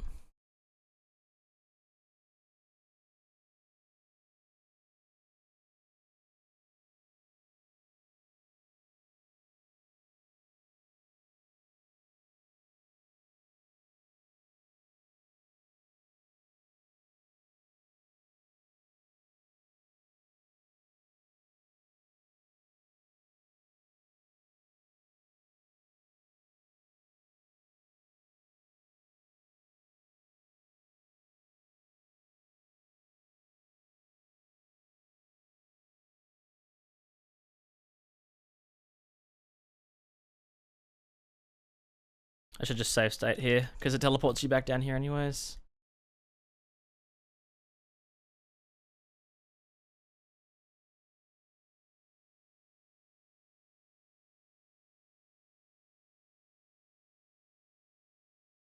Hey, Blue Crescent.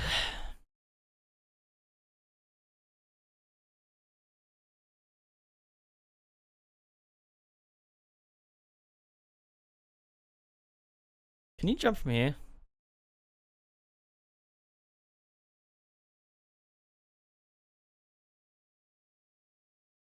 I can spin so quickly. What the fuck?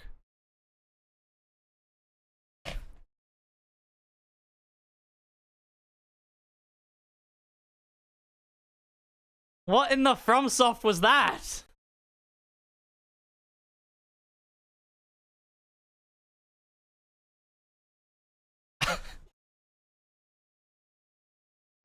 What the fuck?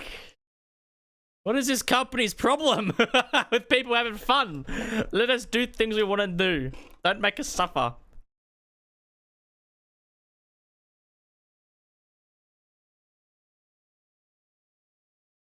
Yeah, look how slowly I have to turn, bro.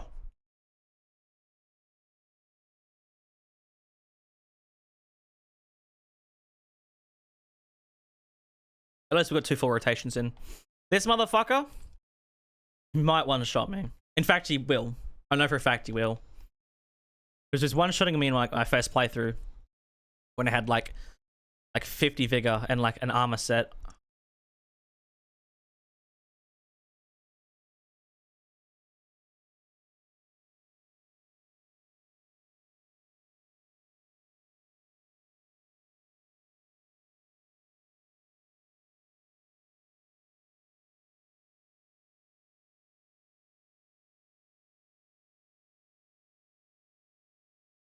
Okay. That's good. My god, that damage is really good.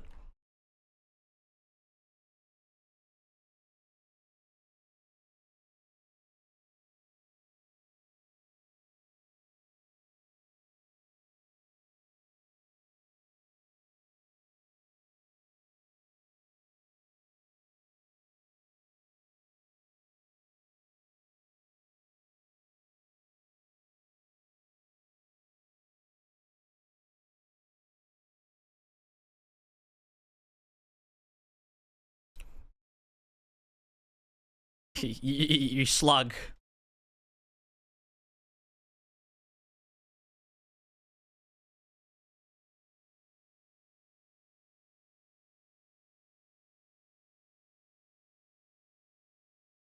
Yeah, that damage was pretty good.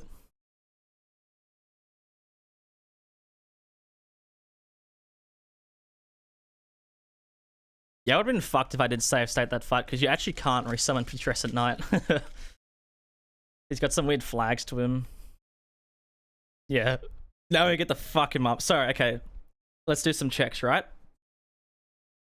What's his name? Gaius? And Putrescent Knight. So Gaius took 9,000 damage, and he is minus 20 to Holy. Putrescent Knight is also minus 20. I thought he was minus 40. So we're gonna be doing the same amount of damage, but same amount of damage is still fucking too much. A yoink. Now let me rotate. At least one rotation. One full rotation. Oh yeah.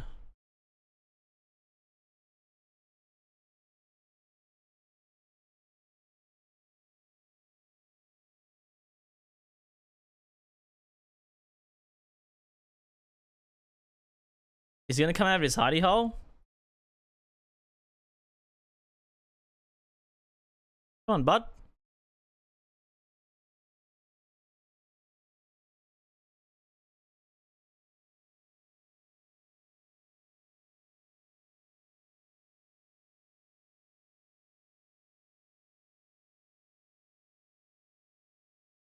Oh, for fuck's sake.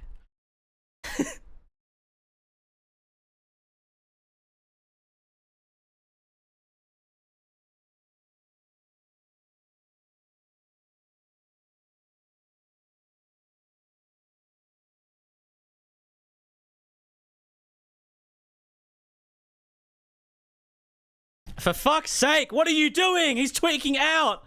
He's like jittering. Why are you jittering? He's like.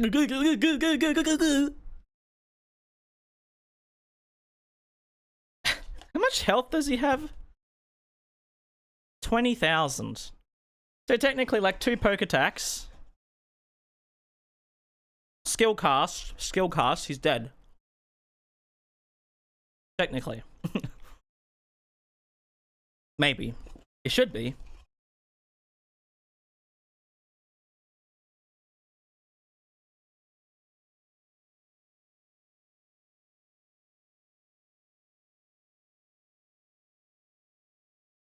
Okay, where do you come out of your hidey hole?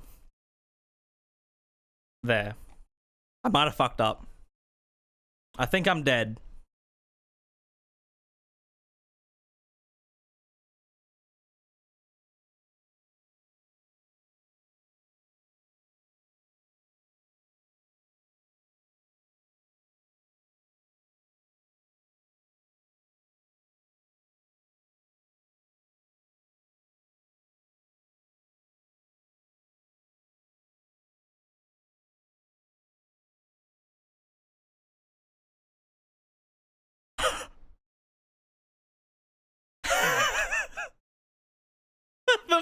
heck is that damage, man? Holy shit. That is fucking amazing.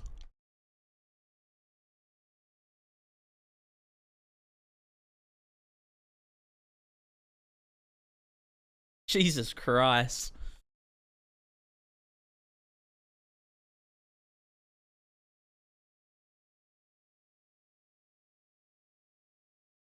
Do we try and do meta?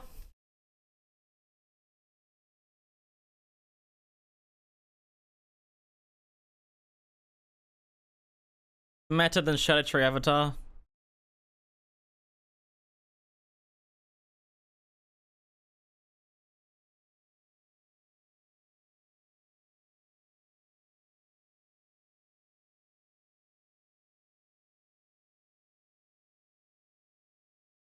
That never was.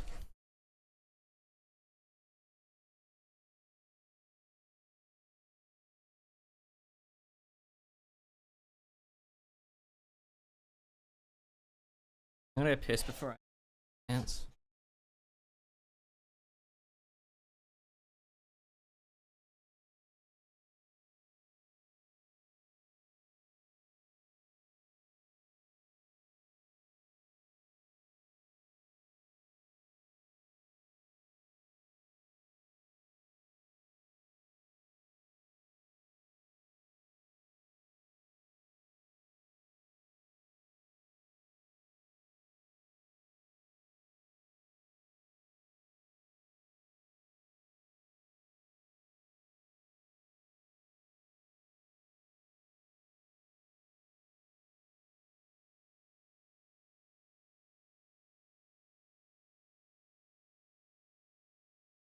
This shit about to suck.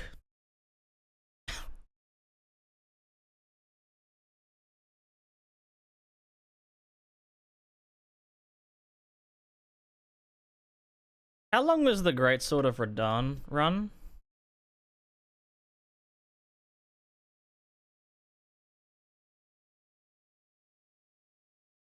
Like the 2 Great Swords? Where's the VODs channel? Here.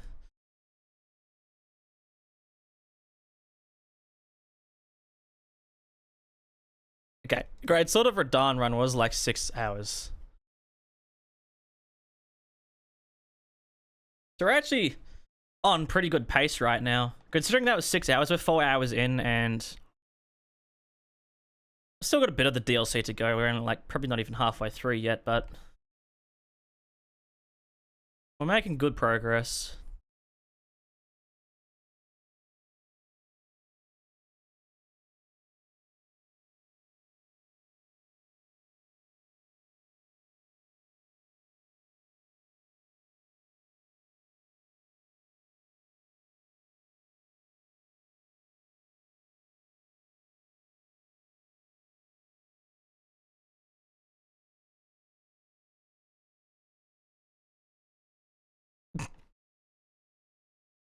The damage is fucked up.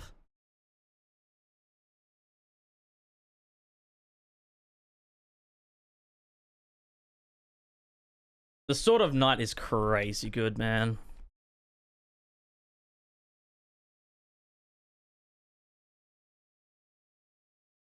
Sword of Night? Sword of Darkness.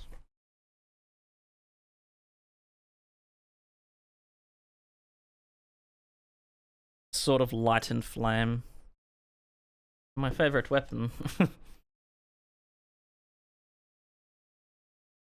Alright, so meta is just gonna suck ass. She has like no openings for the skill.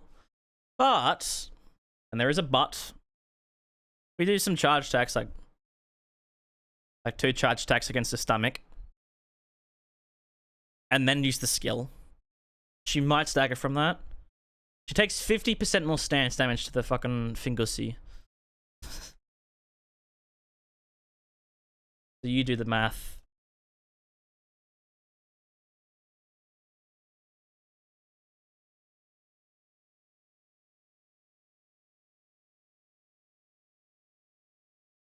Sword of Night, Sword of Darkness. Technically, yeah. The Sword of Night's the katana, isn't it? Yeah.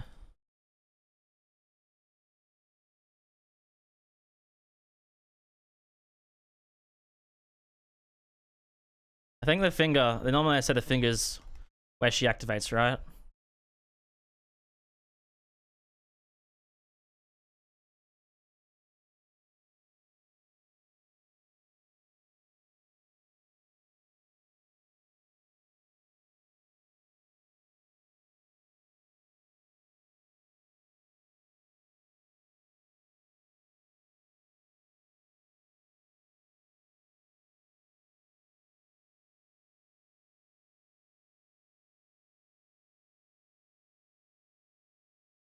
Whew.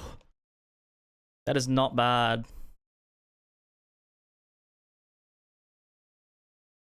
Not worth it.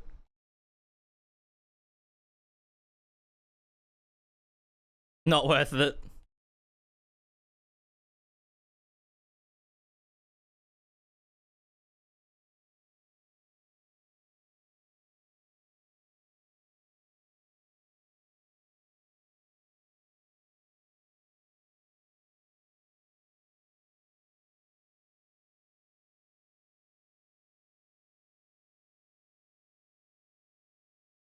I'm dead.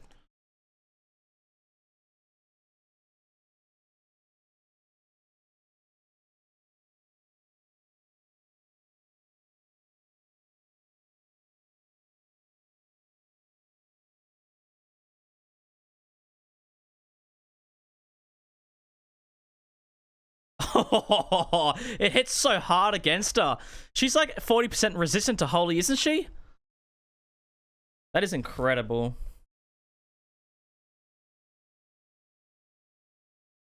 Now for the Sword of Light. How rude of her to dodge my attack. I know, right? Just accept it. You're fucked anyways. The thing does so much damage. Like, you're done for. But, accept it. Be a normal functioning cosmic creature of horror. At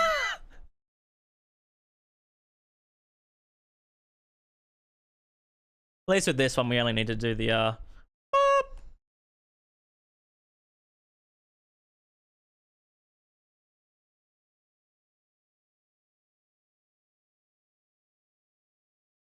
I don't think I dodged that.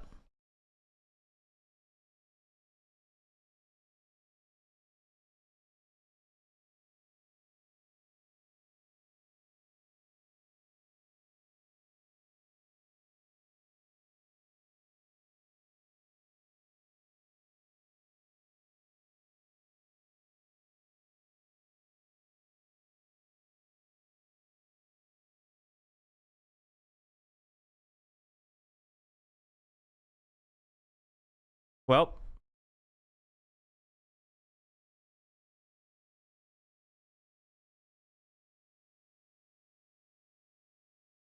I'm dead.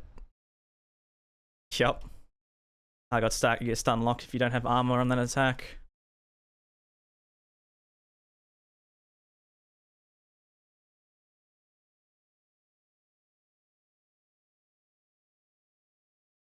Man, she sucks ass.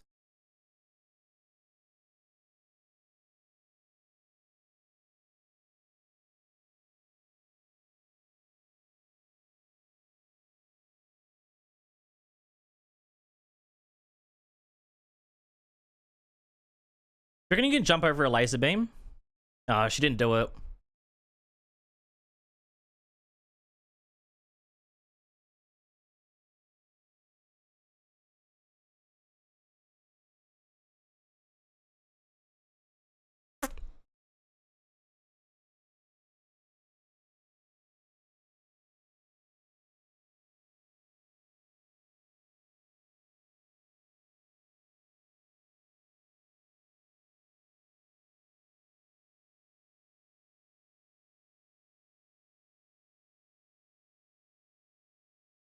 Is that phase transition or?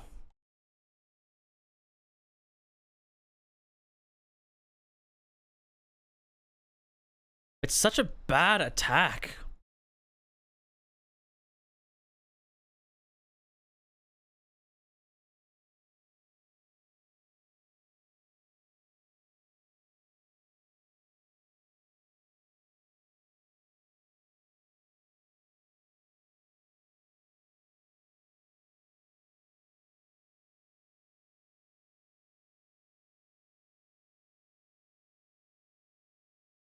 Oh my god, it's actually like the worst boss ever. How is she just, how is she so bad?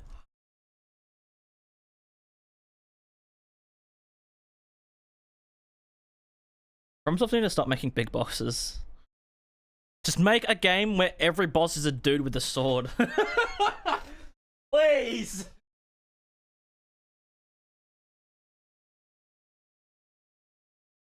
No duo fights, just a bunch of dudes with swords, and it'd be the most peak game ever.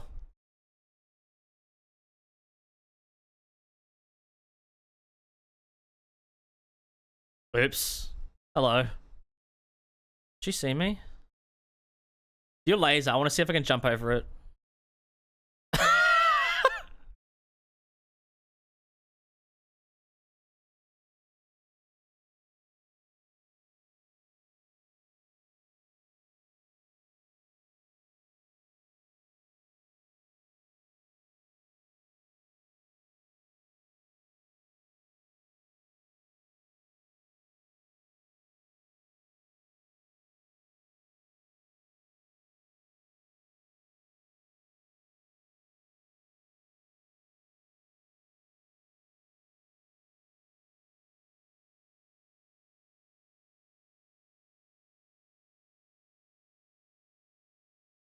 You're fucking joking me. I'm dead. How do I dodge it and still get hit? How do you make a boss so bad that you still get hit after dodging? What's the core function of the game? Dodging. Alright, so we're gonna make sure if you dodge this boss, you're just fucked.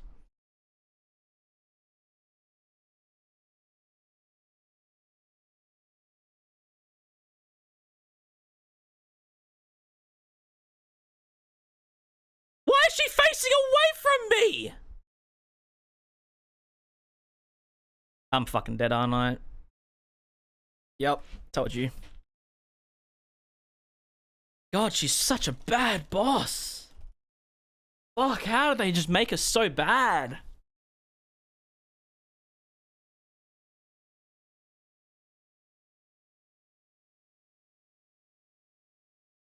Oh, fuck, all her attacks frame locks, just frame locks, fucking dodge 60 times, fucking run away. Oh.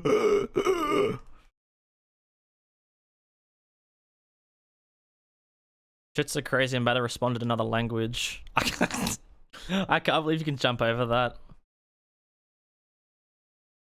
Oh, that's nice.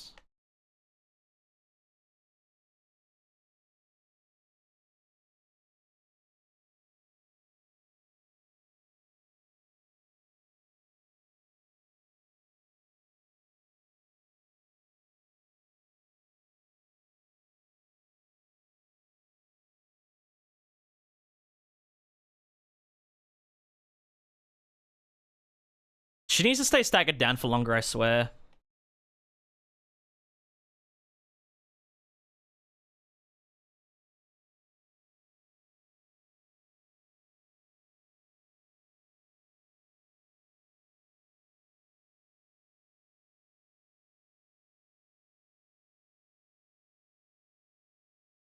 This is the Sword of Darkness. I forgot the switch.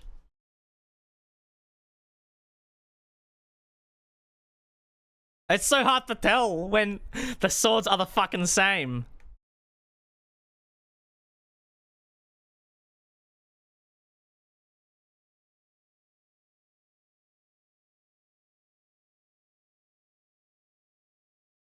Okay, so maybe I just try and focus a stagger on phase 1 without using the skill. I didn't mean to do that second part. Hi.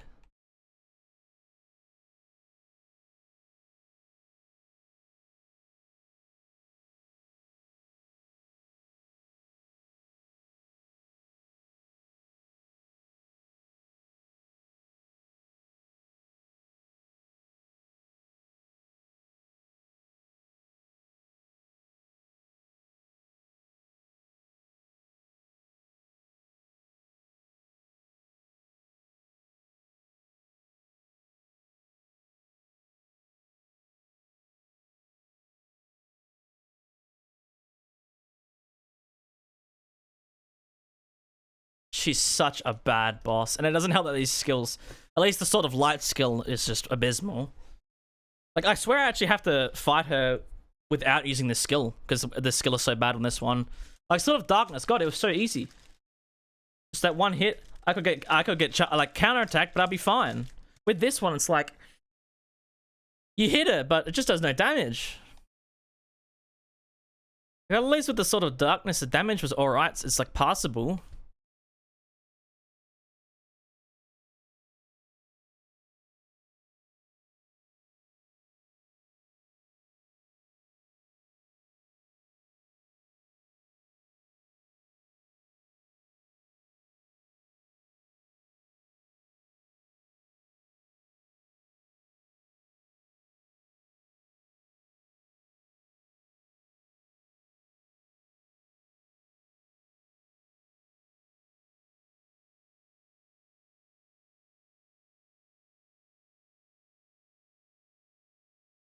I hate this boss. She's so bad.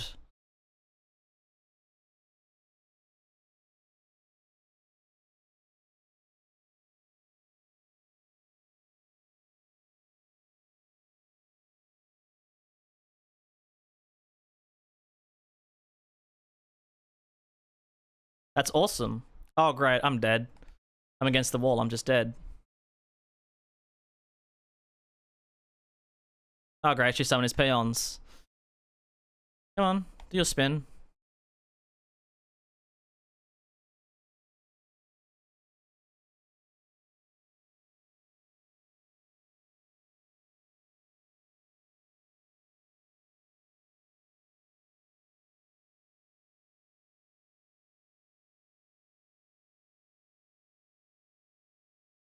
Oh, that was so lucky. She was about to fucking cast her bullshit.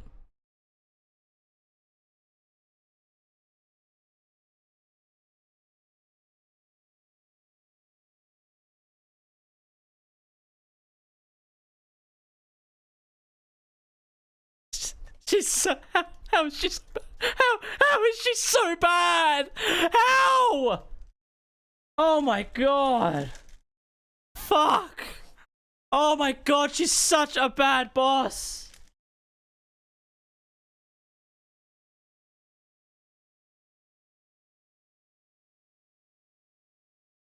Fuck's sake.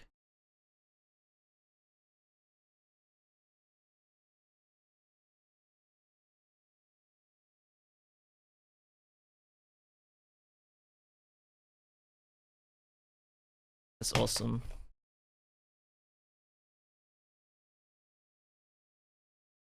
How is everything black?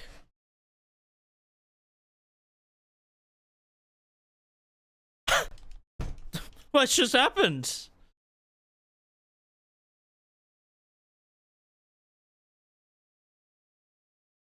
No. These two today. Yupori and Sword. Ancient Meteor Recall. Great Sword tomorrow.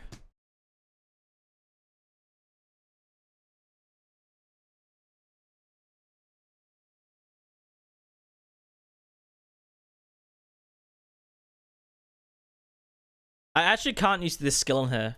Because it's not like I'd be like, oh, it might kill her. Or it's going to stagger her and then I'll just be able to...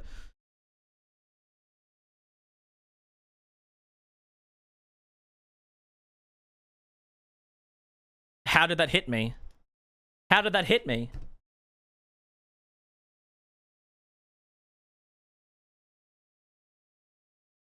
How is she such a bad boss?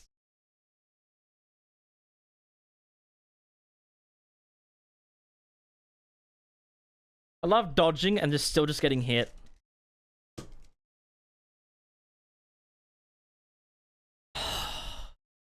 I think we just fight her, honestly. And just kill her with the skill.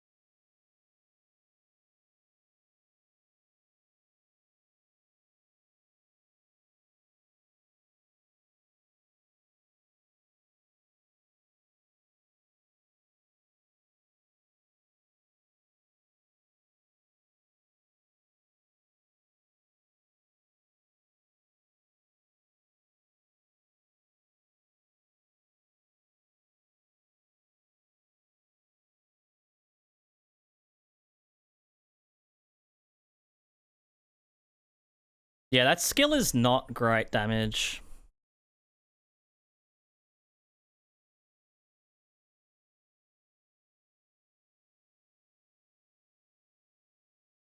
At least she gives fucking heaps of runes. Alright, let's do Scooby Snack Avatar next.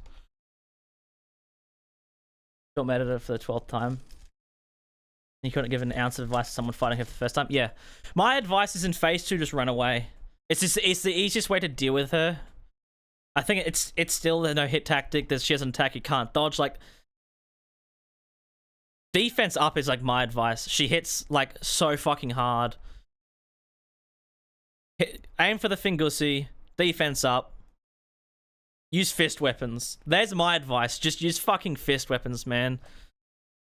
That'll destroy her in a couple hits. She's super weak to bleed is my, I guess, more advice I could give.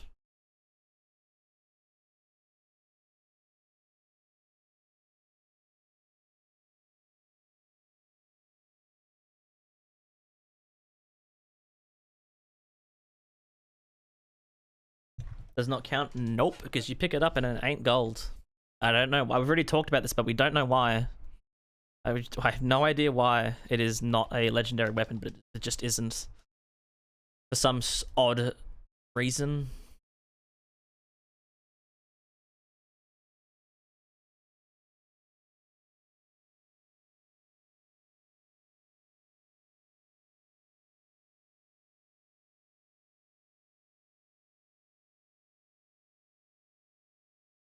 See, I think visually, she is cool. Lore-wise, she's cool. But then gameplay-wise, she's probably the worst Remembrance boss in the entire game.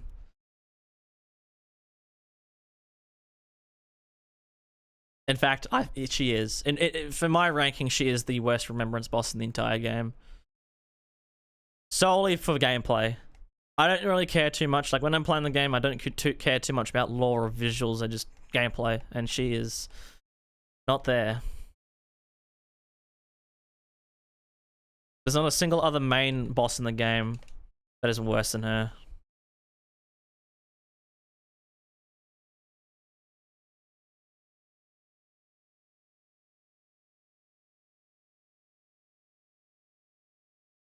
There you go, that's better.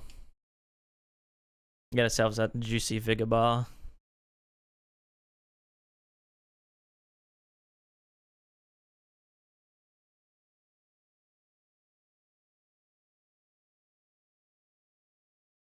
Scooby Snack Avatar.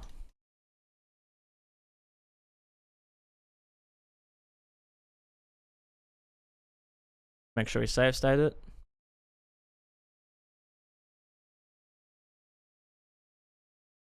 Yeah, the holo damage is gonna suffer on this fight. Abso-fucking-lutely.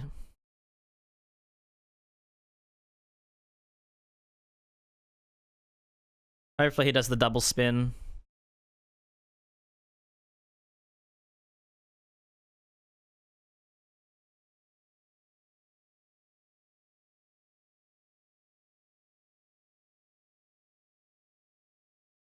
Damn, that is not good.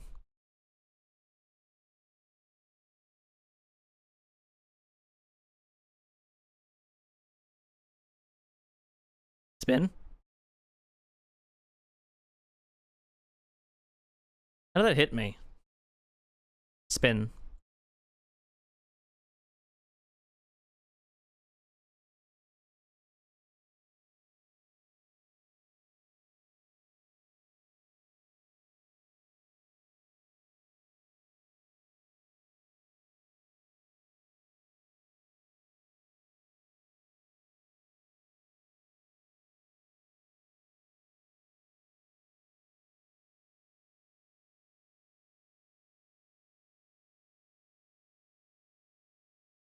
Actually, like the worst shit ever.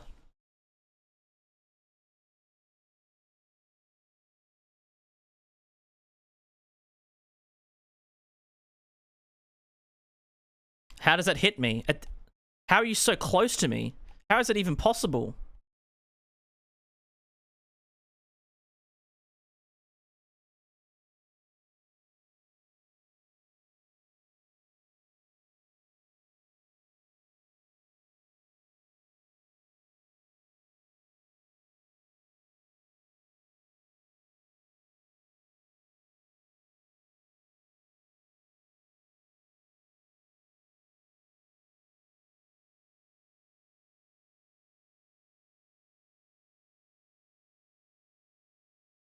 So this boss is definitely up there with one of the worsts.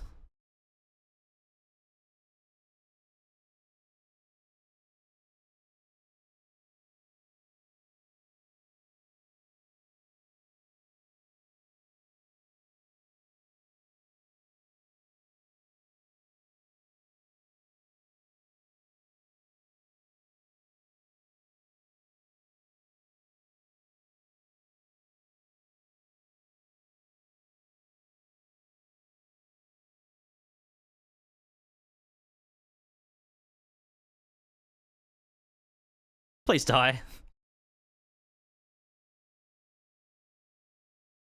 Man, that shit sucked! I have to do it again. Fuck! Meta's low on your list. See, that's the thing. Your list shouldn't be dependent on the weapon you use.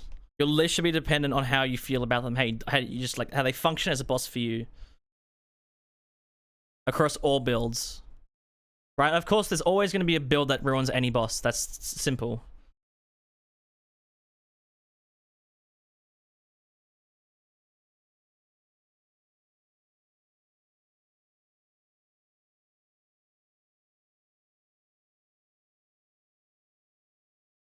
Spin. Good.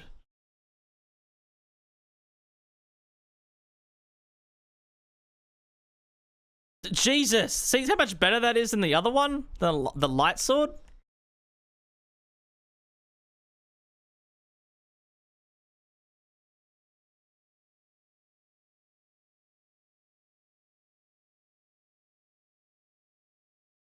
How does that keep hitting me? What keeps hitting me? I keep getting hit by fucking absolutely nothing.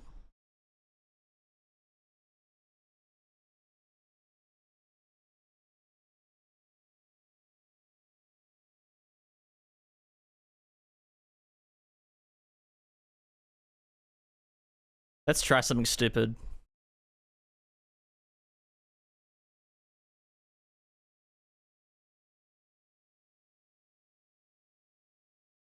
Nope.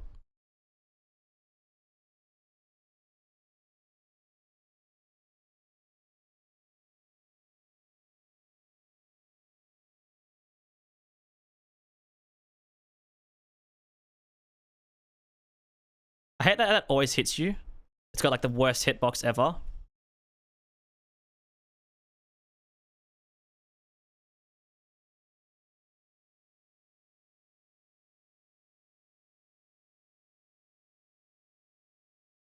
Can I fucking stop buffering a roll? Please.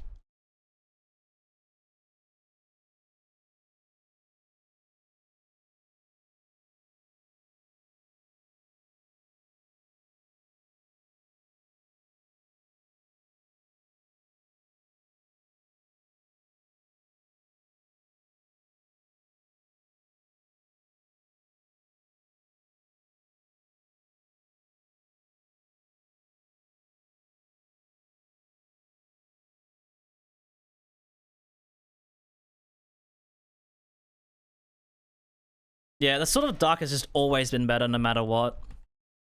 On every boss we fought, it's always just performed better. Simple as that. In conclusion, it is just a better weapon. Let me do leader stuff.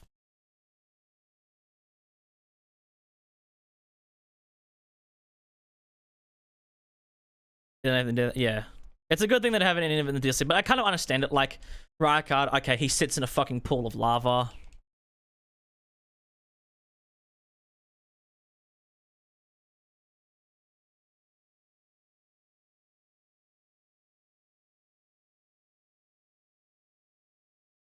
Like, some of them are understandable. Mog is a bit less. Like, I would have been fine with like 60% on Mog.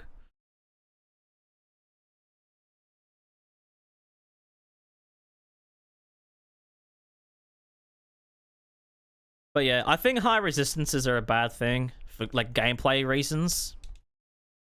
It's why in Convergence, the maximum cap for a resistance is 50%. So nothing goes over 50% resistances for bosses.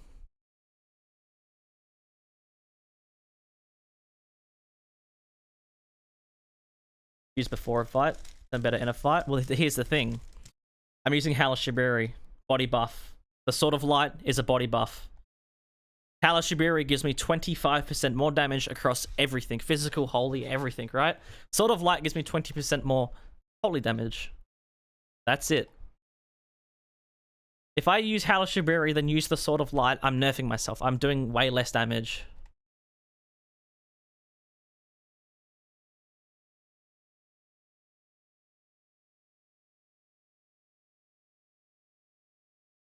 It should have been a weapon buff. I think the Sword of Light should have been a weapon buff. So you still have to hold the weapon and use the weapon.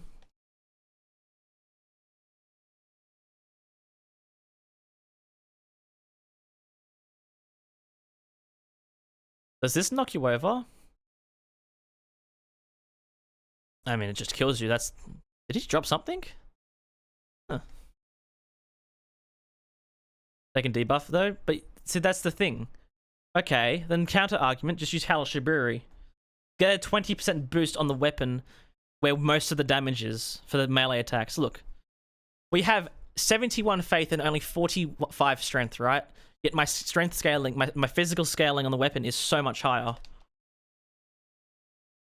Like, you might as well boost the damage, then just use... And Halashibiri gives you, stam regen back as well.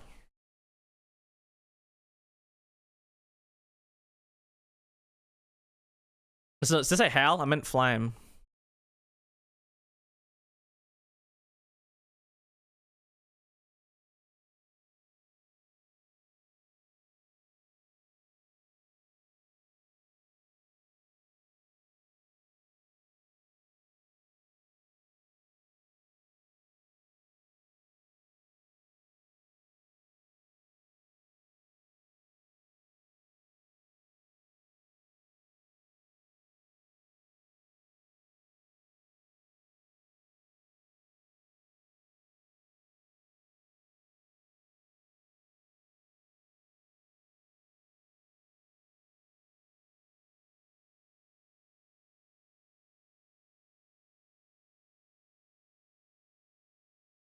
I think we're gonna do Medra next. Like, while we're down here, we might as well jump on down. Little rat bags.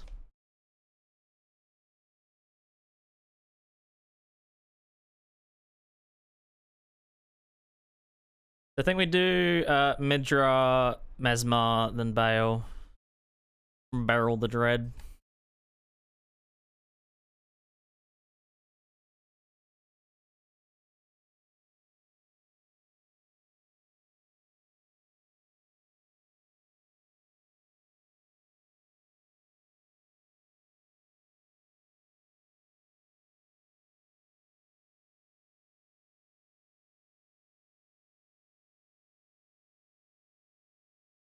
Is that everything in the DLC?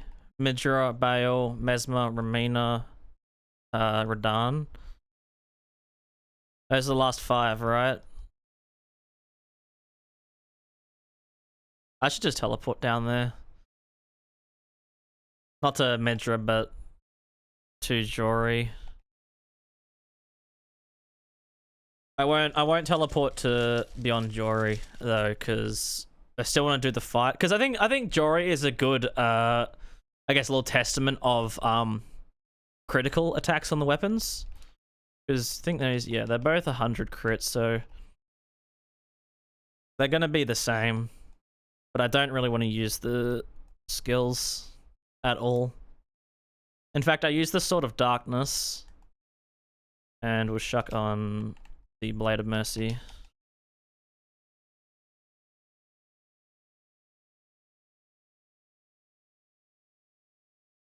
Huge downside. I think Sword of Light is reasonable circumstances. Yeah, I think the only place I can ever see you using the Sword of Light is to not use the weapon, just use the buff, switch to something else. But then again, that would only work on things like this. Like, the only time that would ever be better is when you use like a Cypher Parter, the Coded Sword, or just pure holy incantations. If it's anything else apart from that, never use the Sword of Light.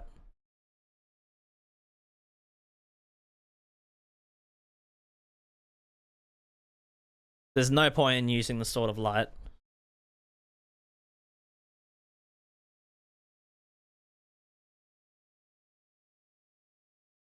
Get away from me, you foul creature. Would love Sword of Light. Yeah. But see, that's the thing. A Discus of Light build, if you set it up properly, use Halashiburi and your damage would be great anyways.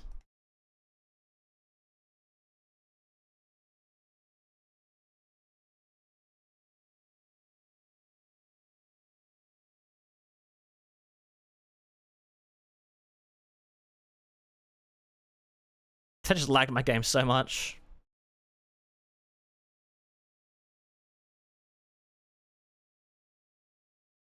And there's a lot of a lot of downsides to the skill as well. Like if you use the skill offensively, right? It has to hit 5 times for it to be fully damaging. So if you get interrupted in the middle of it, you only do, you know, half the damage, half the stance damage. Whereas Sword of Darkness is just one really big fat hit. And the Sword of Darkness, even though it's only one hit, will still hit harder than all 5 of the sort of lights hits combined, times like 2.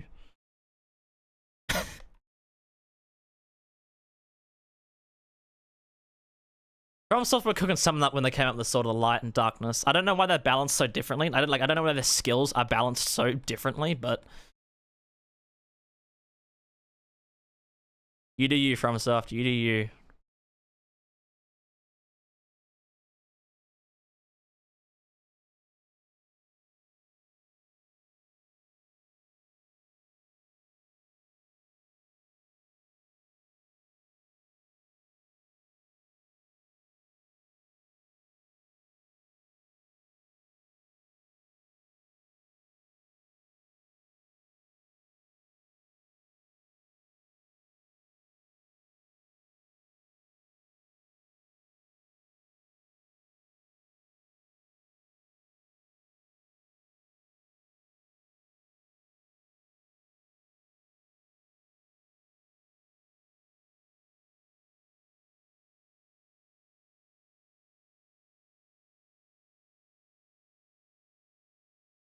There's no point in using the other weapon on this fight, obviously, because Jory just a backstab loop.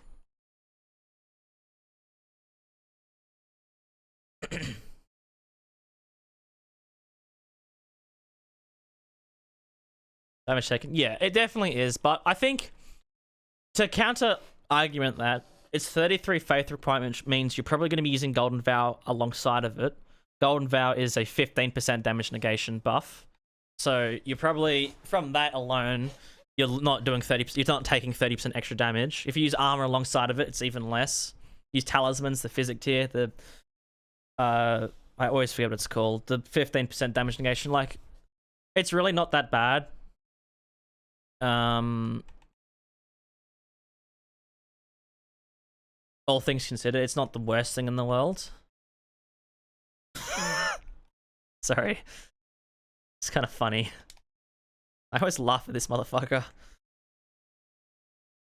But yeah, you can see the issue with the Sword of Light and Sword of Darkness, how with the Sword of Darkness, I can use Golden Vow, Flame Grant Me Strength, then debuff the enemy, and my damage is huge. Whereas the Sword of Light is Golden Vow, cast the skill, no debuff, and the skill buff is only small. Like, for the weapons themselves, it's not great. What's this dude's name? Mitro. Like, if you're using exclusively the weapon, never ever go with the Sword of Light if you're just using the weapon. Sword of Darkness all the way, and it's not even close.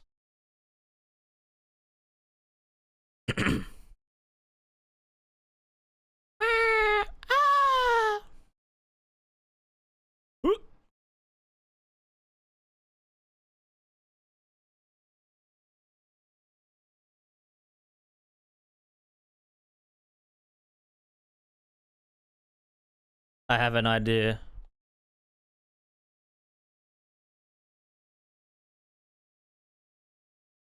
I'm so smart.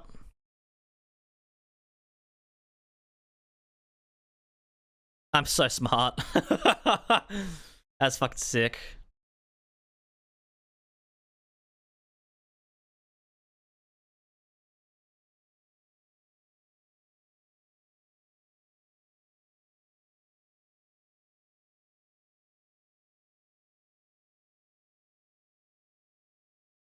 Why am I facing backwards?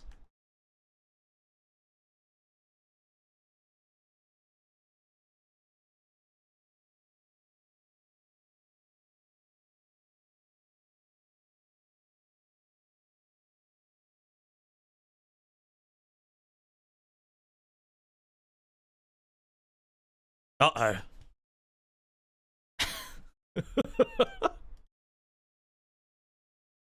Uh-oh.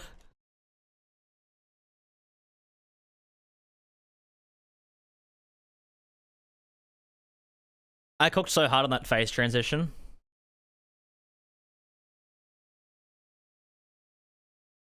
It's an aura buff. Yeah, but the thing is... Wait. No, it doesn't stack with Last Rites. Last Rites is an aura buff. Ugh, get away from me, creature.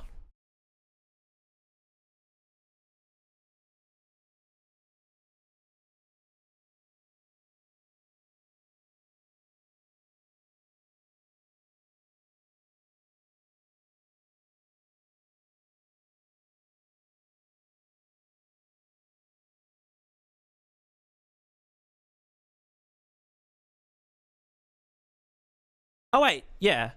Oh, but the thing, here's the thing. Sorry. I keep forgetting that the Sword of Light is an aura buff. Sorry, body buff. Not an aura buff.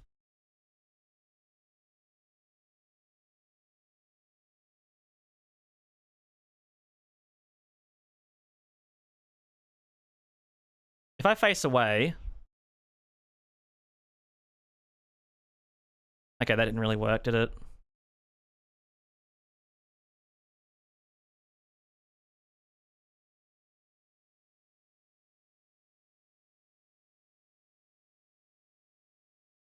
Oh yeah, there's no reason to do that. Oh, I mean you could, but Halashibiru would still. Wait, that's a body. Yeah, Halashibiru would still be better because if you're doing pot, you're gonna be one-shotting, and then you use in your offhand. What's it called? I always forget them. Shared Order or Sacred Order? No, Sacred Order's the weapon buff. I always forget. Man, you're pissing me off, bruh. And depths of your foolishness. Ugh. He flies so far away. Oh, that might have been a bit early. We're good.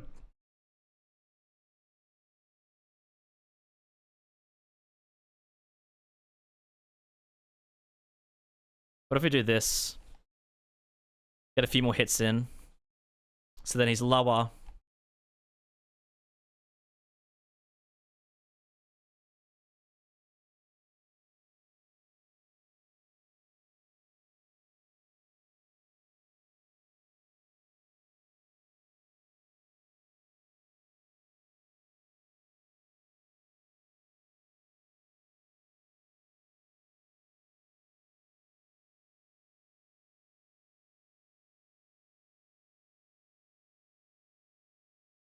God, the damage of this skill is just...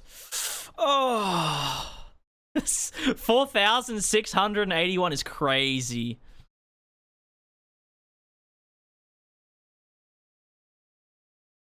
And that definitely would have been after Halashibiru had run out.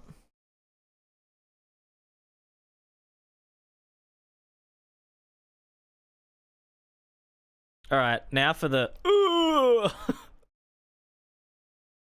If this does, I'm gonna keep it a buck. If this does even half of his HP, as this in mini Midra, I'd be astonished.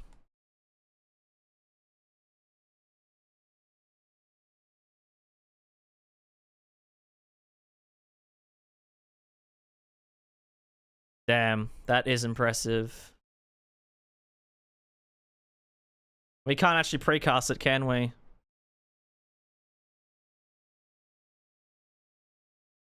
Oh! I guess we can.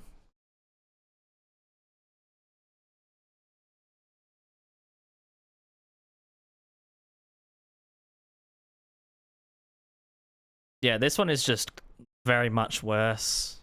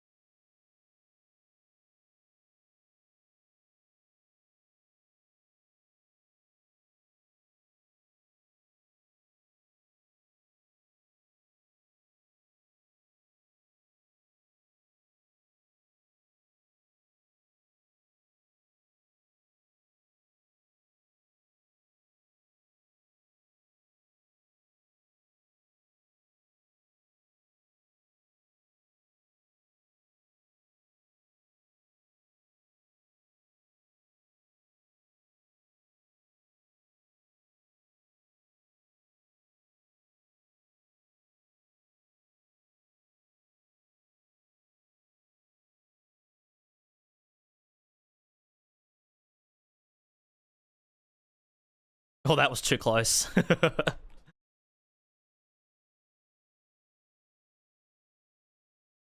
Yeah, definitely. It's yeah, sort of like it's just drastically worse. It's definitely worse.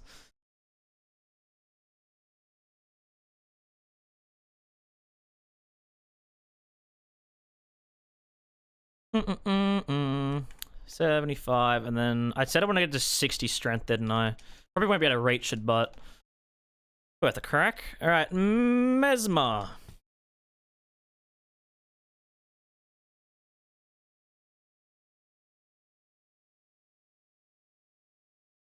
Oh, I thought I thought the elevator wasn't there for a sec.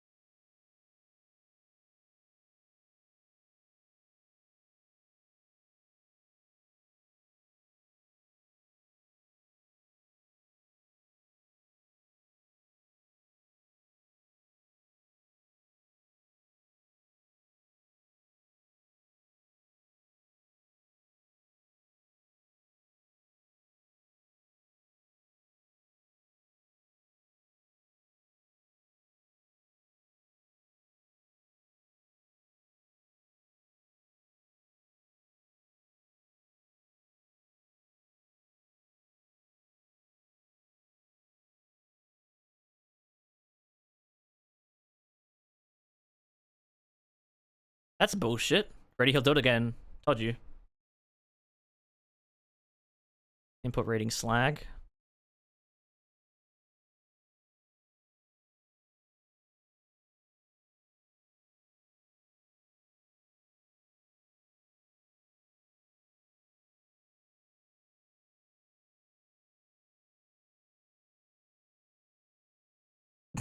Get away from me, you foul creature.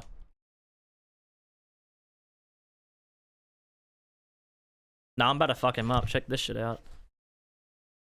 I can't believe this is just a normal enemy. Oh, he's just not following me. Bro.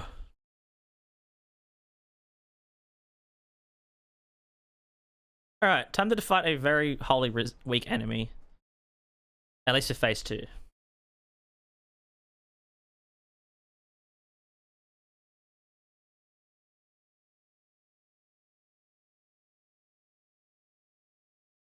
I wonder if we can get the whole cast off after the explosion. Last rites on Ghost Dragon hit 30,000. Well, if you combine that with Sacred Order, you'd better hit 100% more, 60k.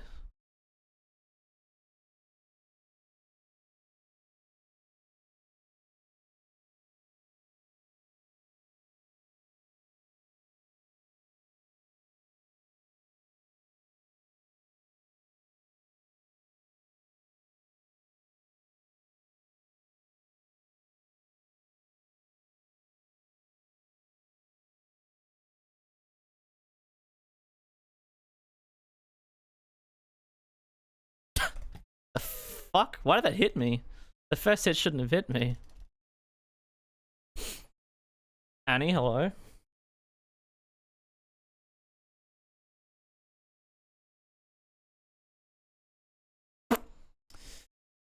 Yeah, I'm surprised. It's not even fast enough to get the attack off at the beginning of the fight.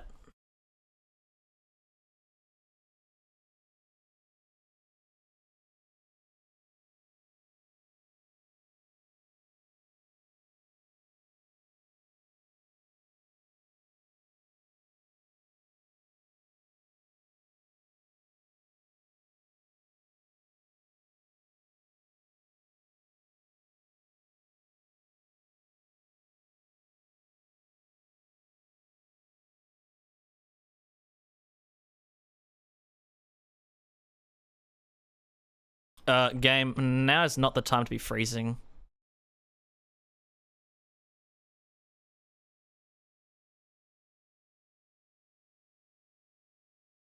Oh, that's phase transition, isn't it? Yeah, no, I don't want that.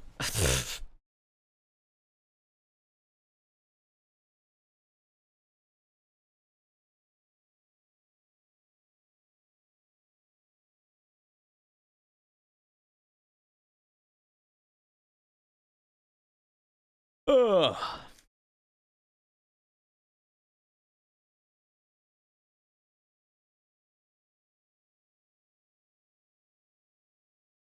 I should two-hand it.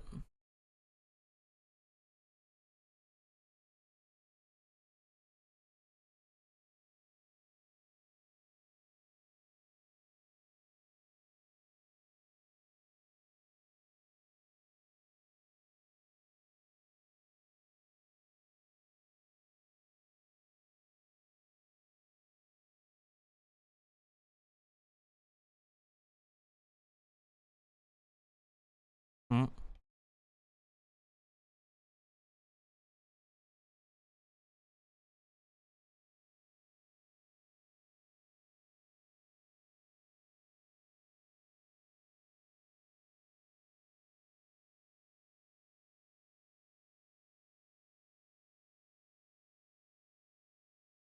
Bottom fella.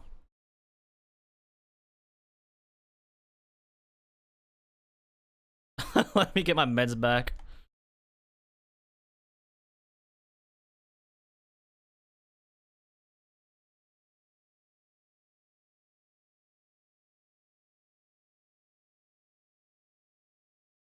He's fucking useless, man. That was a good hit. That was like a perfect hit, and that did what, like 4,000 damage on the minus 40% weak.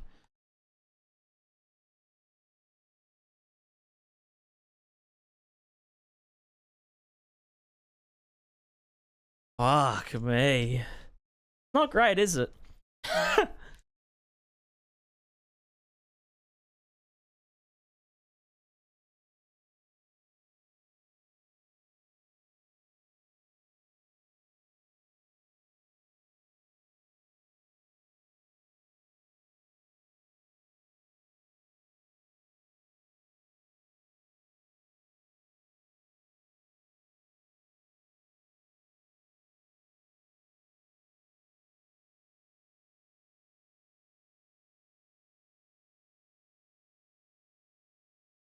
How does that keep hitting me?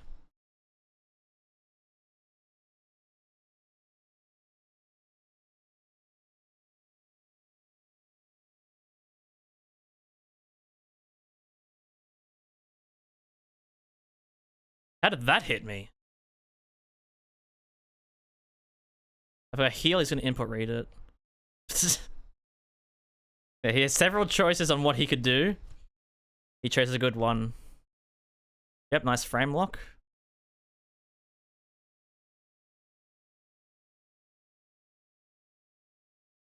You just fucking phase transition for me, darling.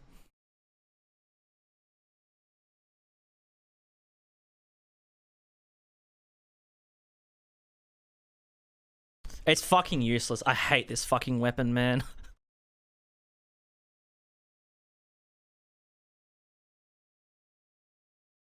It's so much worse than the Sword of Night. Oh, sorry, the Sword of Darkness.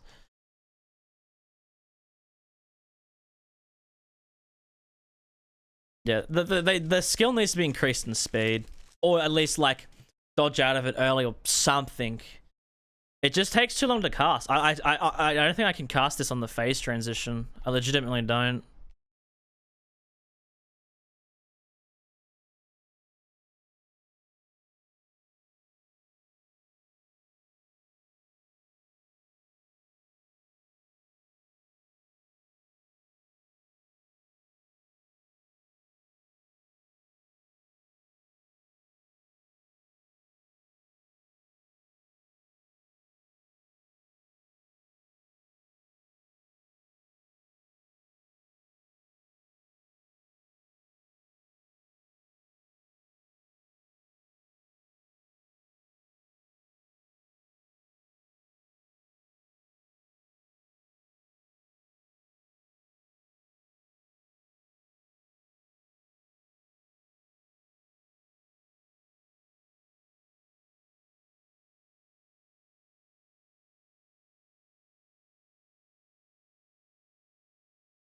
We just have to wait for a different opening.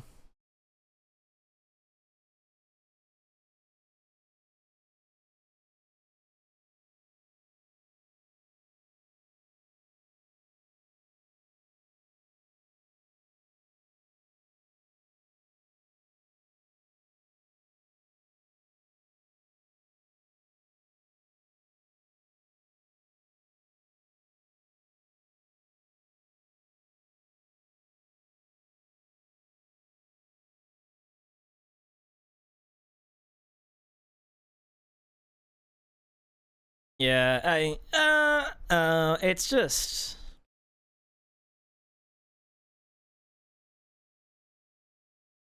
See how the sort of not the dark sort of darkness goes.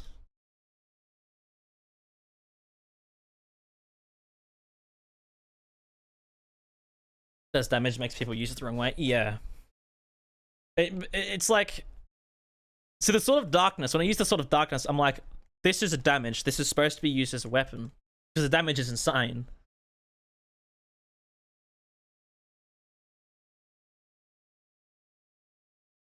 Did I just no? But when you use the sort of light, it's like this is just like for a plus 10, 80 faith, and it's doing a couple thousand damage against the enemy who's minus 40 against holy. You know, that just doesn't sound right. Okay, don't know how that hit me.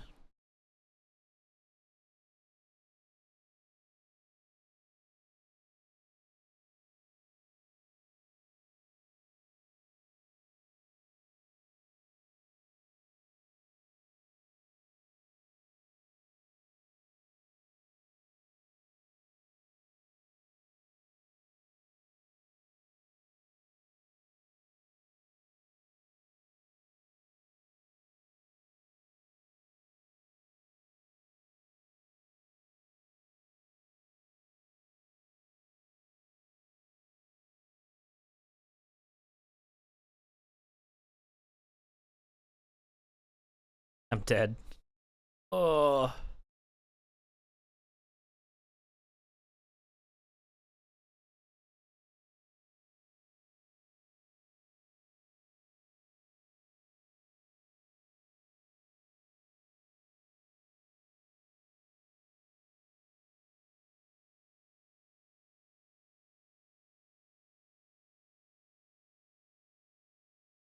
Like that.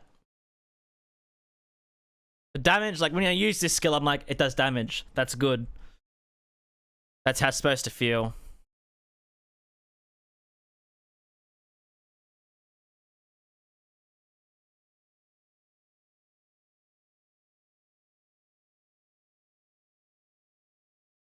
Whereas a sort of light definitely is like, oh, this shouldn't have been like this.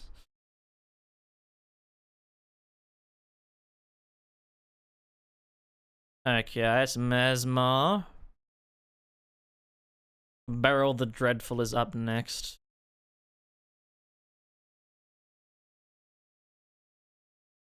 Just gonna teleport up there because don't want to have to waste 10 minutes running up there.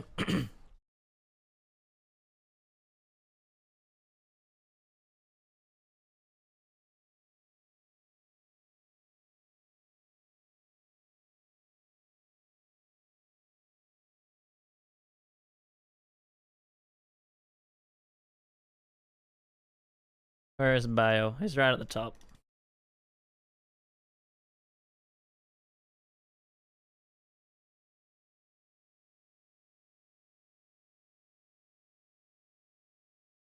I'm gonna do a very smart idea. It's probably not gonna work, but it's worth a shot. So we're gonna activate Bayo. I'm gonna come back to about, I think it's about here.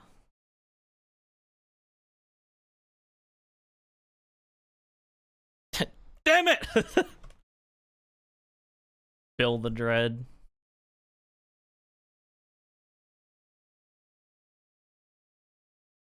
Billy the Dreadful. I almost cooked with that. Let me just. I need to figure out exactly where to stand. Like, I should look at the ground because I do this a lot, where I back up and then, you know, stand just outside his bite distance. Activate. Let's just stand. Where is he?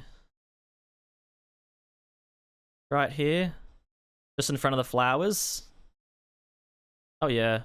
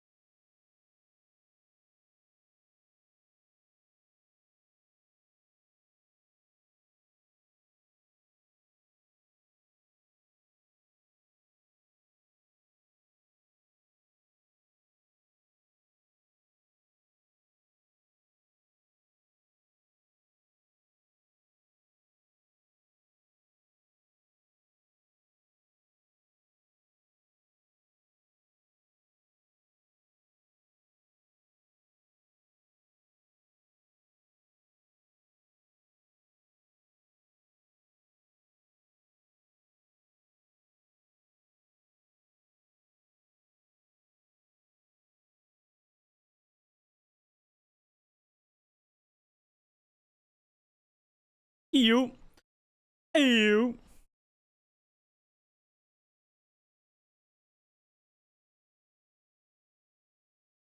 Damn, he's low as fuck.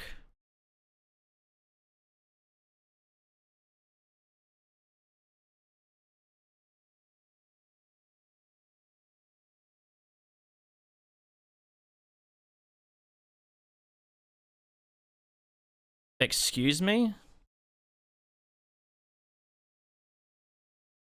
What hit me? Look at the ground. Okay, there's nothing near me. And then I just get hit. Like, the explosions go off, and it was like a solid, like, 2 seconds after the explosions went off did I get hit. He must have a hitbox on his gullet or something. Okay, looks like we have to just back up pretty close to the arena front for the,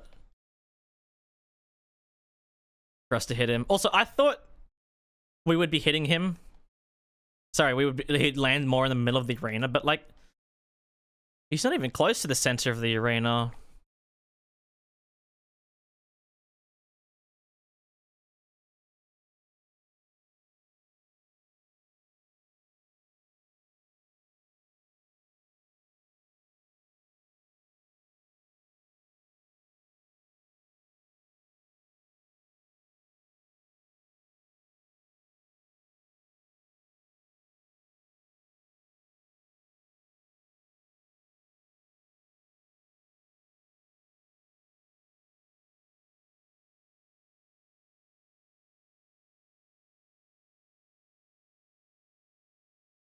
And then staggered.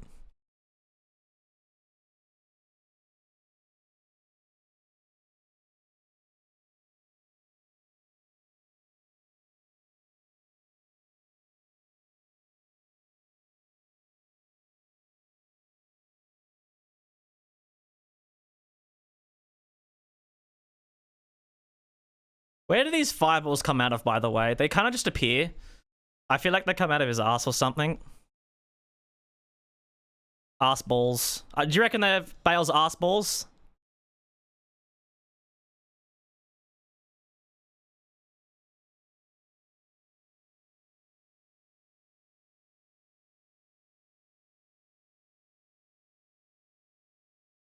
Oh, like, of course. That hitbox that I dodged, it hit me. Bio has some of the worst hitboxes in the DLC, I'll say that. Some of them are so bad, like that one. For some reason, FromSoft's like, oh, it's a good idea, we got an idea. We're gonna have this one attack, but it has 3 hitboxes that all occur at different times, so the dodging is pretty much frame perfect. Fucking nice one.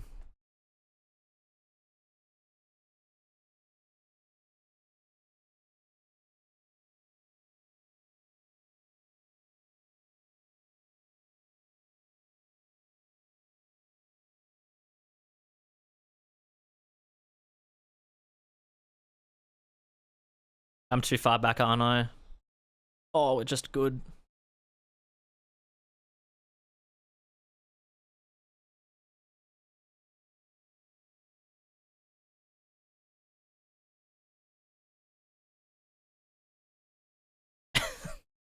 Like, what hit me?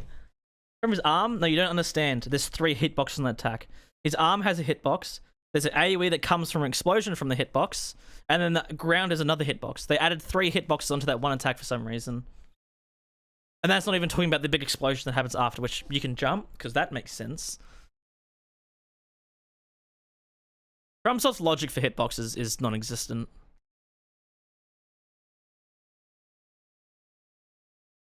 The shadows are moving.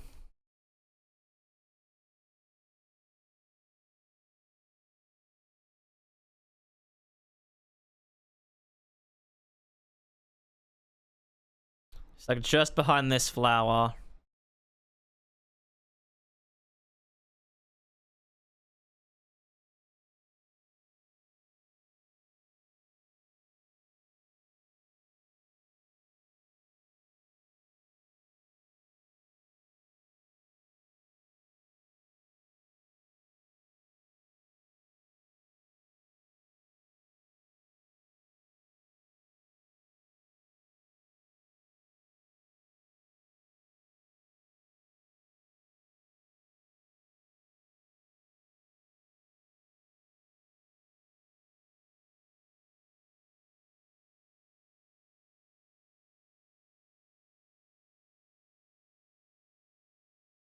His eye follows you.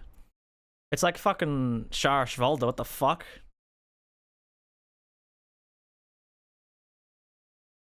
That's weird as fuck.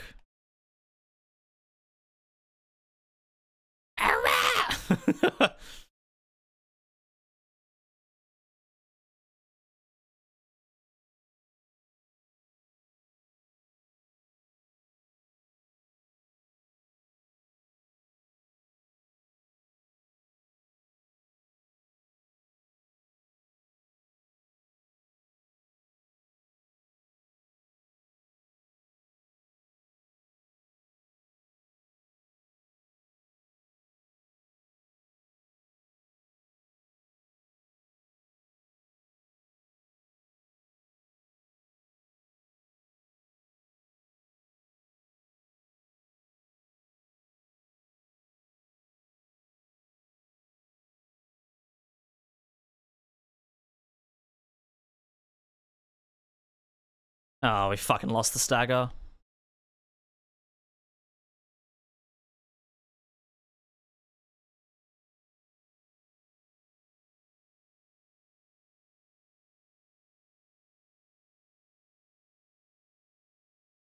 She little stinky.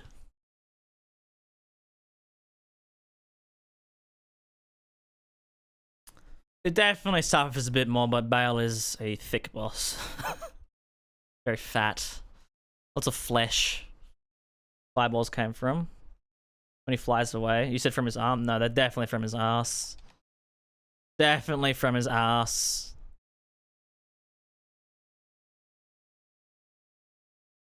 You cannot convince me that Bale does not shit just molten lava.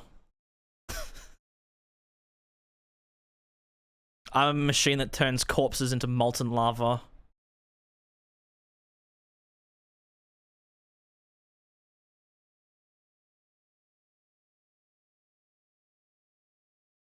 That's awesome.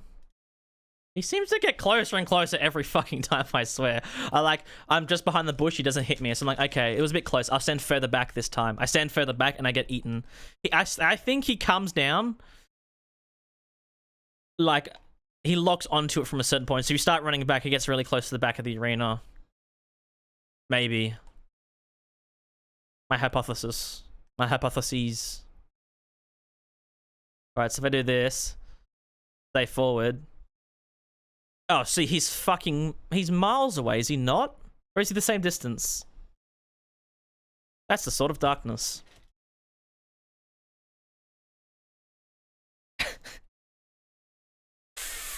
Alright, here.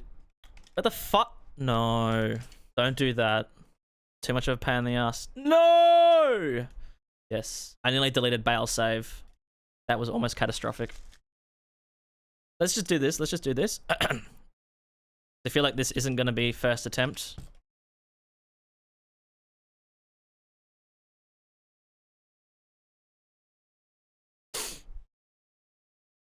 Time. 4 o'clock. I am.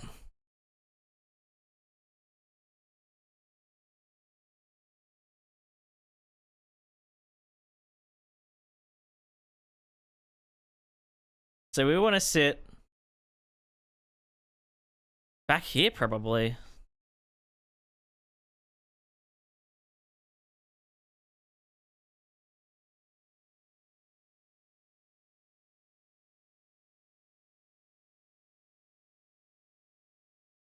It like hit all of them, didn't it?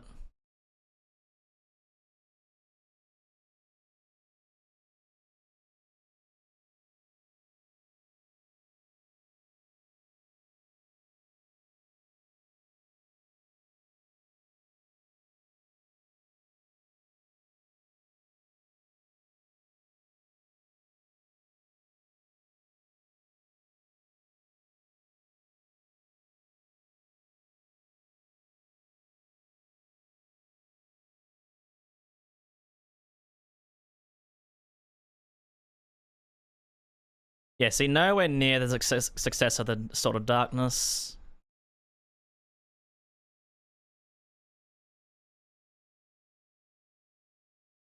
It's pretty good. Like, I'm not going to say it's terrible. It's only just behind, but We've mainly been doing melee attacks, so that makes sense why it's only just behind.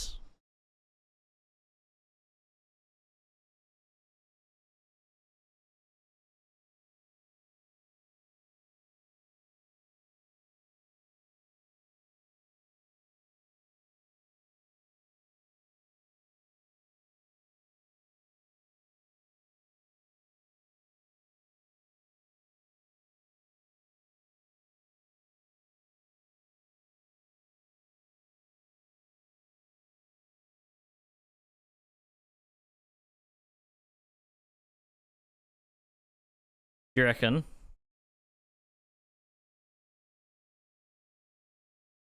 Yeah, that actually wasn't terrible.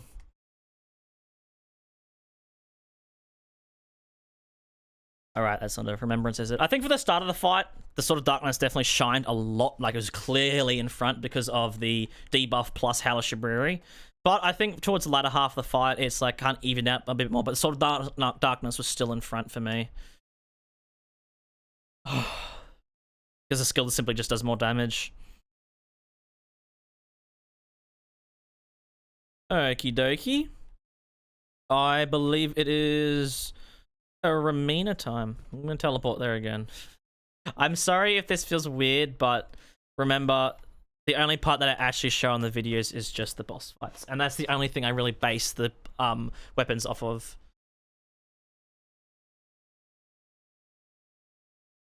Should probably touch the grace, shouldn't I?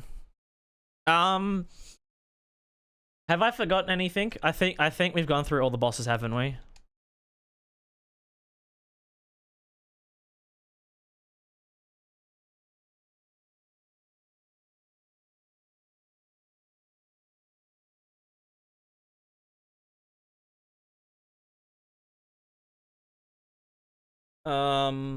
I should probably check. Remembrance, Elden Shrink. You're dead, you're dead, you're dead, you're dead, you're dead, you're dead. You are not. You're dead, you're dead, you're dead. Okay. Yep. We're ready to rumble.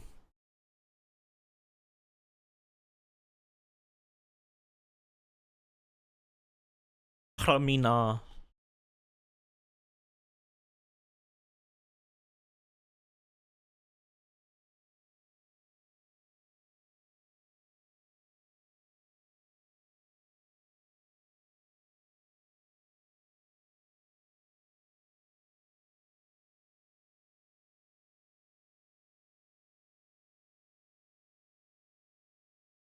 That might be phase transition. I'm a Noah.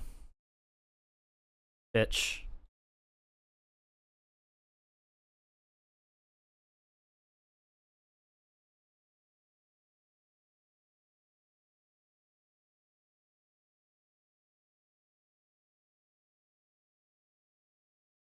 What the fuck?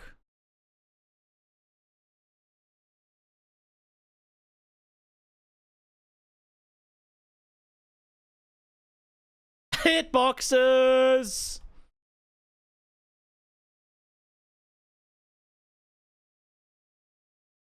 Remain a bit like, what if hitboxes existed, but they also didn't at the same time? Fucking Romina is Schrodinger. What is his name? Schrodinger's hitbox. Oh my god, that's how I describe Romina. Holy fuck, that's perfect. What the hell? Schrodinger's hitbox.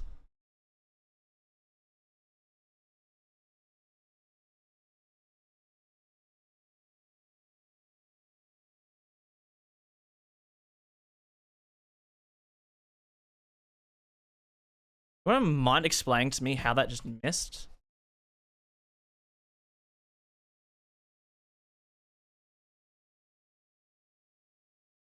Schrodinger's hitbox.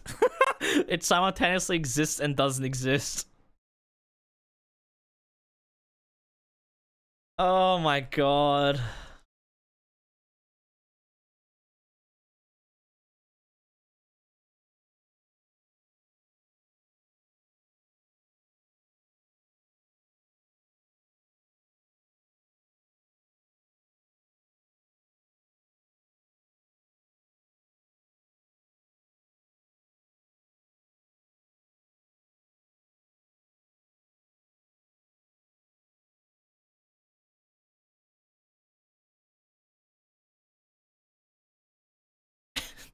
Is she ever gonna stagger? I actually need ER 2 open for this one. Why did she not stagger just then? Unless she has hyper armor or something, she triggered the attack. I don't think she has hyper armor in any of her attacks, does she? Except maybe like the phase transition and the flying ones. Which I guess she kind of was flying just then, wasn't she?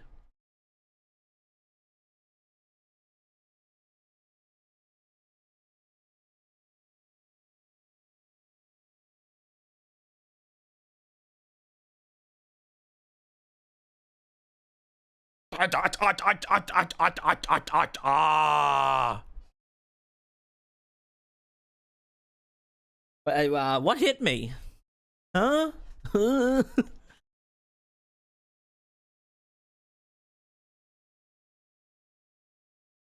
She just has some invisible hitbox on her back. Fucking showing his hitbox again. My god, she's filled with them.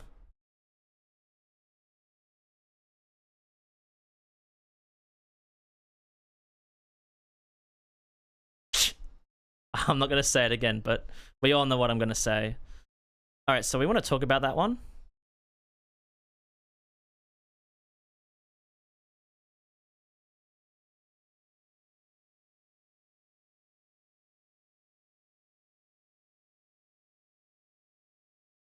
I actually can't use the buff. It's incredible.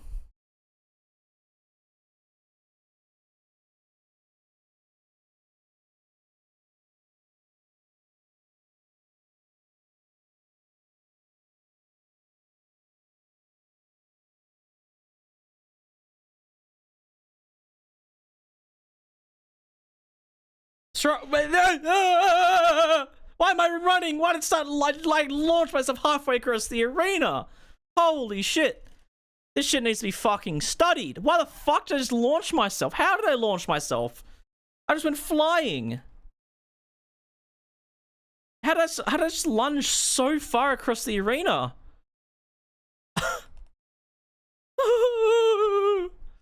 Under the fucking head. What's it called? Oh, that's awesome. I love dodging and getting hit by the fucking Schrodinger's hitbox.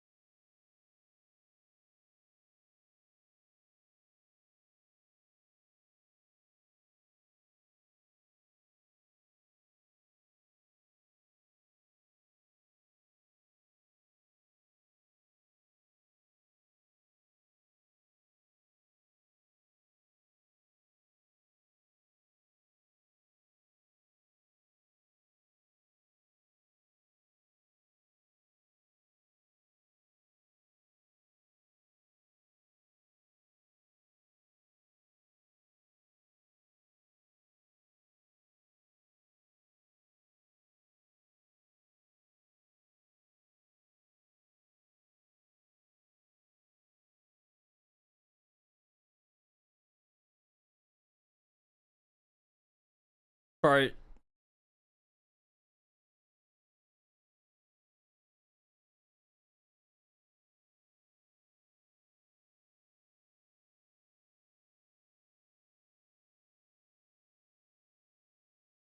Icky. Very icky. Now I get to use the way better one. I'd be curious to see what this is like with the other weapons, the meteoric or greatsword, because she's all right with fat weapons. She's not the greatest, but I think the crouching or like the rolling attacks of the meteoric or greatsword is heaps better than what this thing's stance damage is. Like it'd be a stagger constantly.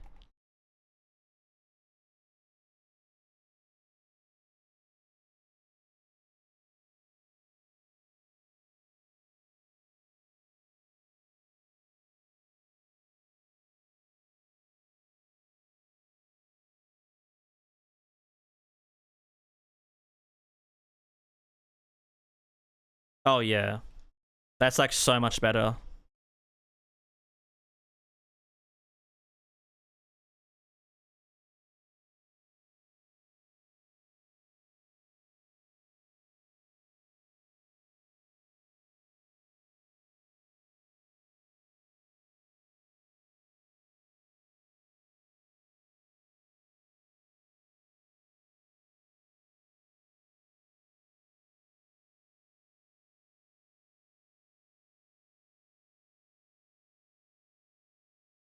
Thank you for that, Romina.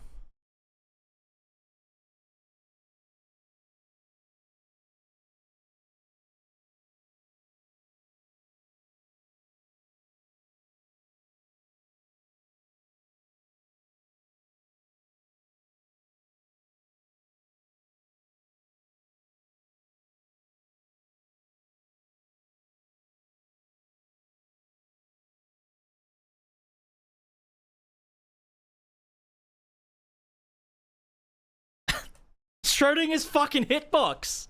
Like, what the fuck?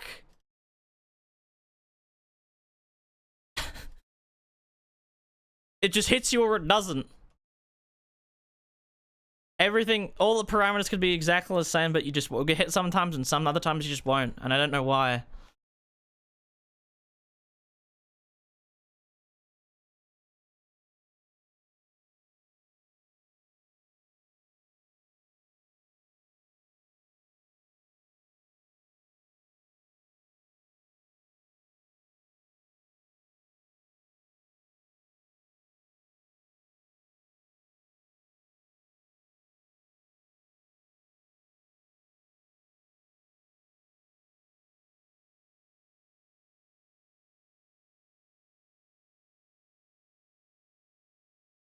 Yeah, the skill is definitely better. Like, look at that. Look how low she is already.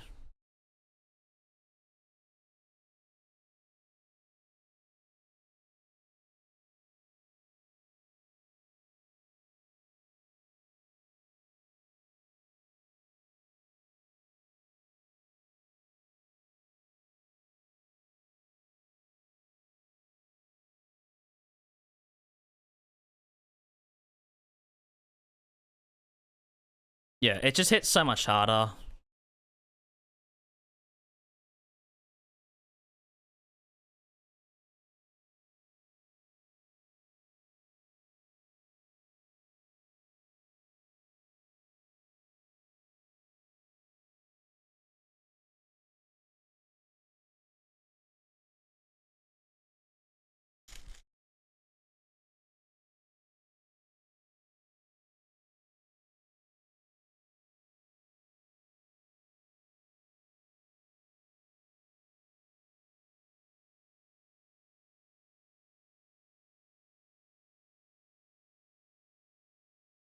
Did I? Alright, so then this 55 strength is what we're gonna aim for. Looks like we're nearly there anyways. Damn, what level am I? 136. It's not too shabby. Well, what are we ending up before? I think on the on the legendary run. Oh, sorry, the remembrance run. We're on 120 something, weren't we? So we're like 15 levels in front of that. And like 15 levels further in front of that, and we still have NPC fight, which gives 300,000 runes. A boss fight that gives 500,000 runes. Then Godskins and Malekith is like, I think with the remembrance as well, is like another 500,000. Like, not bad.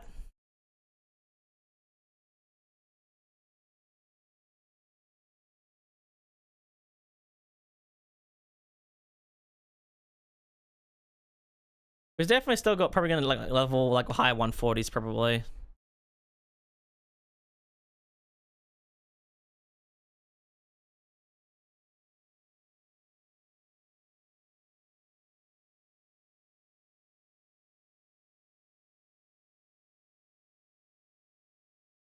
Love how that like always does 1987 damage.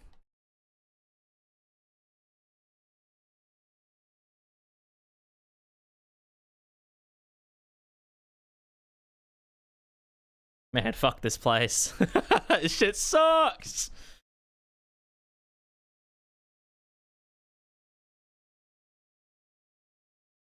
Honestly, I said I was going to do a bit of like little bit of researching at the end of this run, but I don't think it's going to be too much. Like, let's as we're getting to the end of the run, let's talk about some of the positives and negatives of each of the weapons. I think biggest negative with both the weapons is the skill takes forever to cast, right? You're pretty much guaranteed to get hit with just about every single enemy and boss in the game, unless the skill simply just kills them in one hit. The boss is like one hit away from dying. But apart from that,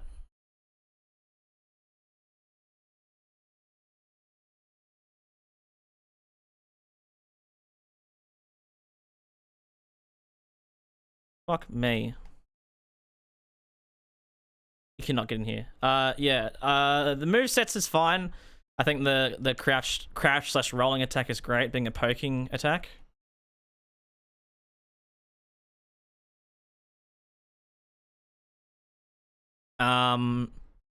Sword of Darkness's skill is better, easily. Does more damage. Doesn't do as much stance damage, but the debuff is definitely better for majority of builds. Sword of Light is pretty good. Good body buff for just getting some 20% damage, but the damage of the skill itself is terrible. Split to 5 separate hits.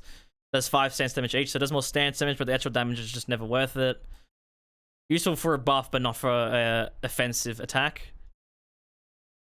The scaling is kind of a bit small. Like not much strength scaling, not much faith scaling, not much dex scaling.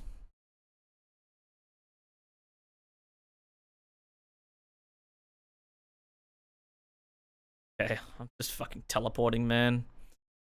There's cheat engine.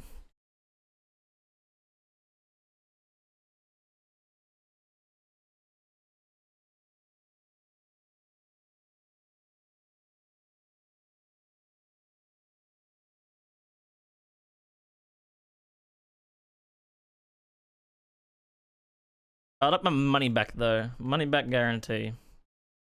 Sword of Darkness. What else? Sword of Darkness was good for NPCs. In fact, I'm gonna use it on this fight. I won't redo this fight because the shit sucks. But the Sword of Darkness is very good for NPCs, knocking them over. It seems like for most NPCs, you could probably just about stun lock them by just like spam casting the skill.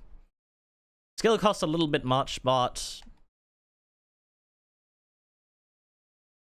I feel like for the Sword of Darkness, it's definitely worth it.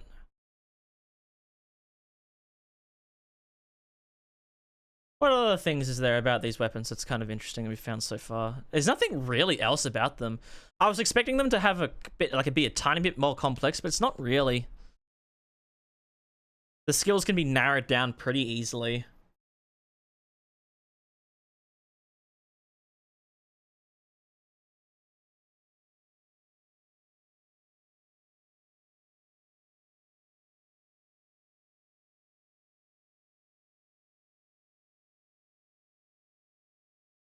See, can I be honest? I was actually kind of thinking that the Ancient Meteoric or Greatsword was probably going to be last.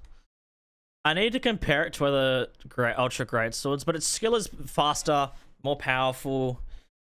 Their weapon itself is obviously more powerful, does more stance damage, has a great R2, great rolling, crouching, rolling attacks. It's kind of got everything you'd want from a Ultra Greatsword.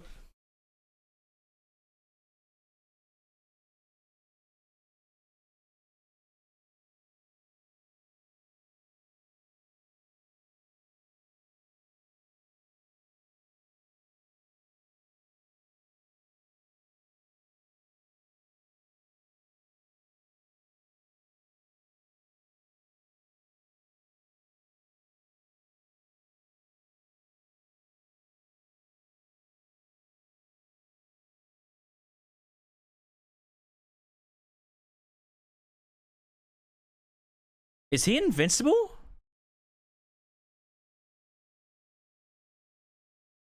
What happened? Why did the hitboxes just go through him 3 times? Did the game just bug or something? Why did the hitboxes just go straight through him 3 times? What What the fuck just happened?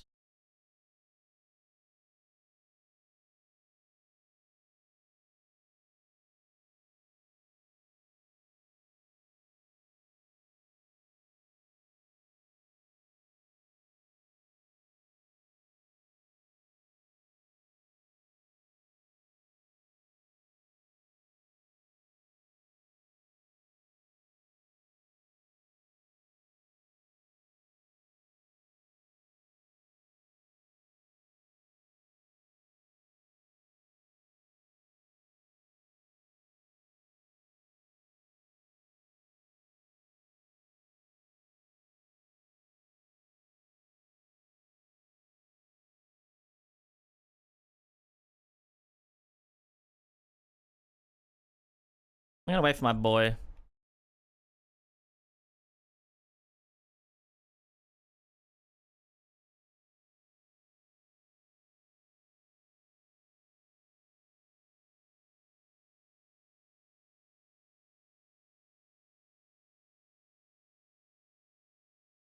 How did you hit me? Wait, how did you hit me? How did you hit me? Wait, what? What?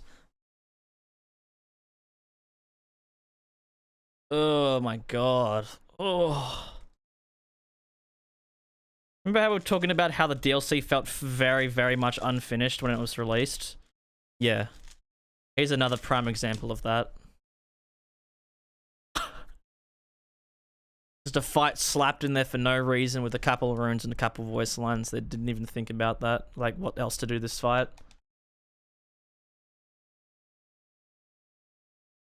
My minimal amount of FP after my Grey Rune gets deactivated as well as a wonderful addition. This definitely should have been a boss. This shouldn't have been just this filth.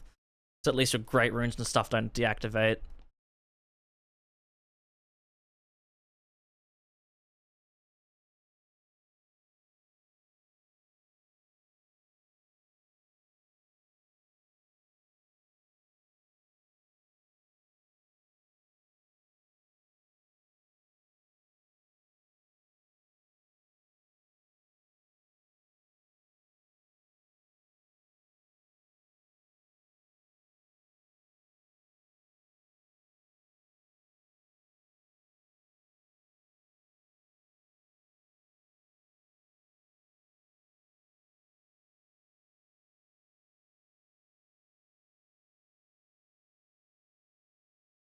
Excuse me, sir?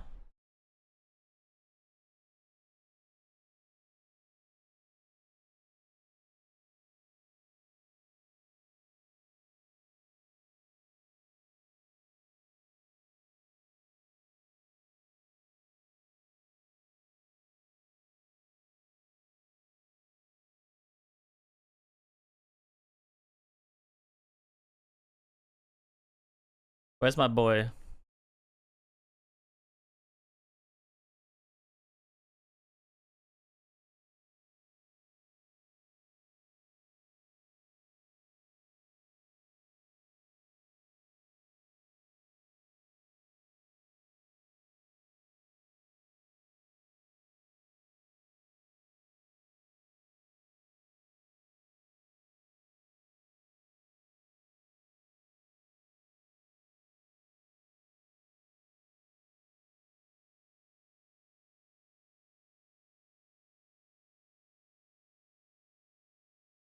Man.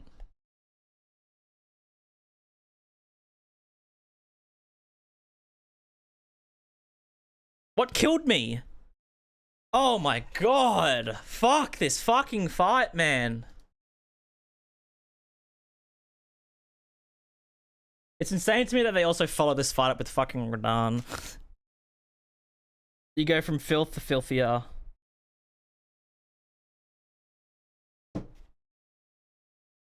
They thought they were onto something. Miyazaki thought he was onto something with this fight. They always do. Every fucking NPC fight is like, oh, there might be something here. And there never is.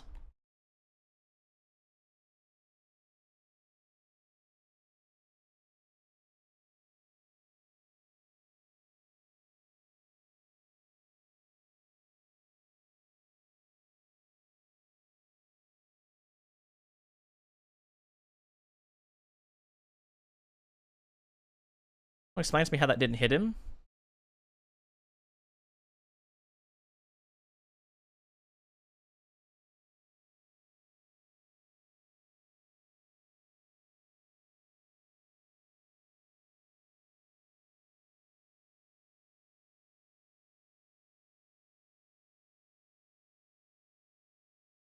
So was I blocking? Where did my stamina bar go?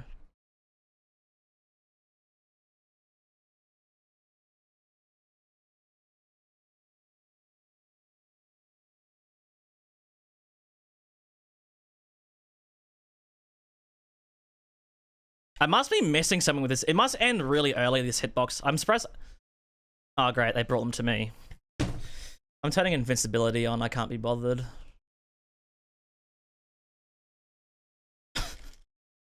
Because this isn't a fight. It's just a waste of time.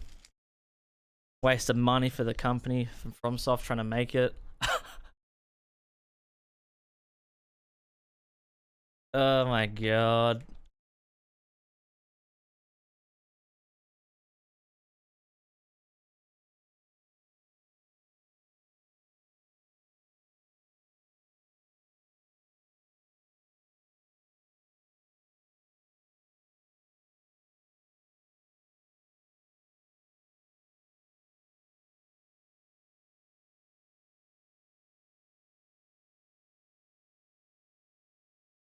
That's awesome.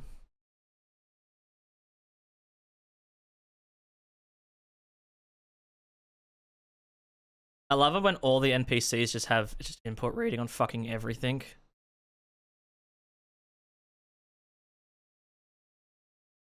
I'm so glad this fight also reduces like all of your FP. It's really good addition. It's really cool.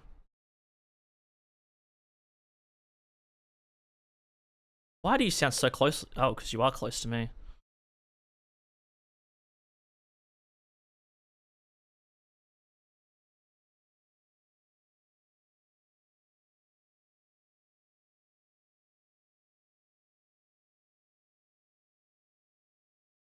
That's great.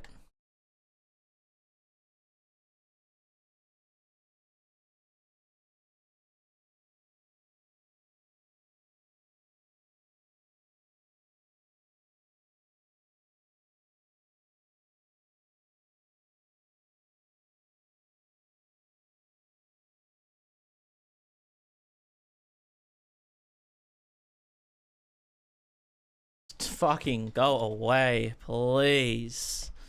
Oh, I hate this fight, man. It's so bad. God, it is so bad.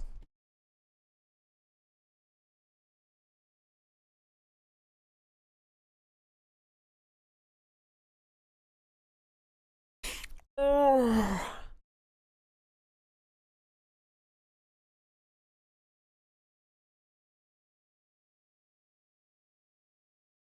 Oh wait, it's not convergence. I was like, yes, let me get the bell bearing. It's on that body anyways.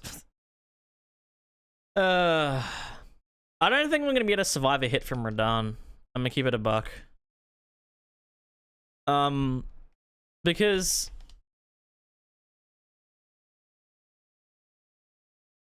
we need to cast the skill, obviously, to enable a debuff or a buff. But I'm pretty sure Radahn will one-shot us. At least the Meteor definitely will. If we dodge early into the Meteor, we might get lucky. I think if he does the, you know, the whoop, oh, and if you get caught, you get slung into the air. If he does that attack right after the spinny Meteor thing he does, that might be a free opening. If you're lucky. Hey, look, we could get 100 more HP for 2 levels.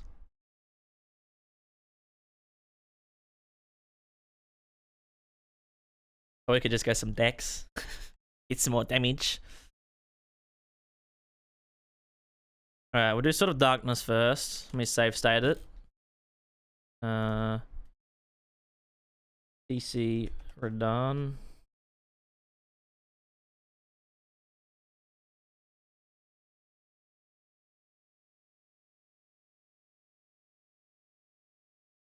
Finally get to catch one of the lives. Welcome.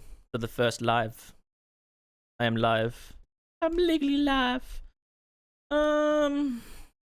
Yo. Shit my pants. What should we chuck on? What do I want to listen to? I don't even know. I kind of want to listen to this. If we dodge really early, we might be lucky. If we dodge late, we're fucked. That's what I'm saying.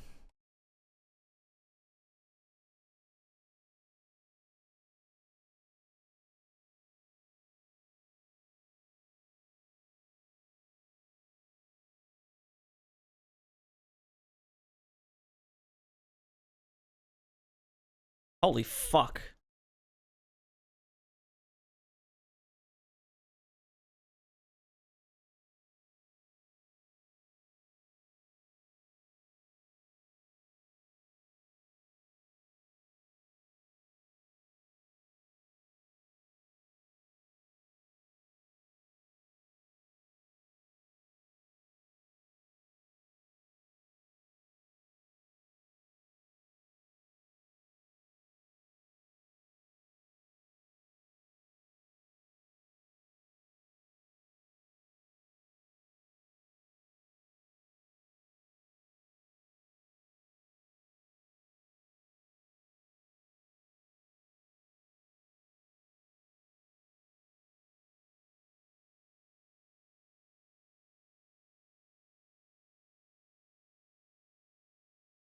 See if we can do this.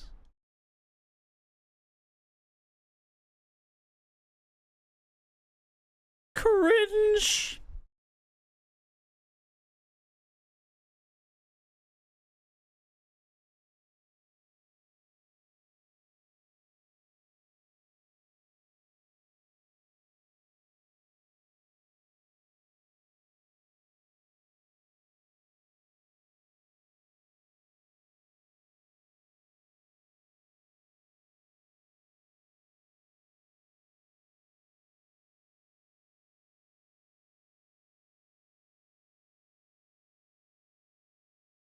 I mean, I definitely could not do the skill in phase 2. He would have just fucking raped me. But phase 1, you do get fucked, but also North, thank you for the follow, for the sub. Sorry, appreciate it a lot. First phase less resistant. Yeah, no, first phase I don't even think it's 0%, isn't it? Phase 1, and then phase 2 I think is 40. This one I don't even think I'm gonna be able to use the skill on. I'm gonna keep it a buck. I really don't think I'm gonna be able to use the skill on this weapon. Maybe for a phase transition. I'll try at the beginning. Did I? I did. I didn't mean to cast Hal Shibari.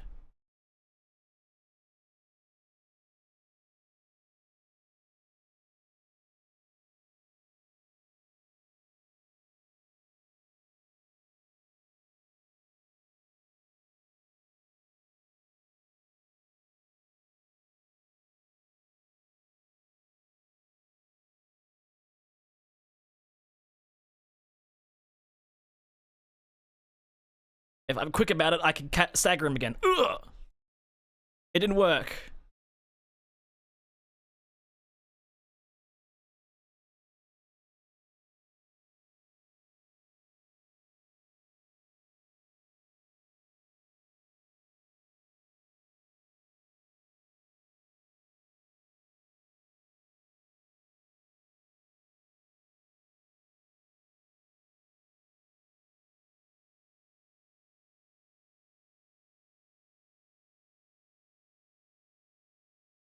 Yeah.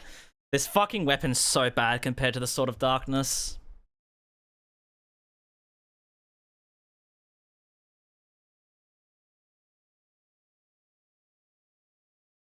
I was looking at his poise. He only had 14 poise. It should have only taken 3 hits to stagger him, and he couldn't even do that.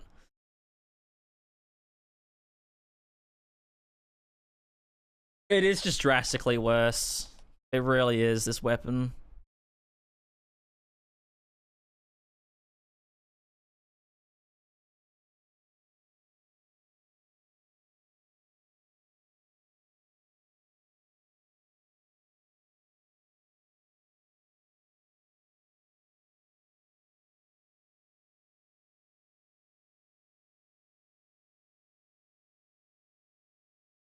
Can we do this? Oh my god.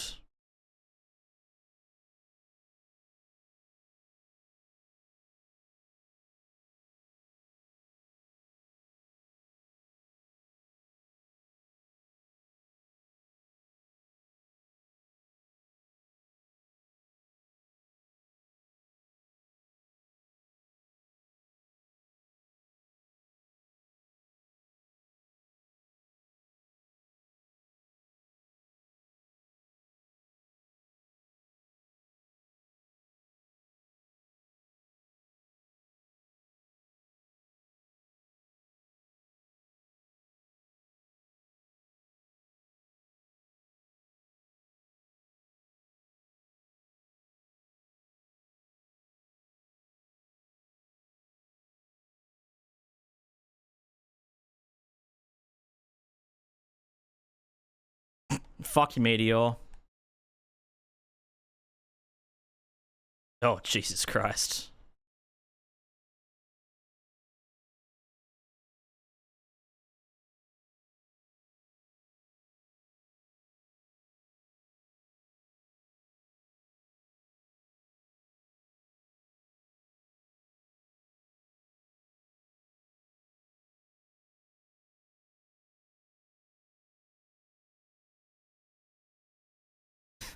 It didn't even do enough to kill him. He had 2,000 health left. And their skill couldn't do that. And that was a full hit, I'm pretty sure. That was all 5 hits. Like, bruh. Alright, there's a Roddle done. Binge watching my content on YouTube. We're experiencing the next evolution of Peak, aka just the next truly the best video. Alright, Glog skins. Voices in my head. Sorry, overacting. Oh, I hate this thing. Damage? Damage. Not much, but it's damage. I need to craft some EP pots. Alright, this... I was gonna say this can't go wrong, but these dudes are very resistant to Holy. I think these dudes are 40% resistant to Holy, so... Yeah. God skins. Surely I have a God skin save state? Yup. What of a save state called Jump and Hell? Why is there one just called Hell? Why do I have a save state called Hell? Ah, I forgot to equip the pots. Fuck! I don't check what I use. I use ER tool. I keep it on the side of my screen when I do these runs. So my screen looks like this. You can't really see... Oh wait, you can. Yeah. But I use ER tool to do all that stuff.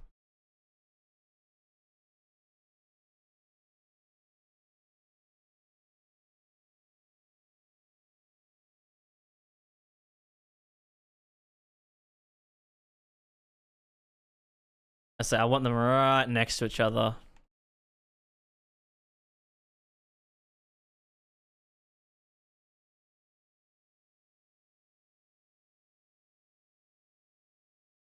What?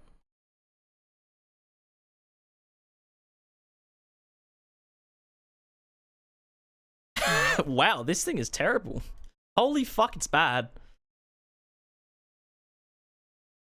I was not expecting it to be so bad. I can't even really sleep these dudes. Sorry, I can't really just use the skill. I have to do attacks on them.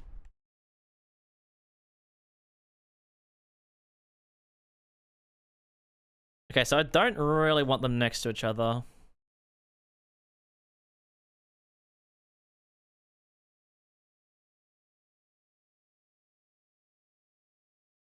So I have a theory.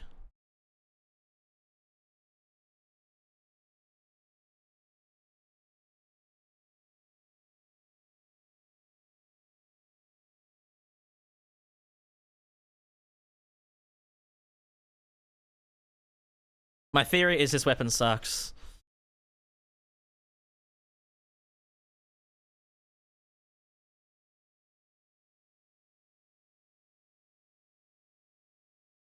There's my theory.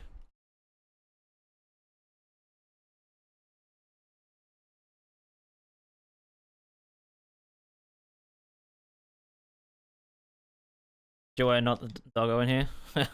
Where's Sierra? I feel ripped off.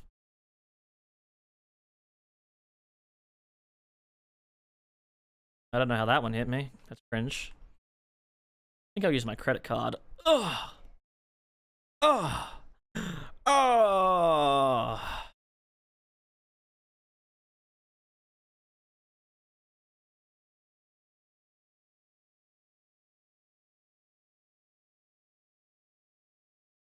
Yeah, it's not great, is it? How much do my level ups cost now? Like 130, 140? 140? Fucking hell.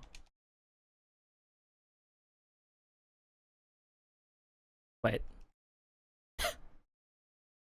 I can't do this yet. I haven't tested the other weapon. Now to do the good one. This one, I have a strong feeling that I can cast between them. And the power of, you know? I got the power.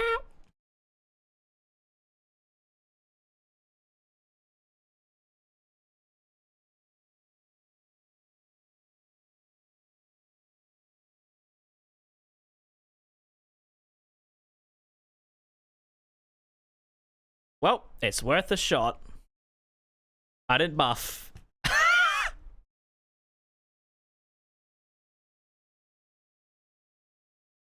But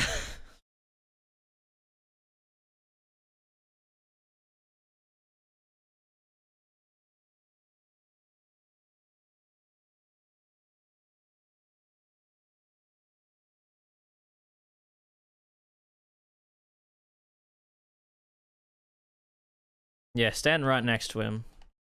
Yeah. I'm about to do 6,000 damage. It's definitely not going to be that much, but it's going to be close.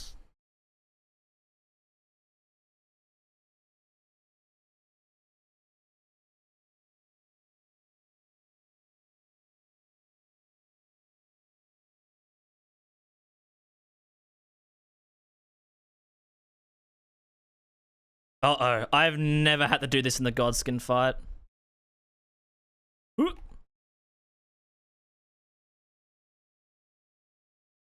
Wait, can't I just do this?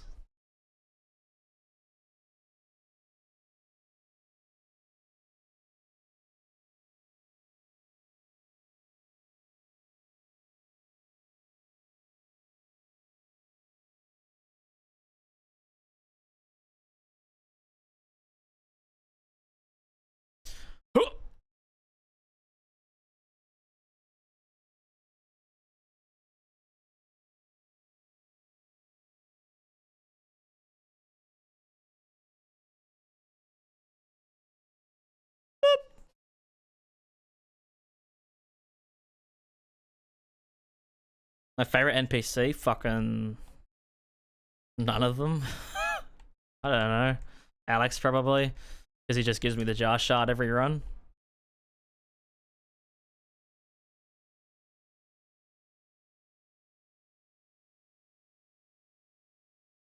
Just easy free damage from our boy Alex. Alex the Lion!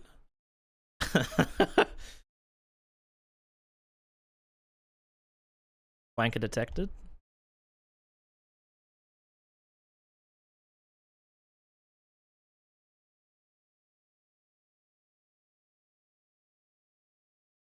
We better have a couple interesting fights. Aren't we?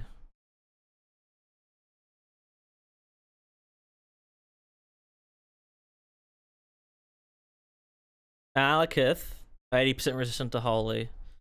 Gideon, who's just an NPC, fucking sucks. Godfrey, 40% resistant, but he gets a little bit weaker in phase 2. And then Radagon the Elven Beast. That's... not looking good, is it? Reckon we can do bird skip? I don't think I can. I gave it a crack.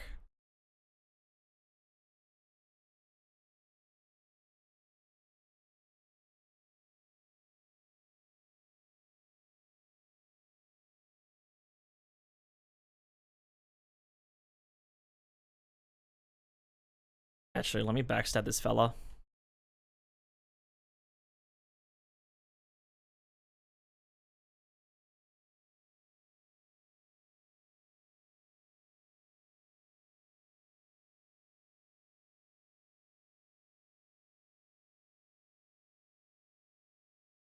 Can you fuck off?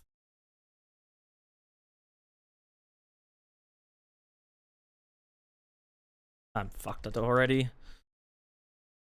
I can't even leave, man. And I'm just fucking using cheat engine to get up there.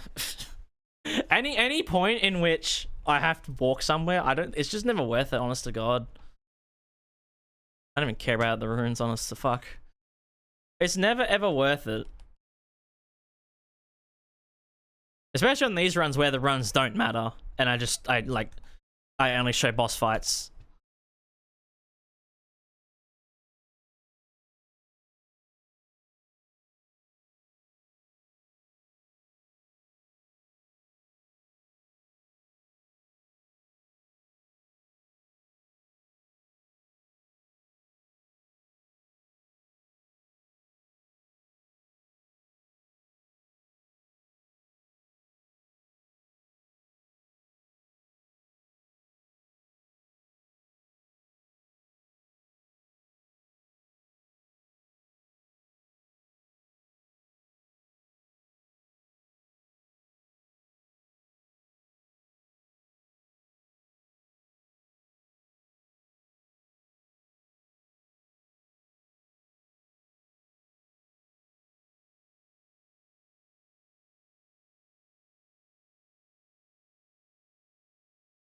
No, I was gonna do this so I didn't have to fucking...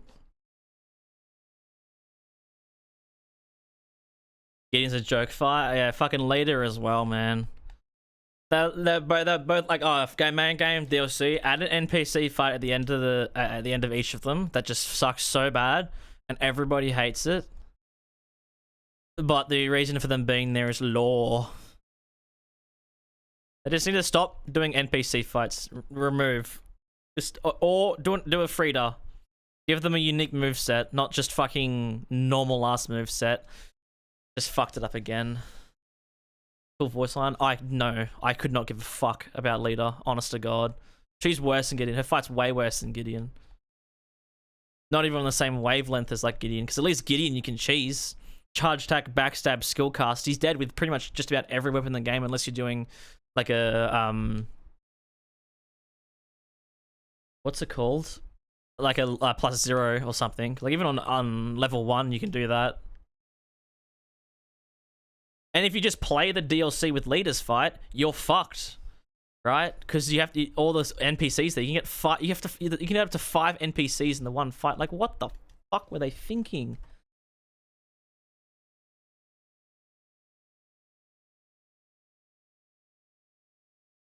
Like sure you can get little peons to help you, but fucking hell,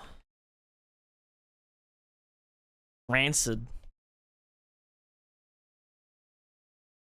Do you reckon we'd better get the whole skill cast off when he does his little double slash, slishy slashy bishy bashy, and he does the slam into the ground?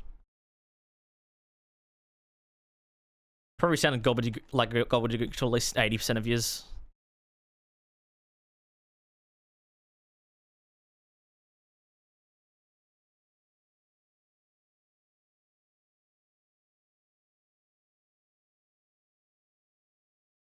How did that hit me? Oh, because there's a wall. I got hit because there's a wall behind me. Oh yes, my arch nemesis, a wall.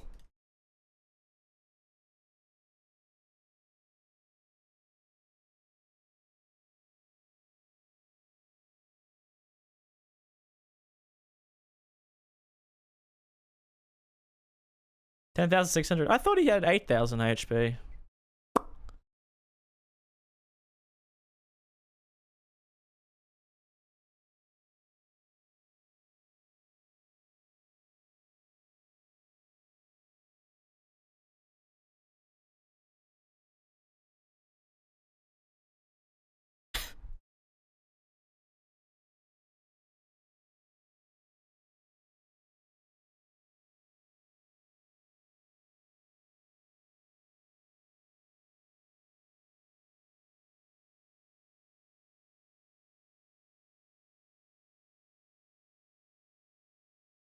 Please, sir. Give me one attempt.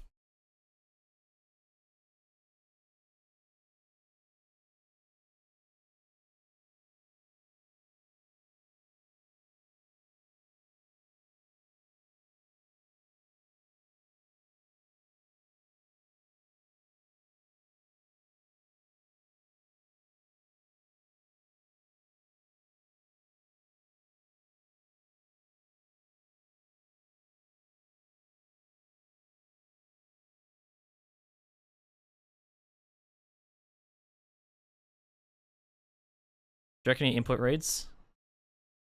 No. Good puppy.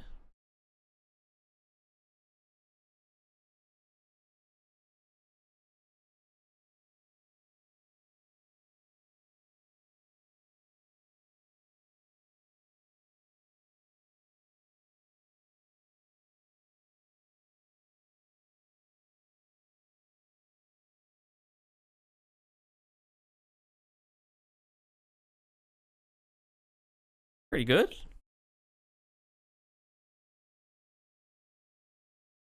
Okay, and now what does a sort of light feel like? We ain't lighting up nothing with this one.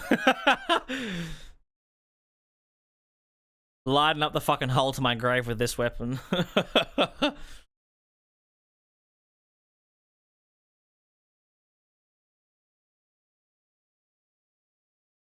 even use fucking Halashiburi.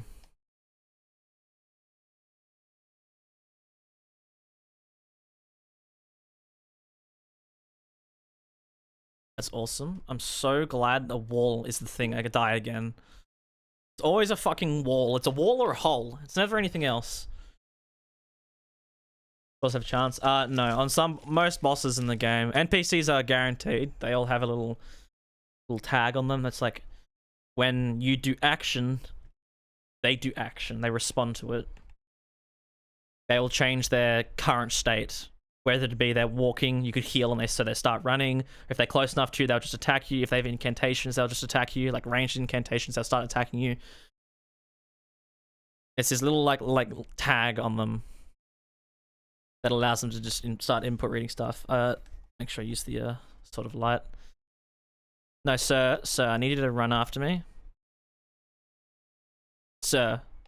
Sir. Sir.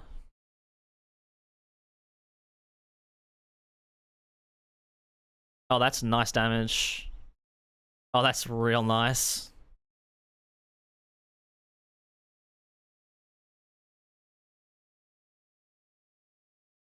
Please don't phase transition. He's totally phase transitioning off this, isn't he?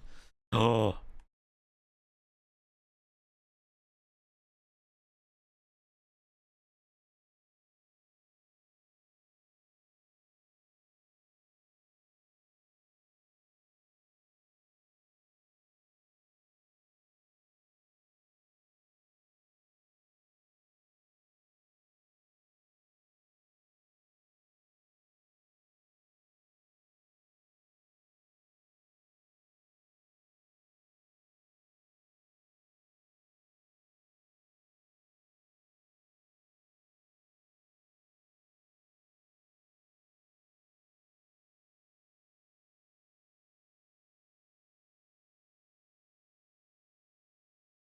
Quick! It's so bad! It's so bad! Oh, I'm not ready for Radahn and... sorry, I'm not ready for Radagon and Elder Beast. Oh, fuck! Oh... How much? They do like fucking like 600 damage or something. Golden Vow active, the skill buff active. So we had, from buffs alone, minus obviously the 80 faith we have and a plus 10 weapon, we had 10%, 10%, 12.5%, 20%, and the skill was another 20%. We're doing like 100% more damage and it hit like fucking 600 on a staggered enemy who takes 20% more damage as well. Holy dooly! It is so unbelievably bad.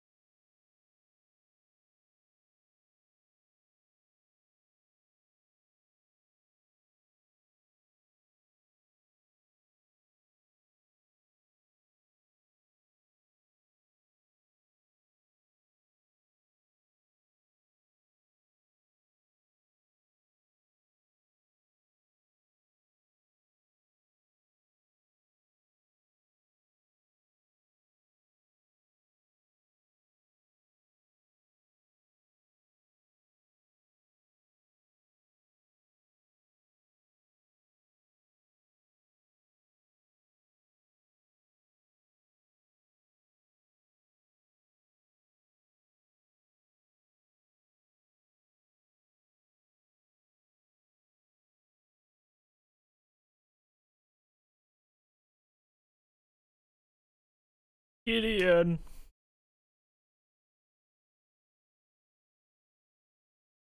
Alright, so I reckon I just go for like Golden Vow and Hal Shimuri. Charge attack, backstab, skill.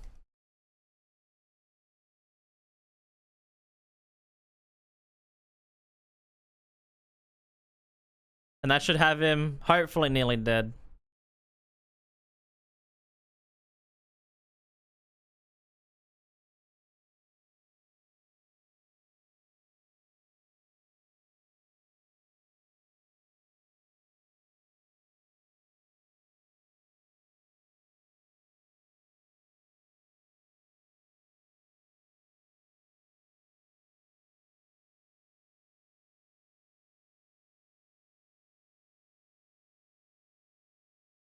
Why does he just...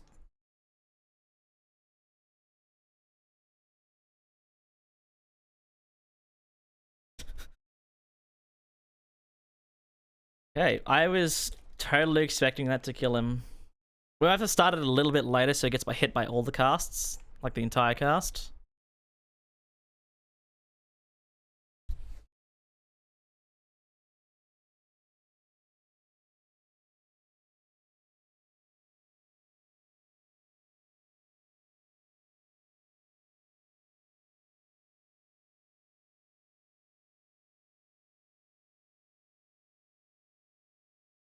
So if we pause for a sec,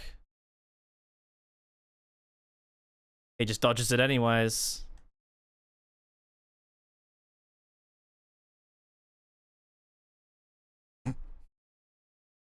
Okay, sort of light. Sucks. Now I'm expecting this to do charge attack, backstab, kill him. On skill cast. That's my theory. All remembrances? No, all DLC remembrances. But any percent base game. Plus Mog, obviously.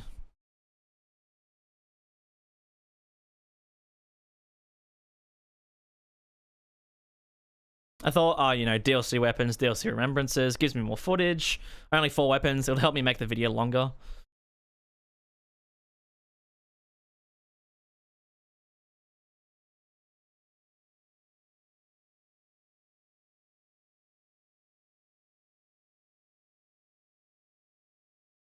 Oh yeah. Easily. Easily. Favorite boss? Mog and Mesmer. It's been like 6 months since the DLC released, but I still do not know which one's my favorite. It's between those two though.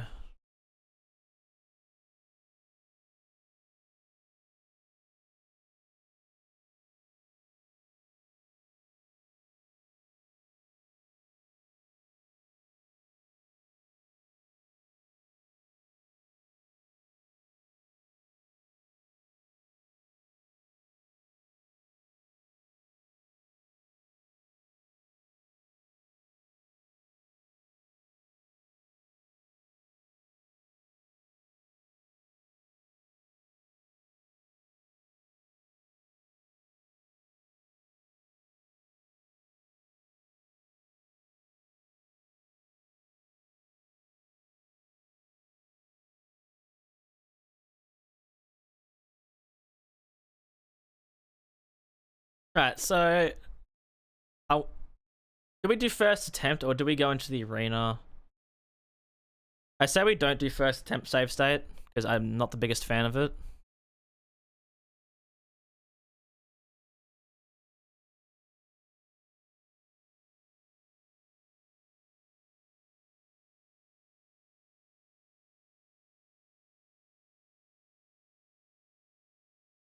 Plus, I think we can actually get a proper opening for the skill cast at the beginning of the fight.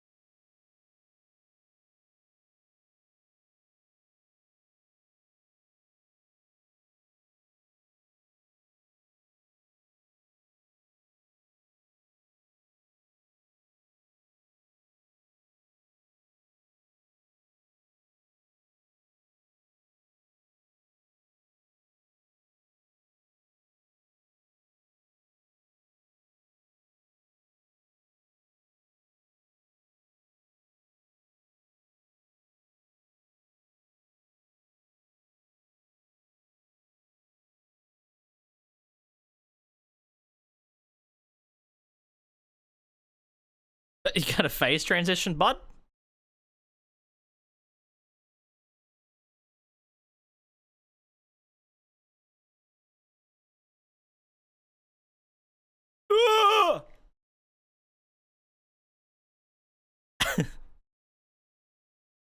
Eh.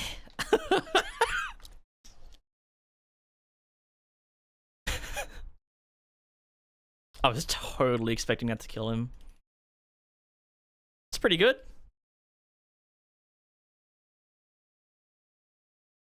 And now for the sort of light.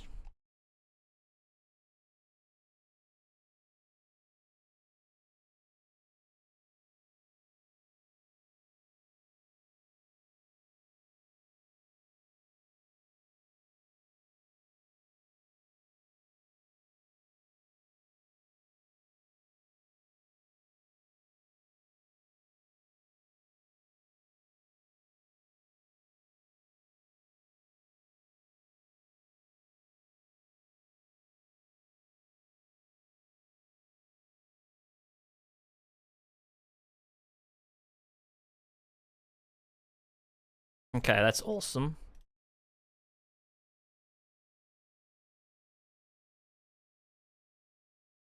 I hate this weapon. The skill, because of the skill, it just makes it feel worse in every way. Even though the weapon technically is the same. I mean, it is. Sir.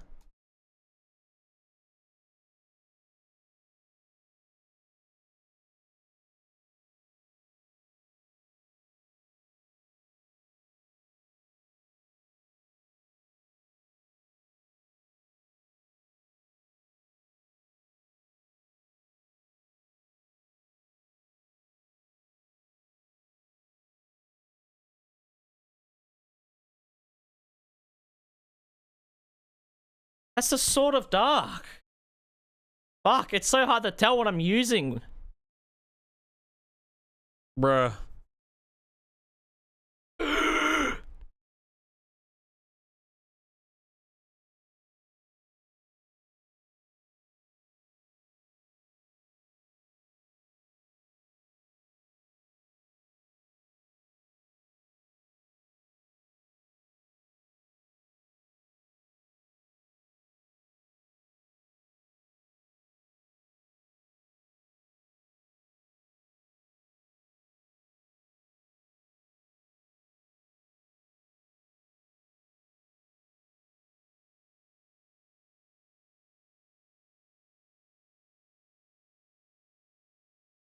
Oh, it's phase transitioning for sure. Ooh.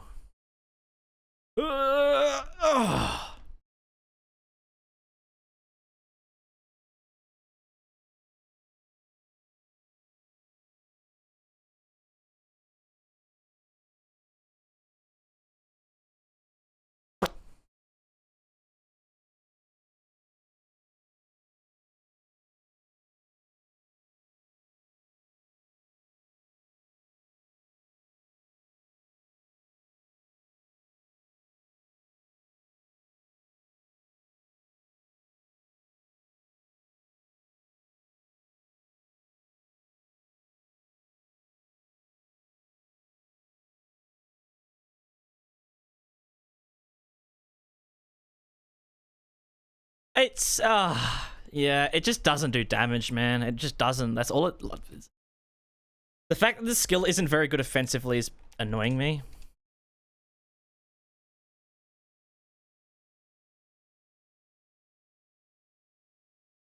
Does it go more? Oh no, definitely more. Because even though I'm like, oh, I know the bosses, I know what to do, I know how to do this, and where to find stuff. Even though there's like not much more to figure out, there's still so much stuff that surprises me when I use a weapon that I haven't used. Like the poison hand is like, oh, I can't be that good. When I first used it, it's like, and I did that run, I was like, holy fuck, this thing's just the most broken thing fucking ever. There's still so many things that can surprise you. And it's definitely kept me going. And with Convergence mod, that's obviously been a huge fucking spark in why I keep going as well. Like, Convergence is a massive reason.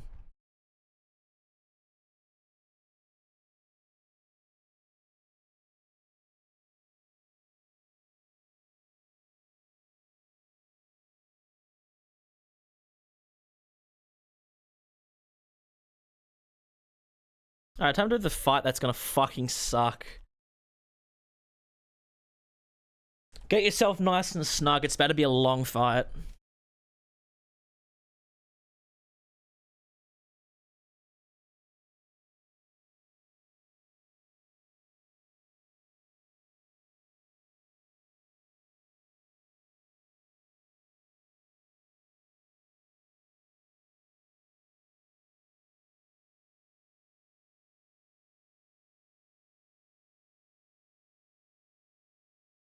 Oh yeah, that's some good damage.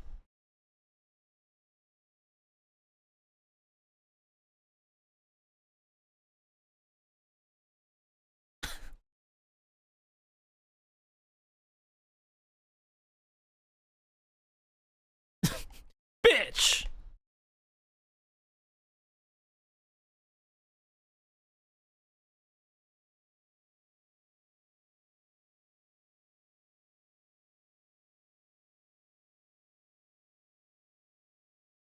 Uh-oh.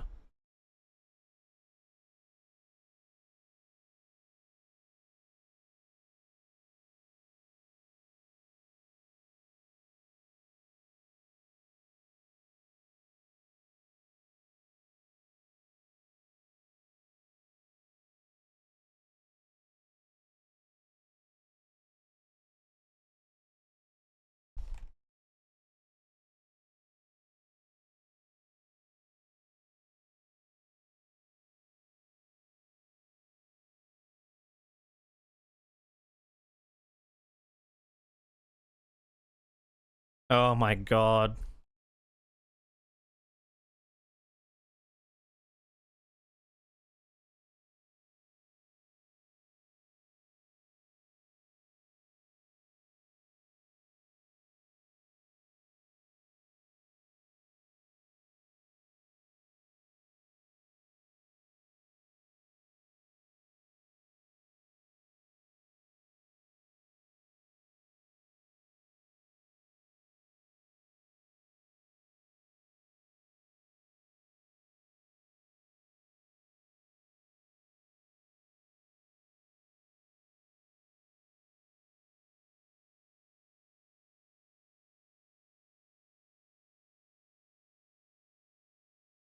Where's the thing?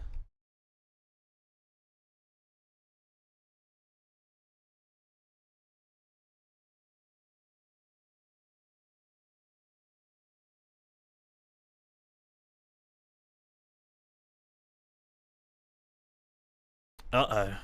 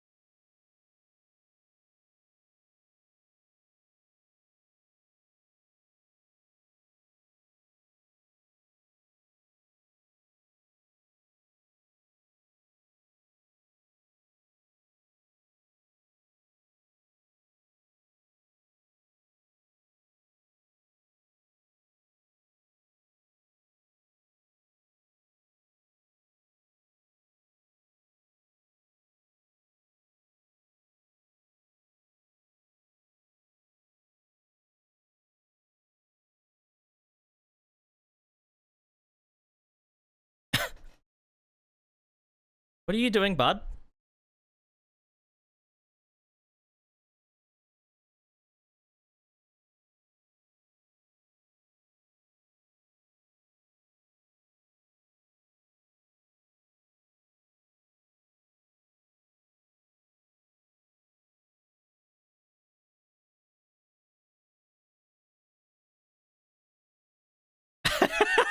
$300 damage. Woo! Fucking hell. That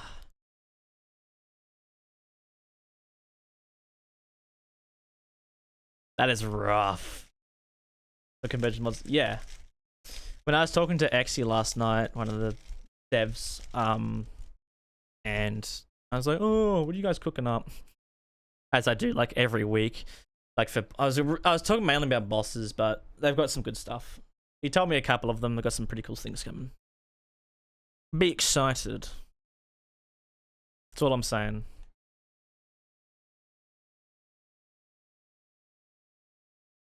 I'm not saying much, but what I am saying is good stuff. Good stuff is coming. Alright, so I have an immediate... This is the sort of light. I've got the switch.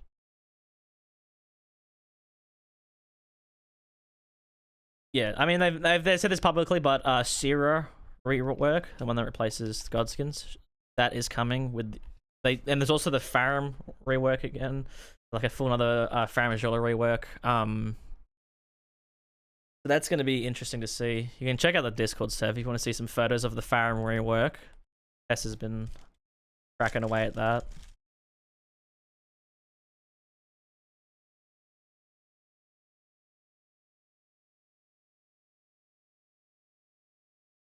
He parries this.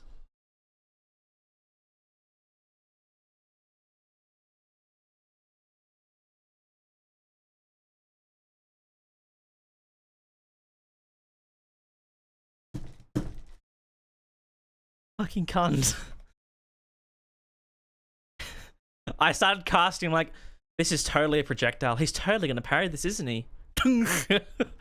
Oh!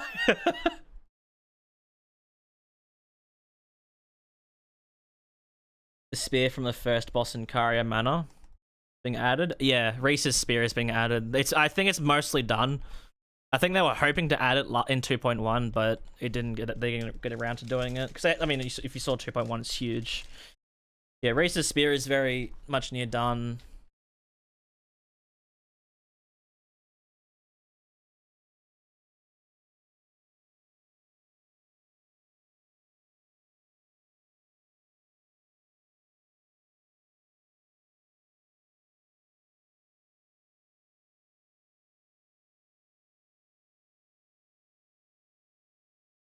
How the fuck did that hit me?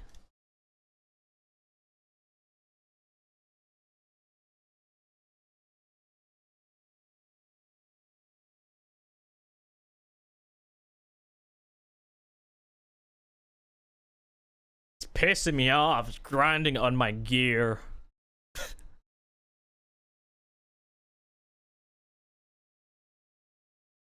I wonder if we just try and go straight for stagger and stagger him with the skill. It might be safer, but also this is funnier.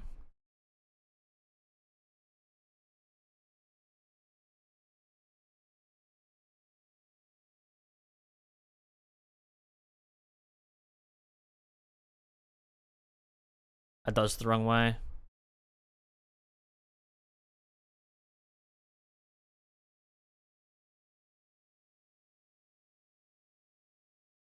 I dodged the wrong way!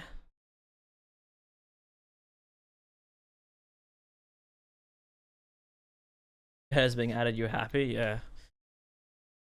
And then Reese and Iron are fucking sweet bosses as well.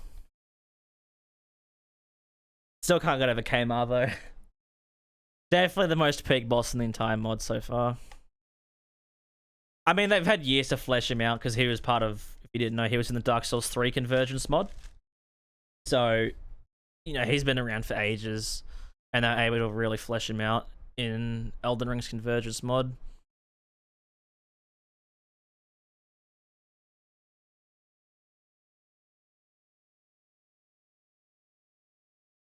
That's not Hirishing, is it?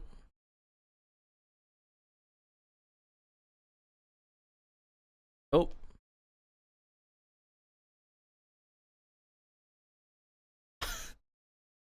Chief, did you forget where I was? He just faced the wrong way.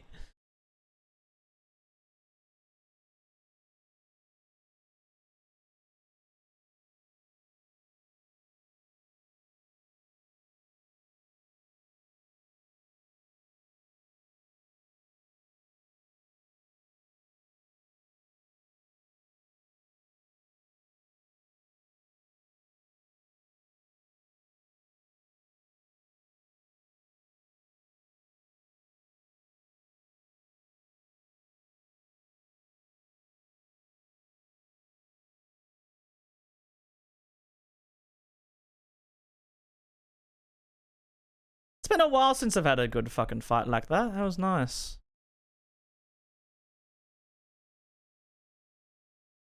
Well, that didn't exactly work, did it?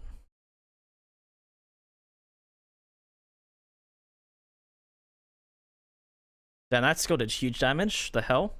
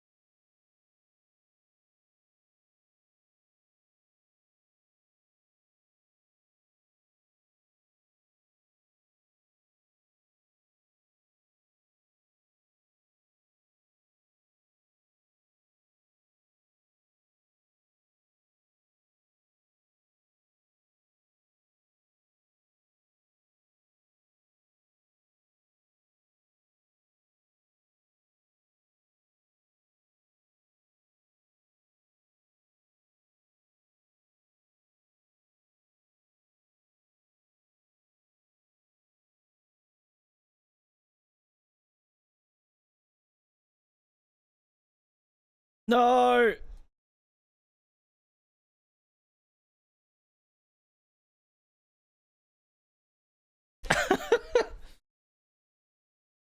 Alright, sorry, how much damage does the skill do again? Oh yeah, that's sweet. That's some awesome damage. Actually, probably don't want to do that here, do I?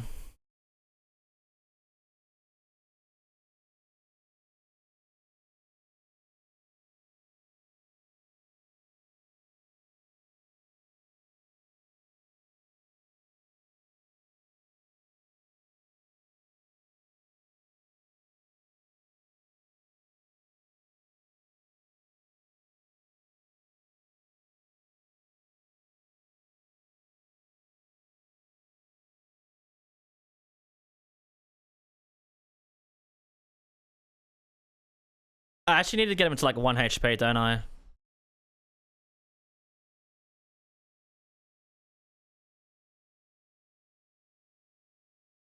500 damage. Woo!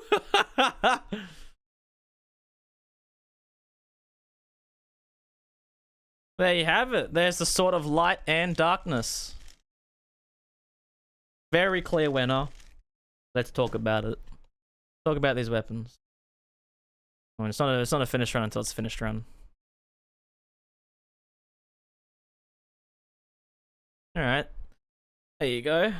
Now it's about the same time as the Radahn sword, which is what I was expecting. But we actually did all remembrances in DLC, so it's pretty cool. Alright, let's talk about it. Let me get the Word document up quickly. The other Word document up.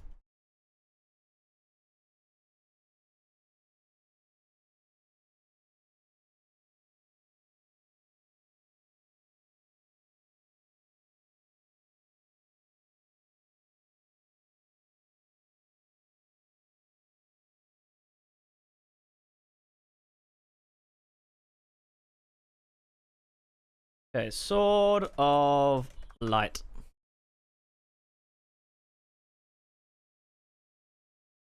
So, let's talk about all the shit we have to talk about. Firstly, what is its scaling looking like? I had it pulled up. So, they're both the same.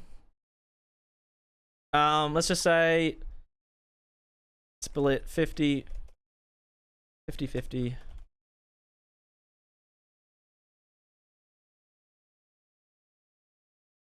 The 50-50 between physical and holy. How stronger with physical.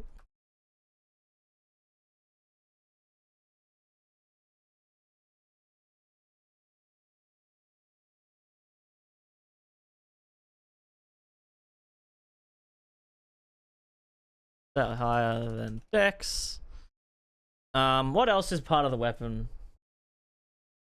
That's like damage. I wanted to check. Do our little troll testing.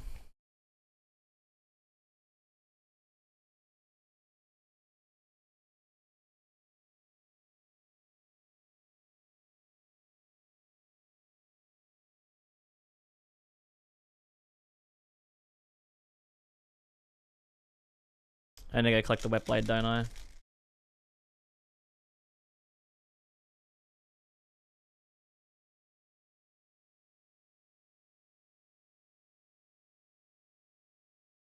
Because I wanted to check like a Sacred Blade broadsword compared to these guys in terms of just damage output. You know, it's similar stats.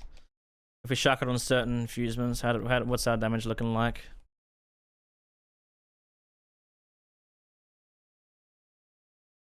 I think we should be able to. I think there's an unlock all wet blades, isn't there?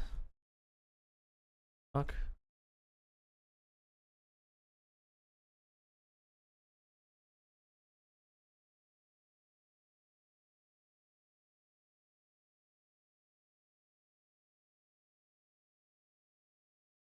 So let's just try on the Sacred Infusement first. Oh yeah, what the fuck? It's heaps higher. So if you want holy damage, broadsword on with Sacred Blade on Faith on like Sacred Infusement. With this, 266. Sorry, wait. How much is that? It's 90. So it adds 90. But like, look at this. Look how much damage, more holy damage this is. 266. Ridiculous. It's actually like 200 more holy damage, right? But then maybe you don't want that holy split. Go Ashes of War, Sacred Blade.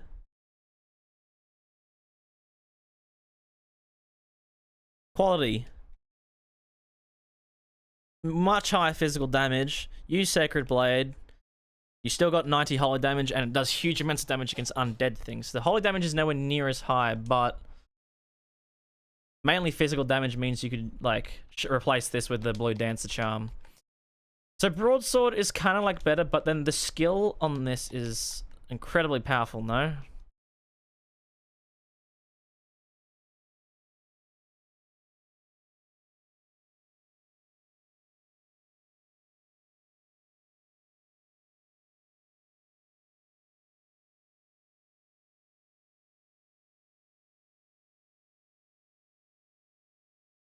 $12.33.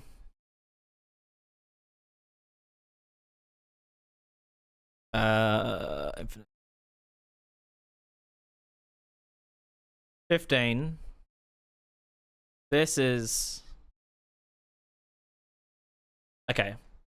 Skill does just hit fucking way harder, and then if you cast it once and cast it again, look at that. We accidentally one-shot him, even though his HP was locked. So there's huge amounts of damage, way more damage than Sacred Blade. So Sacred Blade would definitely be stronger against undead things. Absolutely.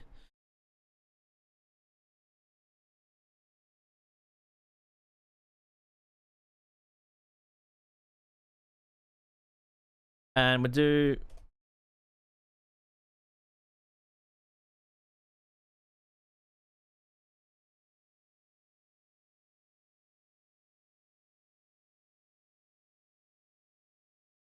in fact, I should make that more specific. Poking. Because poking attacks are the best. And then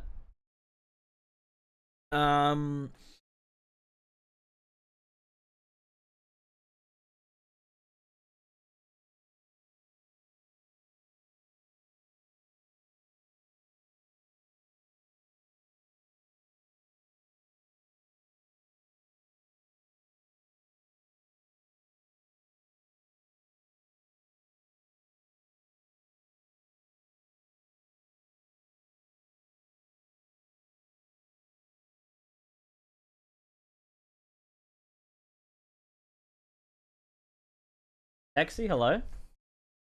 I'm doing good.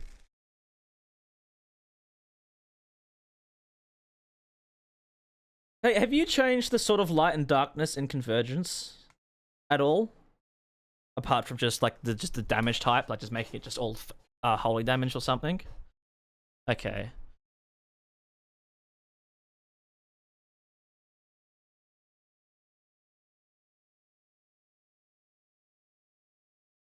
So how much damage does this one do?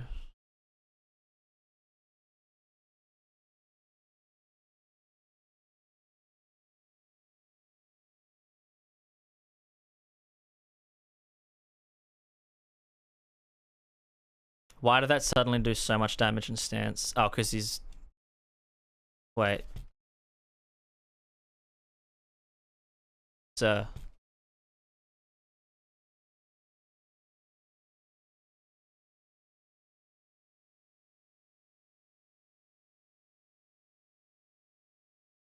$3,000. So it still does more. So the Sword of Darkness always does more.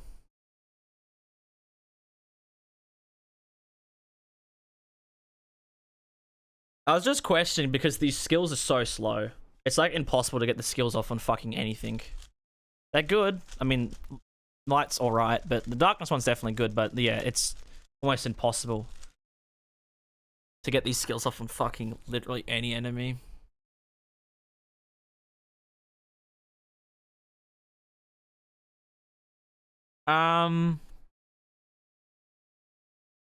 Dealing 5 stance, yeah. I would say dealing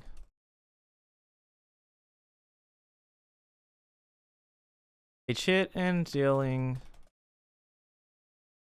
only the damage still isn't very high. There's not too much to say about this weapon. Oh, obviously the buff, right?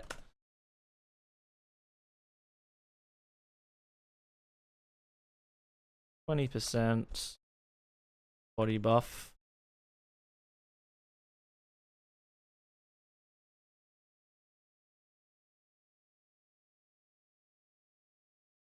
I should probably just do like a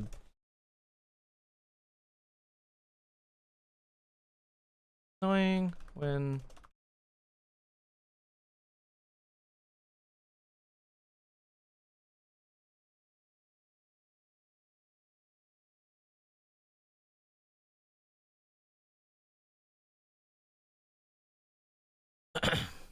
had a hard time getting out of bed. Is this an age thing or you just didn't want to leave bed because it was comfy thing?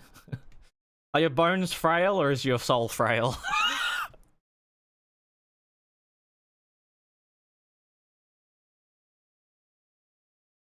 Comfy, okay. An age thing or soul.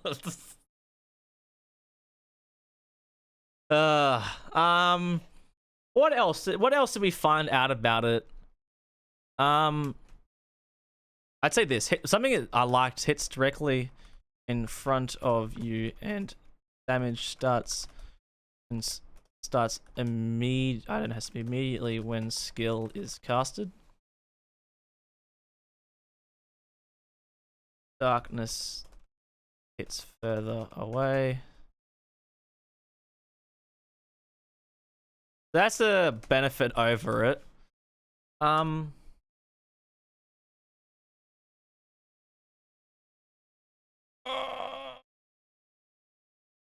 man. Darkness is further away to activate, yeah. Rather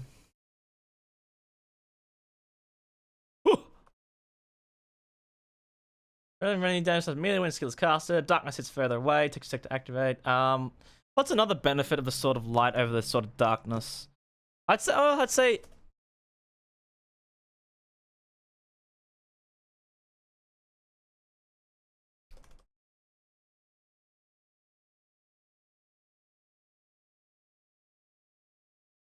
not a offensive attack.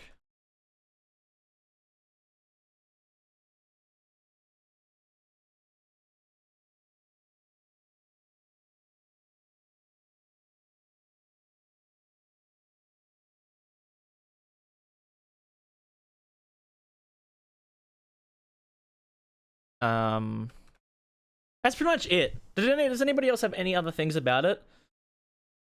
I think for the most part, this is like all I could say about it.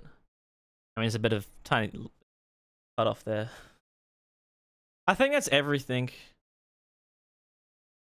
Like, obviously, this part That is obviously all the same on the Sword of Darkness.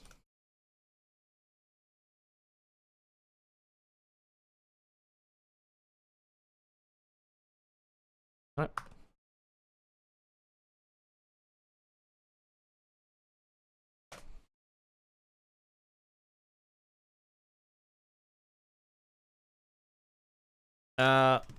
Yo.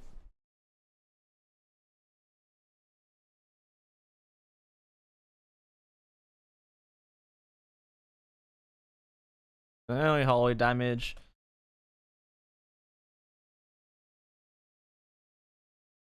Does anybody know what the degrees shortcut is?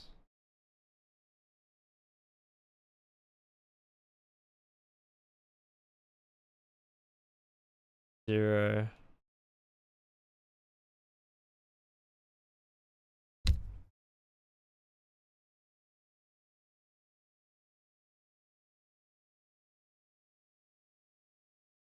Did Glint really need another Glint blade? It needs all the Glint blades. What do you mean?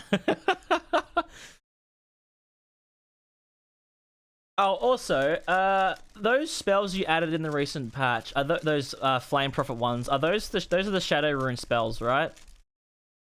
Or are they getting added into the other runes? Because the Mesmer... Oh, was Mesmer stuff spread across the other ones?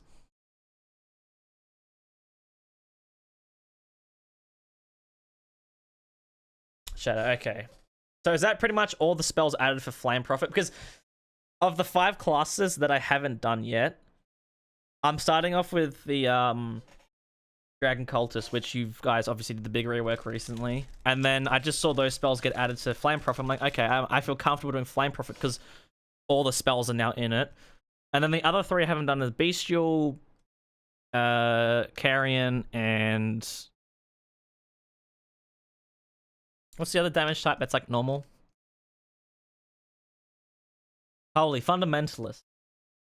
So I'm wondering, in terms of just the spells that, like the Shadow Rune spells, how are those 3 classes going? Because I know the Shadow Rune currently for Fundamentalist has a couple things in it now, once you go to the Shaman Village. But I don't know about the other 2. Because I don't want to do them, and then like a week after I do the run, and I release the video, it's like, oh yeah, here's the Shadow Rune spells, you missed out. Let me do this. 360.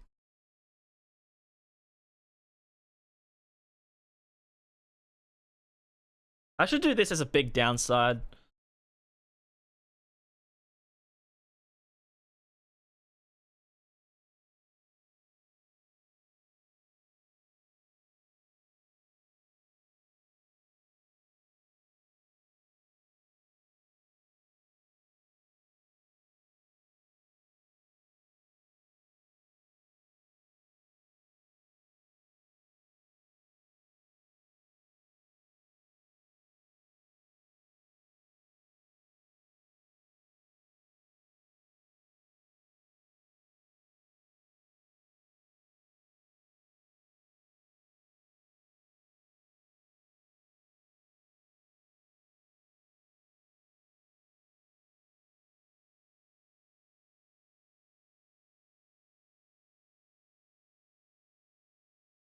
Probably get some tweaks, but not much. Okay. Do another content patch soon. Only bugs. Yeah, well, I'm probably not going to start those runs until next year. Like, I'm probably not going to do... I'm probably only going to do one of these runs per month, and I'm probably not going to do the Dragon Cultist till January. The Flame Prophet till February. Like, I've pretty much got all of December planned out in terms of the videos I want to release. Like, I got Convergence Bare Fist, Convergence Series 2 Finale, which I just need the weapons for, Dragon Communion run in base game, and probably like the Halberd run or something. Like, I think I'm probably not going to do them until next year.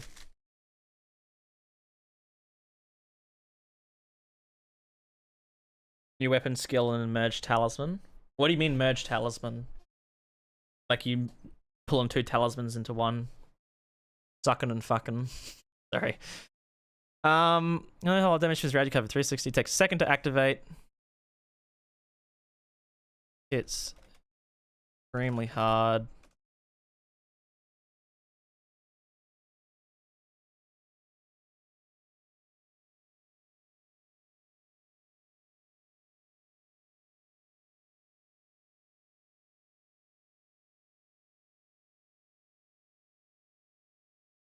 Human Clement Mania.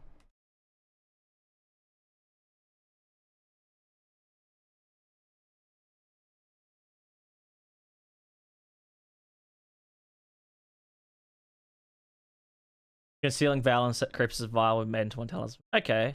So you're making like a stealthy one. So I'm guessing that's probably gonna be pretty good for no hit.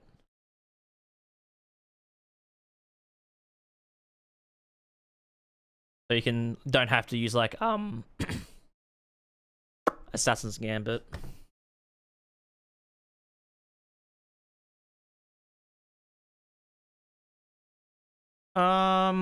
What else did this have over the other one? I should say this one's coming with this. I want to do this. It was 20 stance damage. And then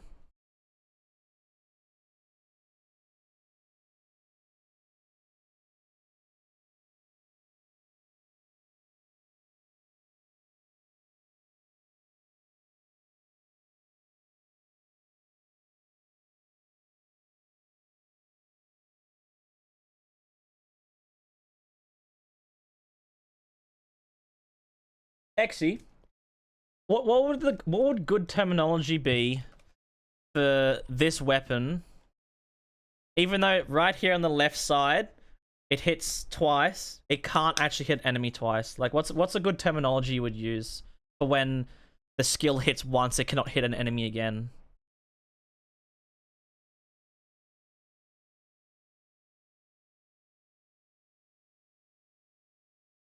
Since no fall damage besides death. I mean, same hit list. Okay. Same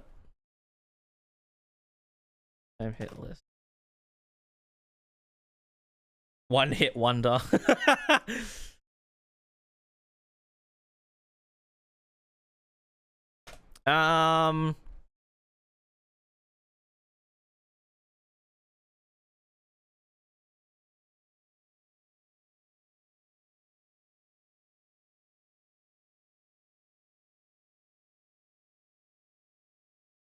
That's the modding term. Yeah. I mean, I'll explain it and probably say like, I'll probably just be like, if when I do the actual script, I'll probably just be like, unfortunately, this skill is like it uses the same hit list, which means even though it looks like it, you can't hit it twice.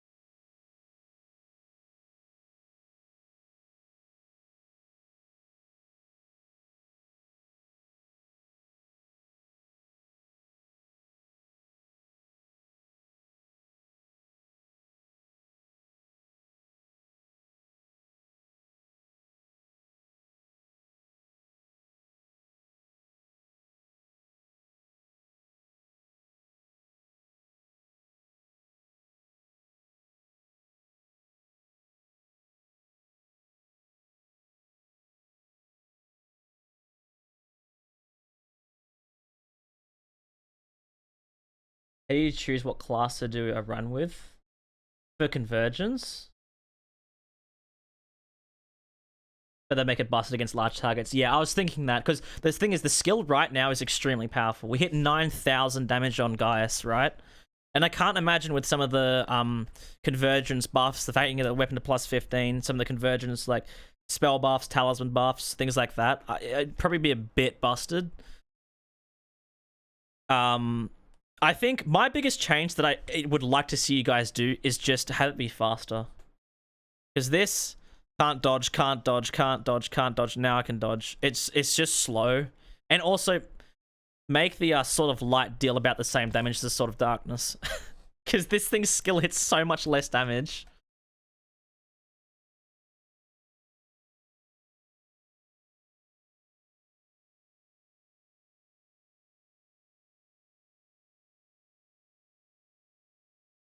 Was there anything else that we had to go through?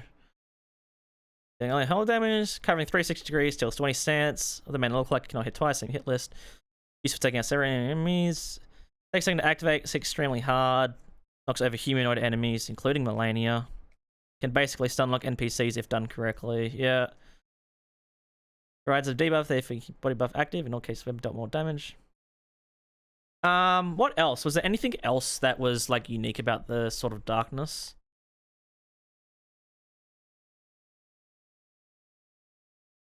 I'd say I probably just want to do a note.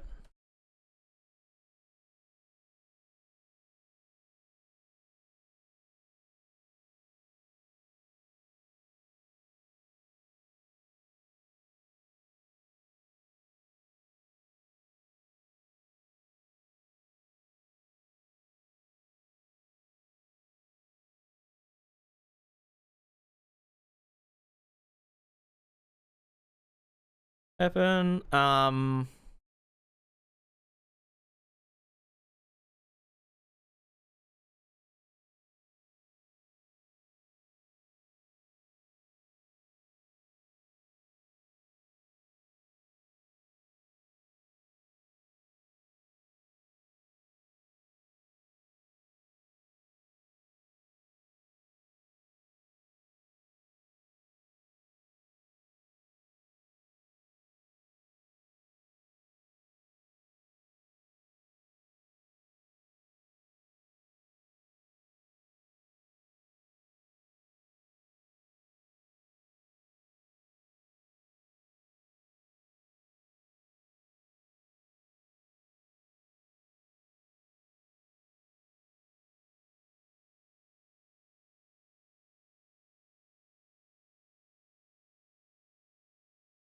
I think that's really it.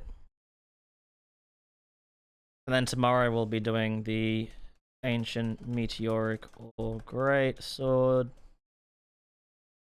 And then Warrior.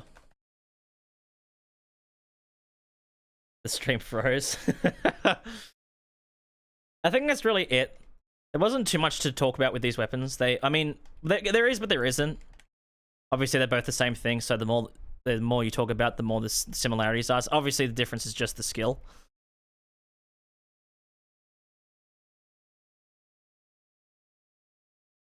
We should start hitless. Man, I've got so much stuff to do, though.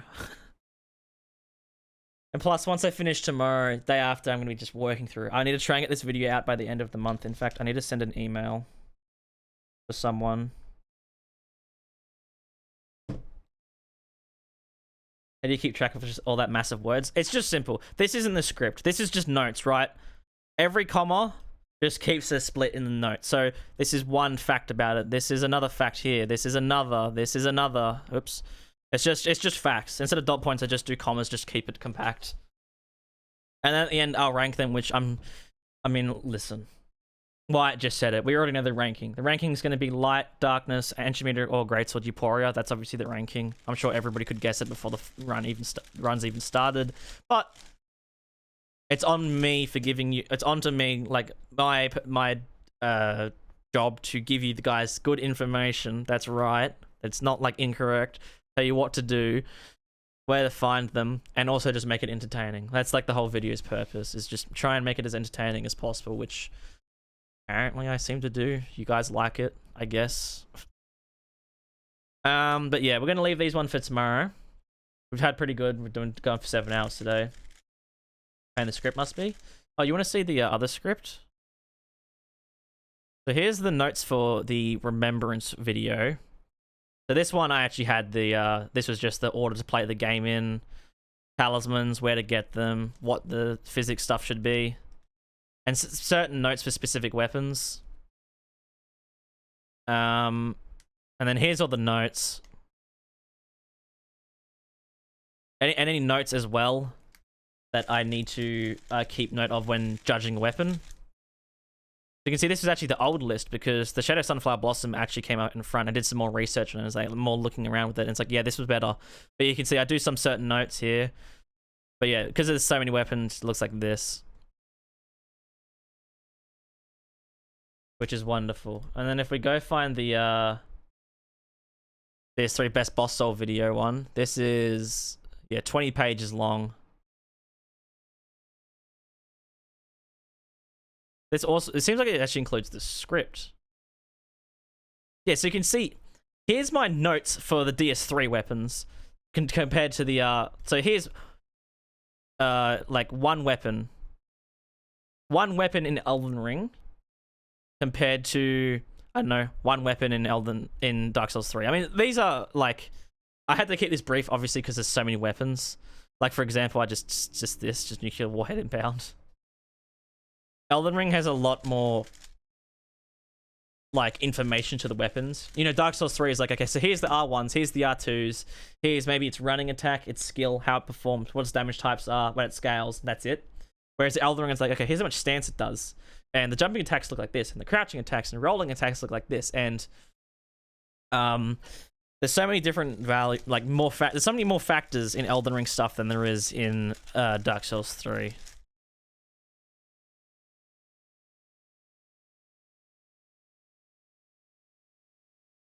But you can see some of them's good, like for this one, AI's huge, skills amazing, do not follow up, beats profaned, and like beats profaned. Great moveset for an ultra great sword, late game weapon, easy to buff, good weight. Simple as that. Like it's like for that, but then these ones I try to go more into depth about how things working. Like I actually have numbers, 3% more damage, the stance damage, whatever it is, right?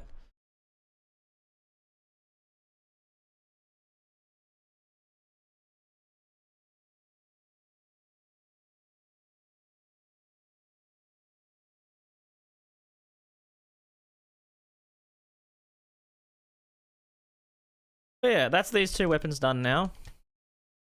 I'm gonna leave there for today. We've done some good stuff, good work. We should hopefully be able to finish the run tomorrow. The problem is, we saw how long today's run is, right? Obviously, this is longer because there's two weapons in one, but the other two weapons isn't gonna be two weapons in one. It's two weapons on two separate runs with the same amount of bosses. So tomorrow we could be looking at probably a 10-hour stream. Thank you, music, or whatever that was. But I'm gonna leave that there. I hope you all enjoyed today. Bit of insight into how these runs work if you haven't seen them before. But I will be back tomorrow. Gonna be a big one tomorrow because we have both the weapons to do, but it should be good because I do want to. I really want to finish both the runs tomorrow, so then the day after on Sunday, start scripting, recording, possibly even do edit the first weapon together, so I can get this video out within a week. And that's not like I want it out in a week. That's like a deadline. It has to be out by the 29th of November. Anyways, same time. Yep, same time. Actually, I might do an hour earlier. We'll start an hour earlier, so it's not so late once I finish up the stream. But yeah, the runs should be probably about 5 hours each, I reckon. In fact, we could just teleport for the DLC bosses, just teleport to them. Maybe, but I think we should still run around doing stuff because we still have to collect some apparatuses and things. Anyways, I'm off for now. Hope you all enjoyed. Hope you all have a wonderful day. And I hope to see you all there tomorrow to finish these rounds off. Peace.